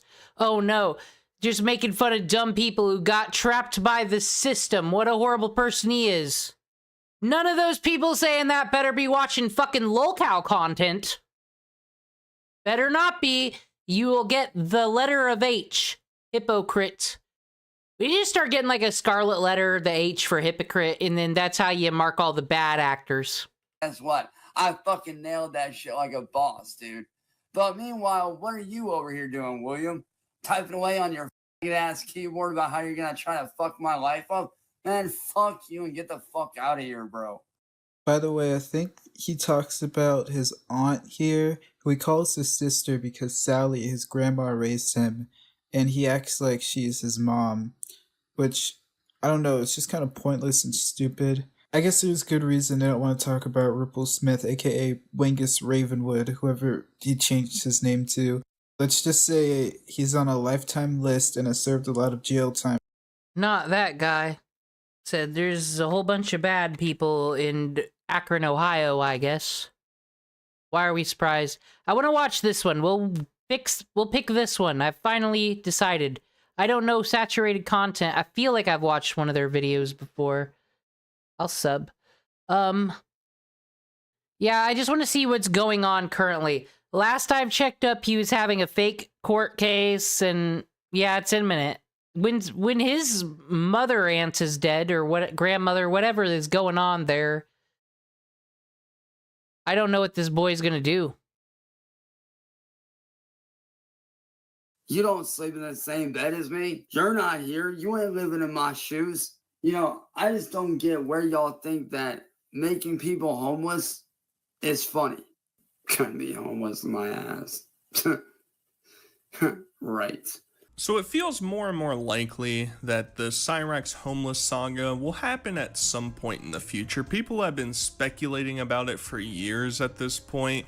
When are Ed and Sally finally going to get tired of him and kick him to the curb? Well, it seems more likely that probably one of them is going to have to pass, and it's probably going to have to be Sally, because Ed's not going to allow him to stay in the house. Now, I didn't talk about it in my previous Cyrax video, but basically there was this whole big event that occurred that was called the Edstein Files, which was basically, I guess, somebody was communicating with Ed, like texting him and having conversations and getting some info out of him to discuss what really goes on inside the house. And I'm just going to briefly talk about it here. There are other people that have covered it. Well, I am here to learn, because that is very interesting. I always want to know the point of view Same thing with Boss Man Jack.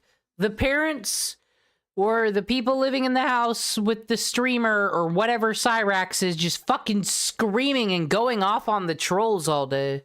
On YouTube that you can go watch to get a more in-depth view, but in particular it basically talks about how much of a degenerate Cyrax is, where he allegedly has been stealing Sally's underwear to do God knows what with it. At the same time, apparently they have to try and lock him inside of his room because they're afraid he's gonna go downstairs and, you know, end them while they're sleeping in the middle of the night. They also won't allow the dog to go inside of his room for obvious reasons, and also it's because, as we've speculated and have seen...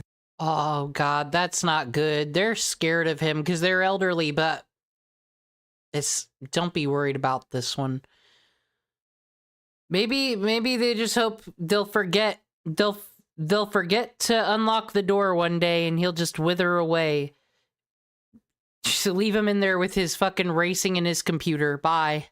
I thought the internet was gone, but he's hot spotting or something. His room is just full of disgusting garbage, and that includes him just leaving trash and open cans of food and things like that in his room that get maggots and stuff and cause the dog in the past to actually get sick. So that's pretty epic. And you know, sort of a funny side one is also, people have been speculating about the sludge that Cyrax consumes, and now there's back and forth about who Ed actually thinks might be taking some of his pills. And the common understanding to me is that people still think that Sally is probably putting it in Cyrax's food to try and chill him out, and they're also afraid that he might go downstairs and take it himself. Who really knows? But at the end of the day, we found out that basically he's forced to eat like really soft foods because I guess he can't, kind of like when Cobes was still around, he can't really consume hot or cold items. He needs like weird mush that he can just chomp down into his gullet, and that includes things like, you know, fruit cans like peaches and stuff like that, or like beans and like ravioli. Like that's the type of food that he can eat. He's like living a hobo lifestyle up inside in the attic while also just terrorizing the people who are living below him. So that's just like a really brief quick synopsis. This happened probably like a month ago at this point when this video comes out, but I thought it was pertinent because it sort of, I mean, it's still Ed's point of view, but it sort of leads credence to what a lot of people were believing, because Sally is always just on Chance's side regardless, but he's starting to get afraid because there's more and more evidence coming out that Chance has been a nefarious, horrible person and has been doing child enthusiast-like things on different platforms for years. I mean, there's a lot of stuff that has come out, screenshots of former accounts, everything like that. And I think Chance feels like the walls are closing in because at some point, who knows what's going to happen? Is Sally going to pass away? Ed's not going to let him stay there. Are the police finally going to come bust down the door and take his hard drive away? Who really knows? But he's in self-preservation mode at this point. You guys are just so stupid. See, what you guys don't realize, I know. So his girlfriend has a YouTube channel. Her videos are all from 5 years ago, but let's see if this is a sane, normal person very quick. Check in on Cassandra very quick. Hi everyone, and welcome back to my channel. Thank you guys so much for clicking on the video. If you're new here, I'm Cassandra Marie, and we're going to talk about some crazy stuff today. And this is a story time, just like last video. Last video was a little short, but it was my first video, so I wanted to see how it would do. Did pretty good. So we're just going to jump right in the video, okay? Now, from the thumbnail and the title, you're probably like, girl, what? Girl, what? You were actually possessed? I'll get into that. So I had this experience with my best friend, right? So me and her decided one night we were going to go to a cemetery. It's actually in the same church that I had preschool at when I was younger, when I was a little girl. And me and her decided to go, and... Okay, she knows how to tell a story. She knows how to make content. It didn't do that well. But she's well-spoken. It's a troll. What a fool.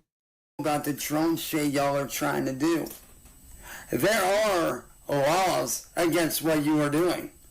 Flying over private property, dropping paint on someone's house, that's a crime. So he's stating out the obvious, and I guess drones, they might or might not still be occurring on a kind of regular basis. I remember in the past, obviously there were paint buckets being dropped on his roof, and there were people that were using it as surveillance over Chance's house, and he's clarifying these things like, whoa, you know that's wrong and illegal, guys? You know you can't do that. The police will come and charge you once I figure you out. And he just sort of goes down the same trope that we've always expected from him. He keeps doing the same song and dance of, actually guys, I got connections, I got skills, I got people on my side who are gonna come out and do. Man, so Hasan Piker is the real Cyrax, then. He's the one who made it work. Poor guy, if only he had that political science degree. Destroy you and get rid of all you trolls. You can't be doing stuff like this anymore. I need to be able to pursue my music career online. I know I'm locked up inside my room because my parents are petrified of letting me have free reign roaming around the house. Who knows what I could possibly do, but don't worry. Chance has his own resolution. He's gonna go out on his own like a vigilante, and he's gonna perform justice one way or another. You fly a drone over my house, I have every right to shoot it down. I am going to rip it apart. I am going to take the SD card out and take everything out of the drone that is useful for me. So guess what? It don't matter how fast your drone is. I know how to pick that bitch out the sky. And I'm going to hand it over to the police. Dude, I don't know if I've seen Cyrax clips, but he's probably the one when the police do arrest him for his bullshit. He's had to go to court. Them fucking law. But yeah, first one, I'm gonna go send this drone to the police. Man, I'd be like, see, it's all about you frame shit, Rax. I'll be your music manager. I'll tell you what to do here. You are such a celebrity that all them drones, you just like, I don't care. They're just here to look at my fame. That's how you play it off, but you won't. And that's great, because you suck. And I'm going to make an example out of you. And if you don't think I'm going to, well then, that's your fault. So he goes into a much longer diatribe talking about his military expertise, growing up in a military family, and how much of an expert he is. His eyes look in two different directions, so I'm not really sure how accurate you could possibly be at lining that up and taking the drone out of the sky. He's also afraid to even go outside, and as I've reiterated multiple times at this point, he's locked inside his room. He's not allowed to leave. He's trapped up there. So, you know, maybe he'll peek out the window with his Red Ryder BB gun and, you know, take it down, baby. Who knows? That's the bravado that Chance has sort of been, you know, puffing his chest with over recently, because obviously he's done it a million times in the past where he'll talk about something that the trolls are doing, and then he'll say, I have tactics in order to get rid of this, and obviously he doesn't follow through with anything because he's incapable. Obviously it's not a lack of willpower. He just literally cannot do it. He has no connections, he has no money, he has nothing to bring some solace into his life. So instead, he'll resort to sitting in the darkness and crying, complaining to the audience and talking about how mean they are and how they keep setting him up for these awful screenshots that are occurring of him allegedly talking to other underage people on anime forums in the past. The reason why you destroyed my Xbox and my PC was so that I can't talk to kids. But we all know the real truth, William. You wanted to destroy my console and my PC both for one reason. Because I wasn't paying attention to what you were doing. I wasn't giving you the attention you were seeking. So with these new screenshots sort of coming out, Cyrax obviously trying to deflect, trying to avoid actually acknowledging anything that has been brought to light. He'll just... What is there to be brought to light? Look at him, lolcow community. Enough said.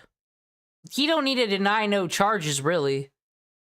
He did it, probably. Say, you guys you guys are just jealous. You know, you're jealous of success. You don't want me to be able to make a living out here. You just are hateful, spiteful people. No, I think most people are going to turn on habitual child enthusiast behavior and somebody that is just downright, as I've said, nefarious and just sick, just gross. Like, nobody wants to prop up a lifestyle like that. And if destroying your electronics by sending you things in the mail that you oh so blindly and stupidly just plug in on repeat, well, maybe that's the way that people are gonna have to go. And it sounds like some things in the background are moving. Now, I haven't really kept up with Cyrax, to be 100% honest, frequently over the past like 6-8 months, something like that. Ever since the Alex Tafini thing, I kind of just haven't paid attention. But there's a lot of new figures on the scene. I mean, people have been able to bring Cyrax back on panels and have him rage and freak out too. So like,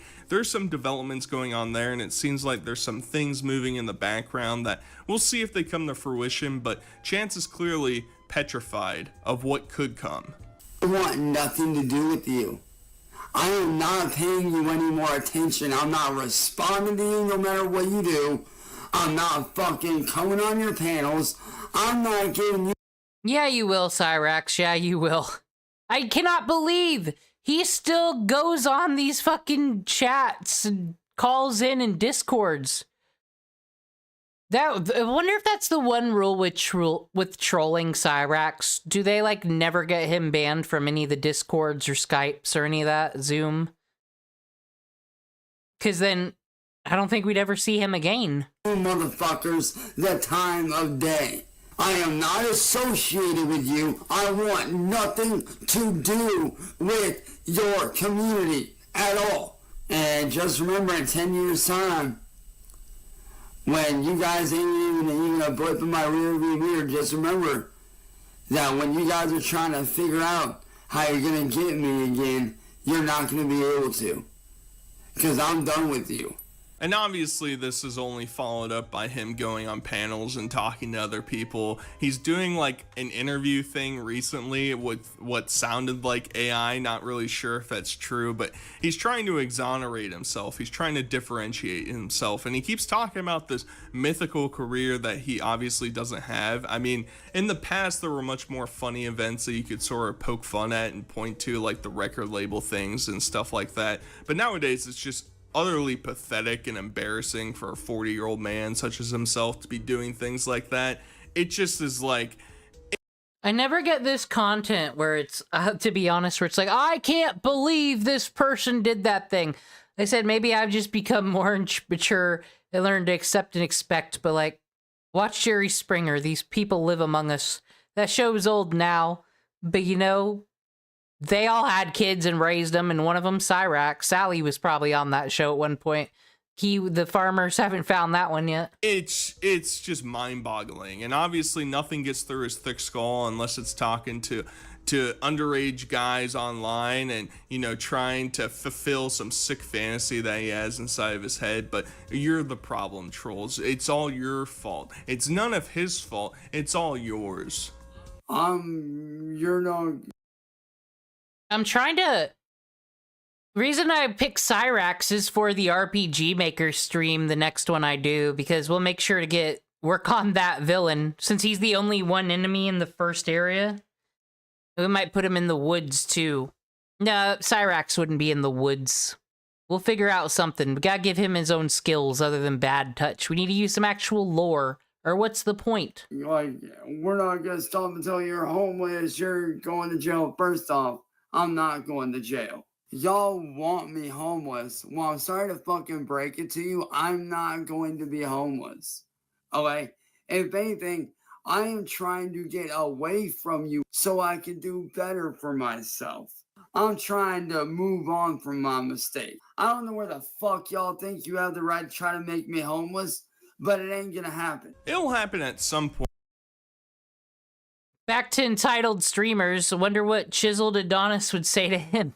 Obviously, unless he somehow passes away before Sally does. Who really knows the intricacies of going on inside that dwelling? Obviously, if he's just eating weird slop and leaving open cans and open wounds all over his body. Maybe it takes him out. Who really knows? Obviously, his physique is getting much worse. His face is becoming much more Hills Have Eyesy. Obviously, that's been a...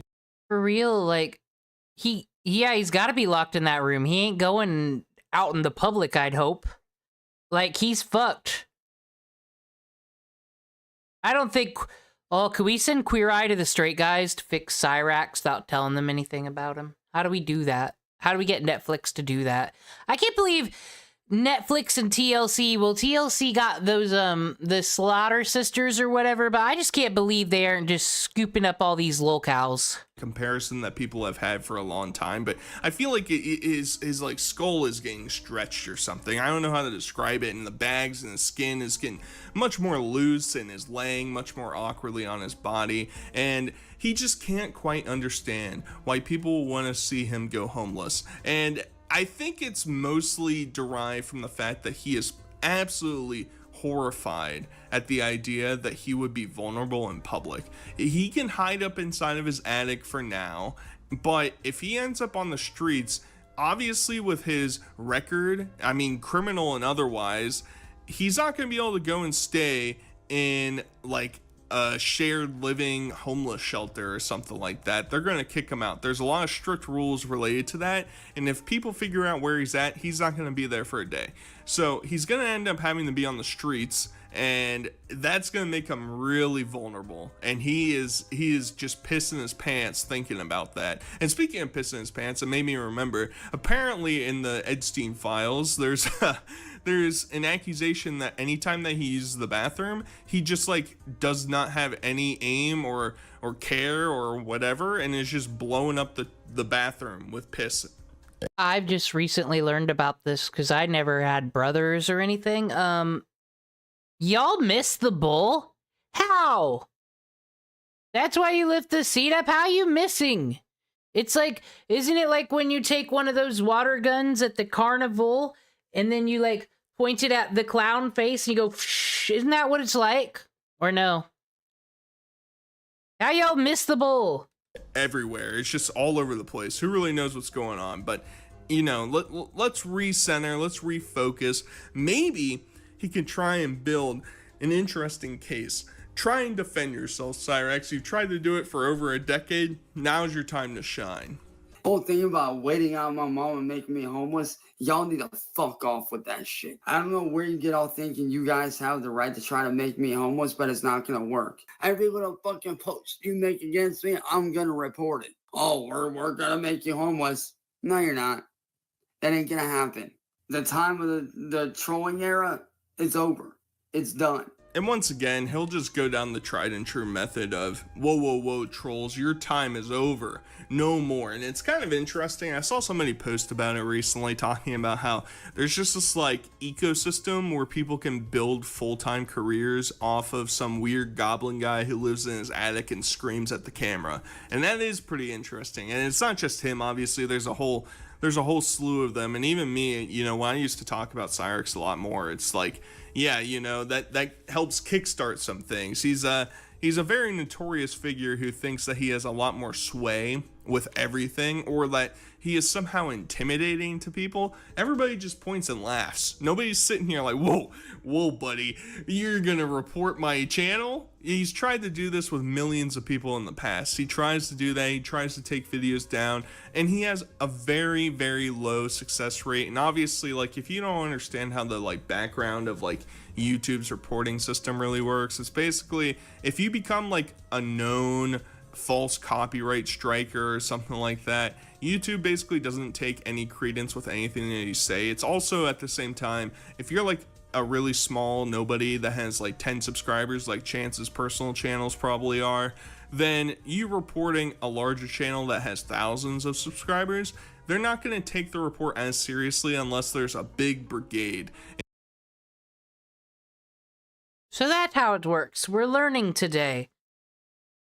I just know that everyone on his Angel /X Phoenix accounts, people be writing in the writing in the comments, this will last 48 more hours. They've already got the fucking ticker on it. I don't think he's allowed on YouTube. And Chance does not have support, obviously, at the back of him. He literally has nobody in his corner anymore. He's left on his own, he's crying, complaining, and he's just, he's coming to the realization that his weird slop, you know, sludged empire might be coming to an end. And even if you did try to somehow or other get me locked up, the police can't touch me.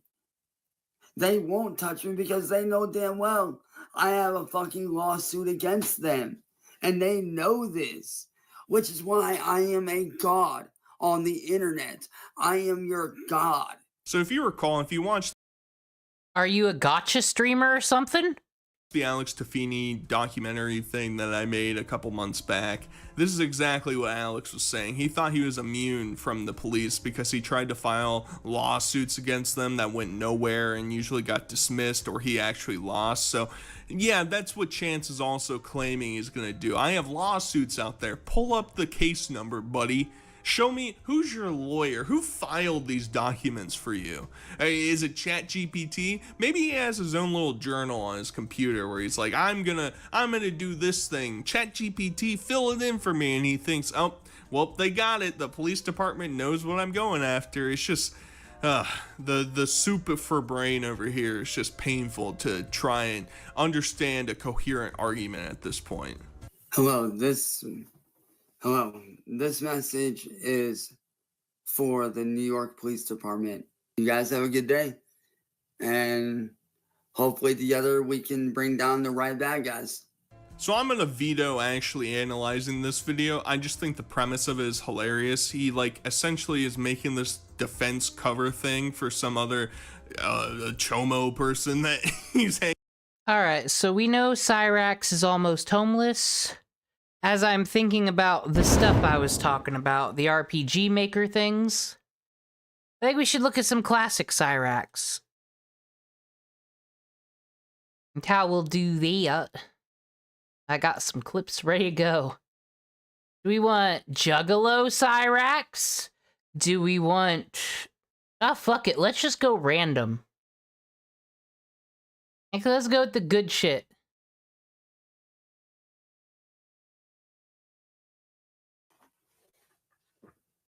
Oh, this is this the business? This might be when the stylist comes out. Oh, yeah. Perfect. Strap in for a classic internet lore, classic video, classic. It goes up there with the Chris Chan rants and all that. On StreamYards, of course, like a real fucking professional.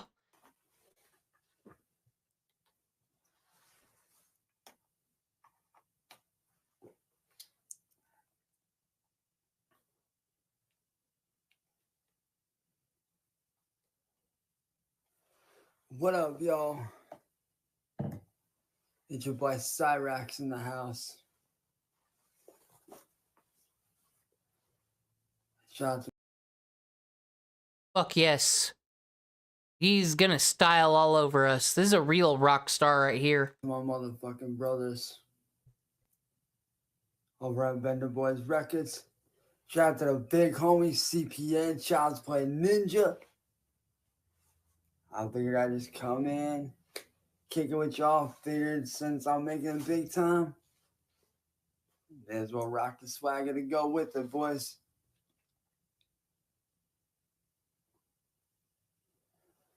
Now it appears to me that we have some issues with certain people who will not be named. If we could take away all the pedo allegations and all just the gross hill jackery in the Cyrax life, like, it really is like a kid playing pretend all day. I already know he does the wrestling promos all the time, but it's like, I took my dad's, probably Ed's jacket, his stepdad put that on, he's like, I'm dressed up and looking swag. You just put a jacket on. But they're being dealt with. Straight up. Shout out to the Vendor Boys. What's good, bro? Shout out to BBR. Vendor Boys Records, what's good? I figured I'd come in, celebrate, kick it, chill. Got a brand new dope ass track dropping with some of the homies. Like the big homie George. What's goody, what's goody, what's goody? I'm thinking your boy Mills will drop in. Say what's up. But yo, Bender Boys, what's good, bros? How you guys doing, huh? Insane manipulation grind. Yeah, y'all little bitch ass haters didn't think I could dress up, did you? Yeah, you can't do this. I will be wearing a suit. I bet you don't even, just got a pullover jacket, do you? And you see the back of this jacket right here? Soon enough, the BBR patch is going right there, boys. Right on that motherfucking back. You want to know why? Because I rep BBR to the fucking death of me. And every fucking label that I've rocked over the years. Killer Clown Sounds on this song. Bloodshot Records right here. Indeed, Juggalo forgot. And right on the motherfucking back, boys. Motherfucking Bender Boys Records. Echo Side Entertainment on this song.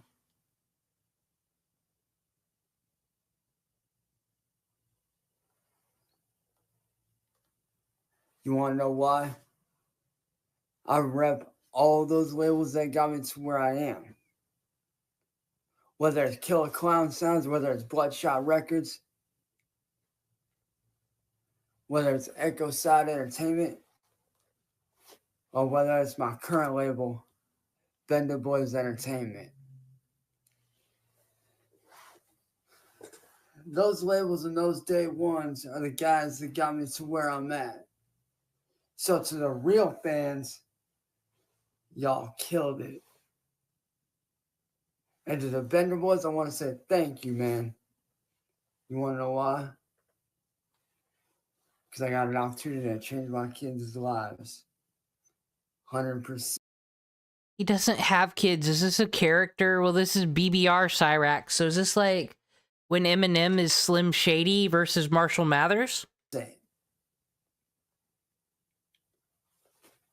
So if y'all bitches want to step to the best, you're looking at them, boys. You're looking at the new hottest artist on the motherfucking scene.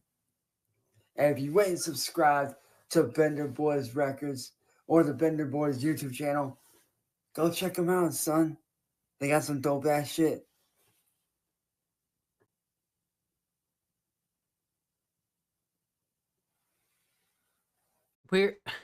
Weird to say, way healthier Cyrax, no scabs all over his head. Yo, Fat Scott, what it do?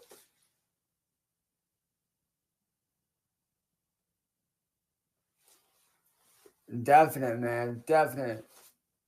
Like I said, the minute that I get that BBR patch, as soon as I get that shit, that's going right on the back of this motherfucking jacket, son. You want to know why? Because these guys gave me the opportunity that no one else did. These guys did something that nobody else did. They took me on and gave me a real chance to make real money.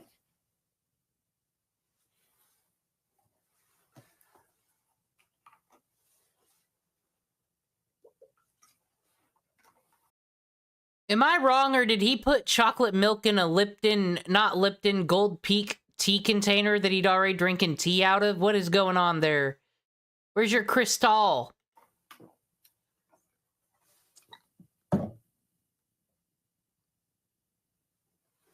Oh, definitely drama. Definitely, man.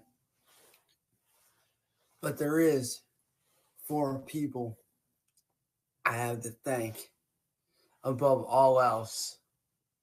Well, technically 5. 1, my family. 2, God himself. 3, my girl. 4, my son Elliot. And 5, my beautiful, wonderful daughter Leah, man. If it wasn't for them. Oh, I think this is when some woman, I guess, left her family and left her kids behind to move in with him, but because she has kids, that makes those his kids. I wouldn't be here.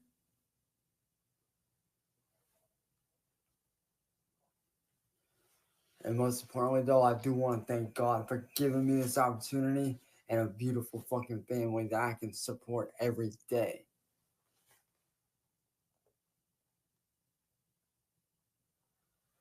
Yo, Fat Jesus. What up, what up, what up, what up, man? See, well, these little bitches, Music Biz Marty and his little fuck buddy, Siznak, are running around with their heads cut off. We're out here making moves.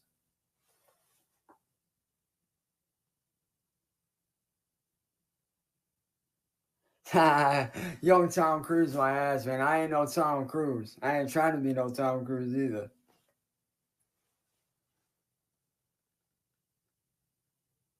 Yo, Van Pleasant, what's goody? On here, big homie. Feel it. I feel like I'm getting you in another. Okay, it's interaction time. He's gotten comfy with chat. Hey, yo, Van Pleasant, go ahead and hop on here, big homie. If y'all don't know, man, Vampire Legend, man, that's one of my little brothers right there. Kid's a boss, man, like Eminem. The dude can spit.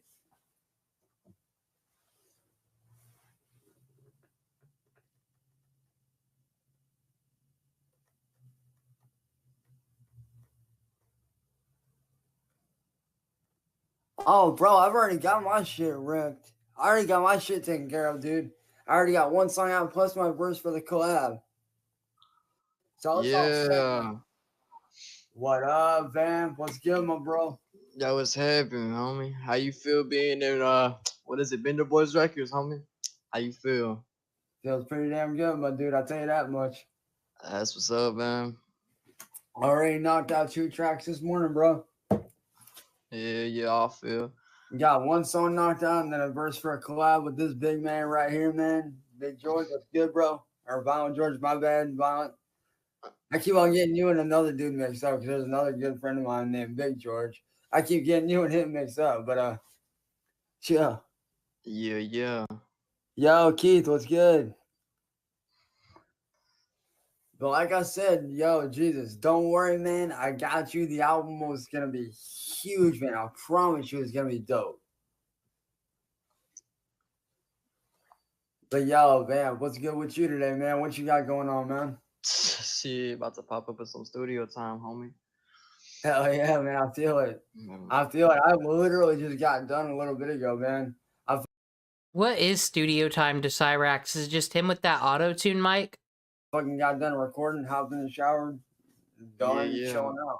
I think it's like $10 to $11 an hour for studio time. Dude, why would you, bro? You don't even need a studio, dude. Like, In all the movies, like, isn't it like thousands of dollars for just the fact that Cyrax should be like, whoa, $10 an hour? But he's also wearing a fucking jacket and acting like he's fucking swanky today. honestly, bro, let me give you a little tip on something, bro. What I did, I built my own home studio, man. I didn't even like need to pay for anything. All the shit I do is right here from home, dude. You don't even need to be paying for a studio. Shit. I do all my shit through BandLab and FL Studios. Well, I'm keeping studio to like get like my own little setup going. You feel? Because I already got like a little face cam set up on my shit, and then I got my and shit. Yeah. But, Yo, keep saying it. It's good, man. But yeah, I feel it, dude. I feel it. How's everything been on your end as far as recording, dude? Sleeping. Sure, right. Thought this was a Music Biz Marty clip. We just hanging out with Vampire Legend? Something crazy is supposed to happen in this clip. That's why I have it. Yo, BC, what it do? Nah, man, these ain't no Terminator shades. These are more like fucking Blade shades, homie.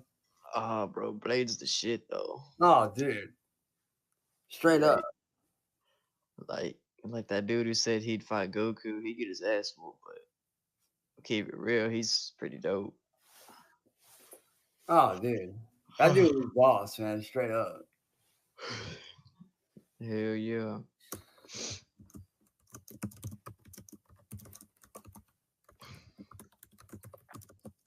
Time to cut another one up.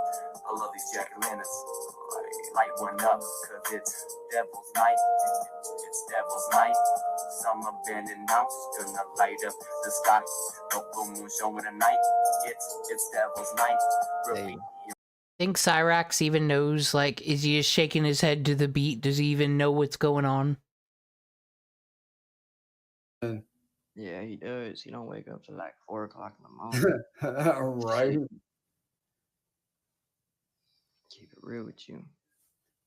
Dude, if that guy could sleep all day, he probably fucking would. Dude, he's like a vampire, bro. And I'm not like, I mean that with every passion, bro. Oh yeah. Bet y'all gotta bounce up out of here. I'll catch all you crazy fucks later on, man. Peace. Later on, me. Later.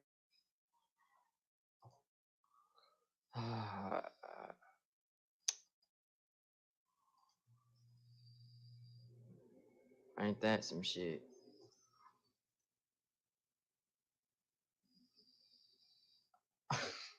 It says that I'm still alive. What the fuck?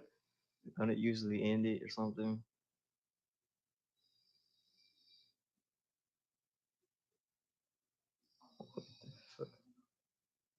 Y'all, I'm so tired. Did Vampire Legend get just fucking Hasan react chaired? Oh, is that it? I don't know what was supposed to happen in this clip. It just seems like... I don't know. It was funny seeing him in his jacket and whatnot. I want to see him as a juggalo, then we'll get out of here. Then I'll stop being lame. Hey y'all, this is your boy DJ Shadowblade here with the Shadowblade Productions. I never knew he was DJ Shadowblade at one point. Hey y'all, this is your boy DJ Shadowblade here with the Shadowblade Productions, behind the scenes and behind my music. This is actually the first episode, so kind of come here, break, please. But there is a few things I want to touch base on. First off, I want to say thank you. So those teeth have been fucked for a long time, because I think this video is from like 12 years ago. To all my fans, my amazing label that I'm working with called Killer Clown Sounds. I also want to give a huge thank you to my amazing fan base, which is all my friends and a few others. I love you guys to death. You guys really do make it worth it. And also a huge, amazing shout out and a very big thank you to my best friend and little sister, Hannah Farrell. She is actually my official album cover artist. She does all the album artwork. She's helped me out with my first album, which was initially going to be called Psychopathic Minds, but one of my friends sat down with me who was from, well, actually my boy Scrubwell sat down with me and we were going over names and he came out with the name Mentally Unstable. So I kind of went with that. This reminds me of vintage Cobes too. It's like there was a moment of time where they got out of being teenagers, they got that half emo voice, and did he watch too much wrestling? Like, where does all the bravado shit come from? Or the rage? I guess the trolls. And the name sounds awesome, so thank you, Scrubwell. Big shout out to you, brother. But anyways, there's another thing that I want to touch base on that I've noticed going around Facebook and around YouTube a lot, and that is these new supposed rules on being a juggalo or juggalette. I honestly am just so disappointed in all these new kids thinking that they can just go in and make up whatever rules they want. It really does disappoint me. because I've been in the family for a little over 7 years, close to 10. But these new rules are you supposedly have to be jumped in and all this other crap. And I'm here to say, you know, that's not true. You don't have to be jumped in, because we're not a gang, we're a family. Yeah, we paint up our faces, but you know, there's something that a lot of people don't know about us, and that's the fact that, you know, yeah, we do paint up our faces, and we have these huge gatherings, and these little get-togethers and carnivals and concerts and stuff. And honestly, a lot of us are just normal, everyday people who enjoy the same kind of music. Like me, I honestly, personally love music by ABK, Big Hutch, aka Psychopathic Assassin. I'm particularly huge on a few songs by ICP, especially their songs Homies and the Juggalo Chant. I'm really huge on those couple songs by them. But, and honestly, I do listen to other stuff too, like, you know, Linkin Park, 3 Days Grace, Disturbed, Godsmack, and... Guys, I listened to all that music. Those were my favorite bands growing up. What did I do different and this one did different? Because it's like, I don't think the music makes you stupid. I think it's quite good. Wrestling. Because I don't think he ever figured out that it's fake. Also, a couple other bands that not many people know of, which is bands I know personally, like my best friend and brother, Vinny Sharma, his band Sharmera, who honestly I would highly suggest if you're into like the rock music and stuff like that. I will post a link to a couple videos that I made, actually all 3 links to the videos that I made for his 3 songs, for all 3 of his songs and stuff. They're gonna be down below in the little comment section, well, just above that. But another one that I'm actually working with right now, who is a dear friend of me, his name is Christian Lee, aka Cousin Kit. He has a band out called Signal Fist, that's SIGNAL Fist. I will also post the link to his website for his band, who was greatly created by my best friend and little brother, Cody Crislip, who, on a side note, could really use a lot of prayers and a lot of help right now from you guys and a lot of support, because he is battling cancer. And he's honestly putting up a hell of a fight.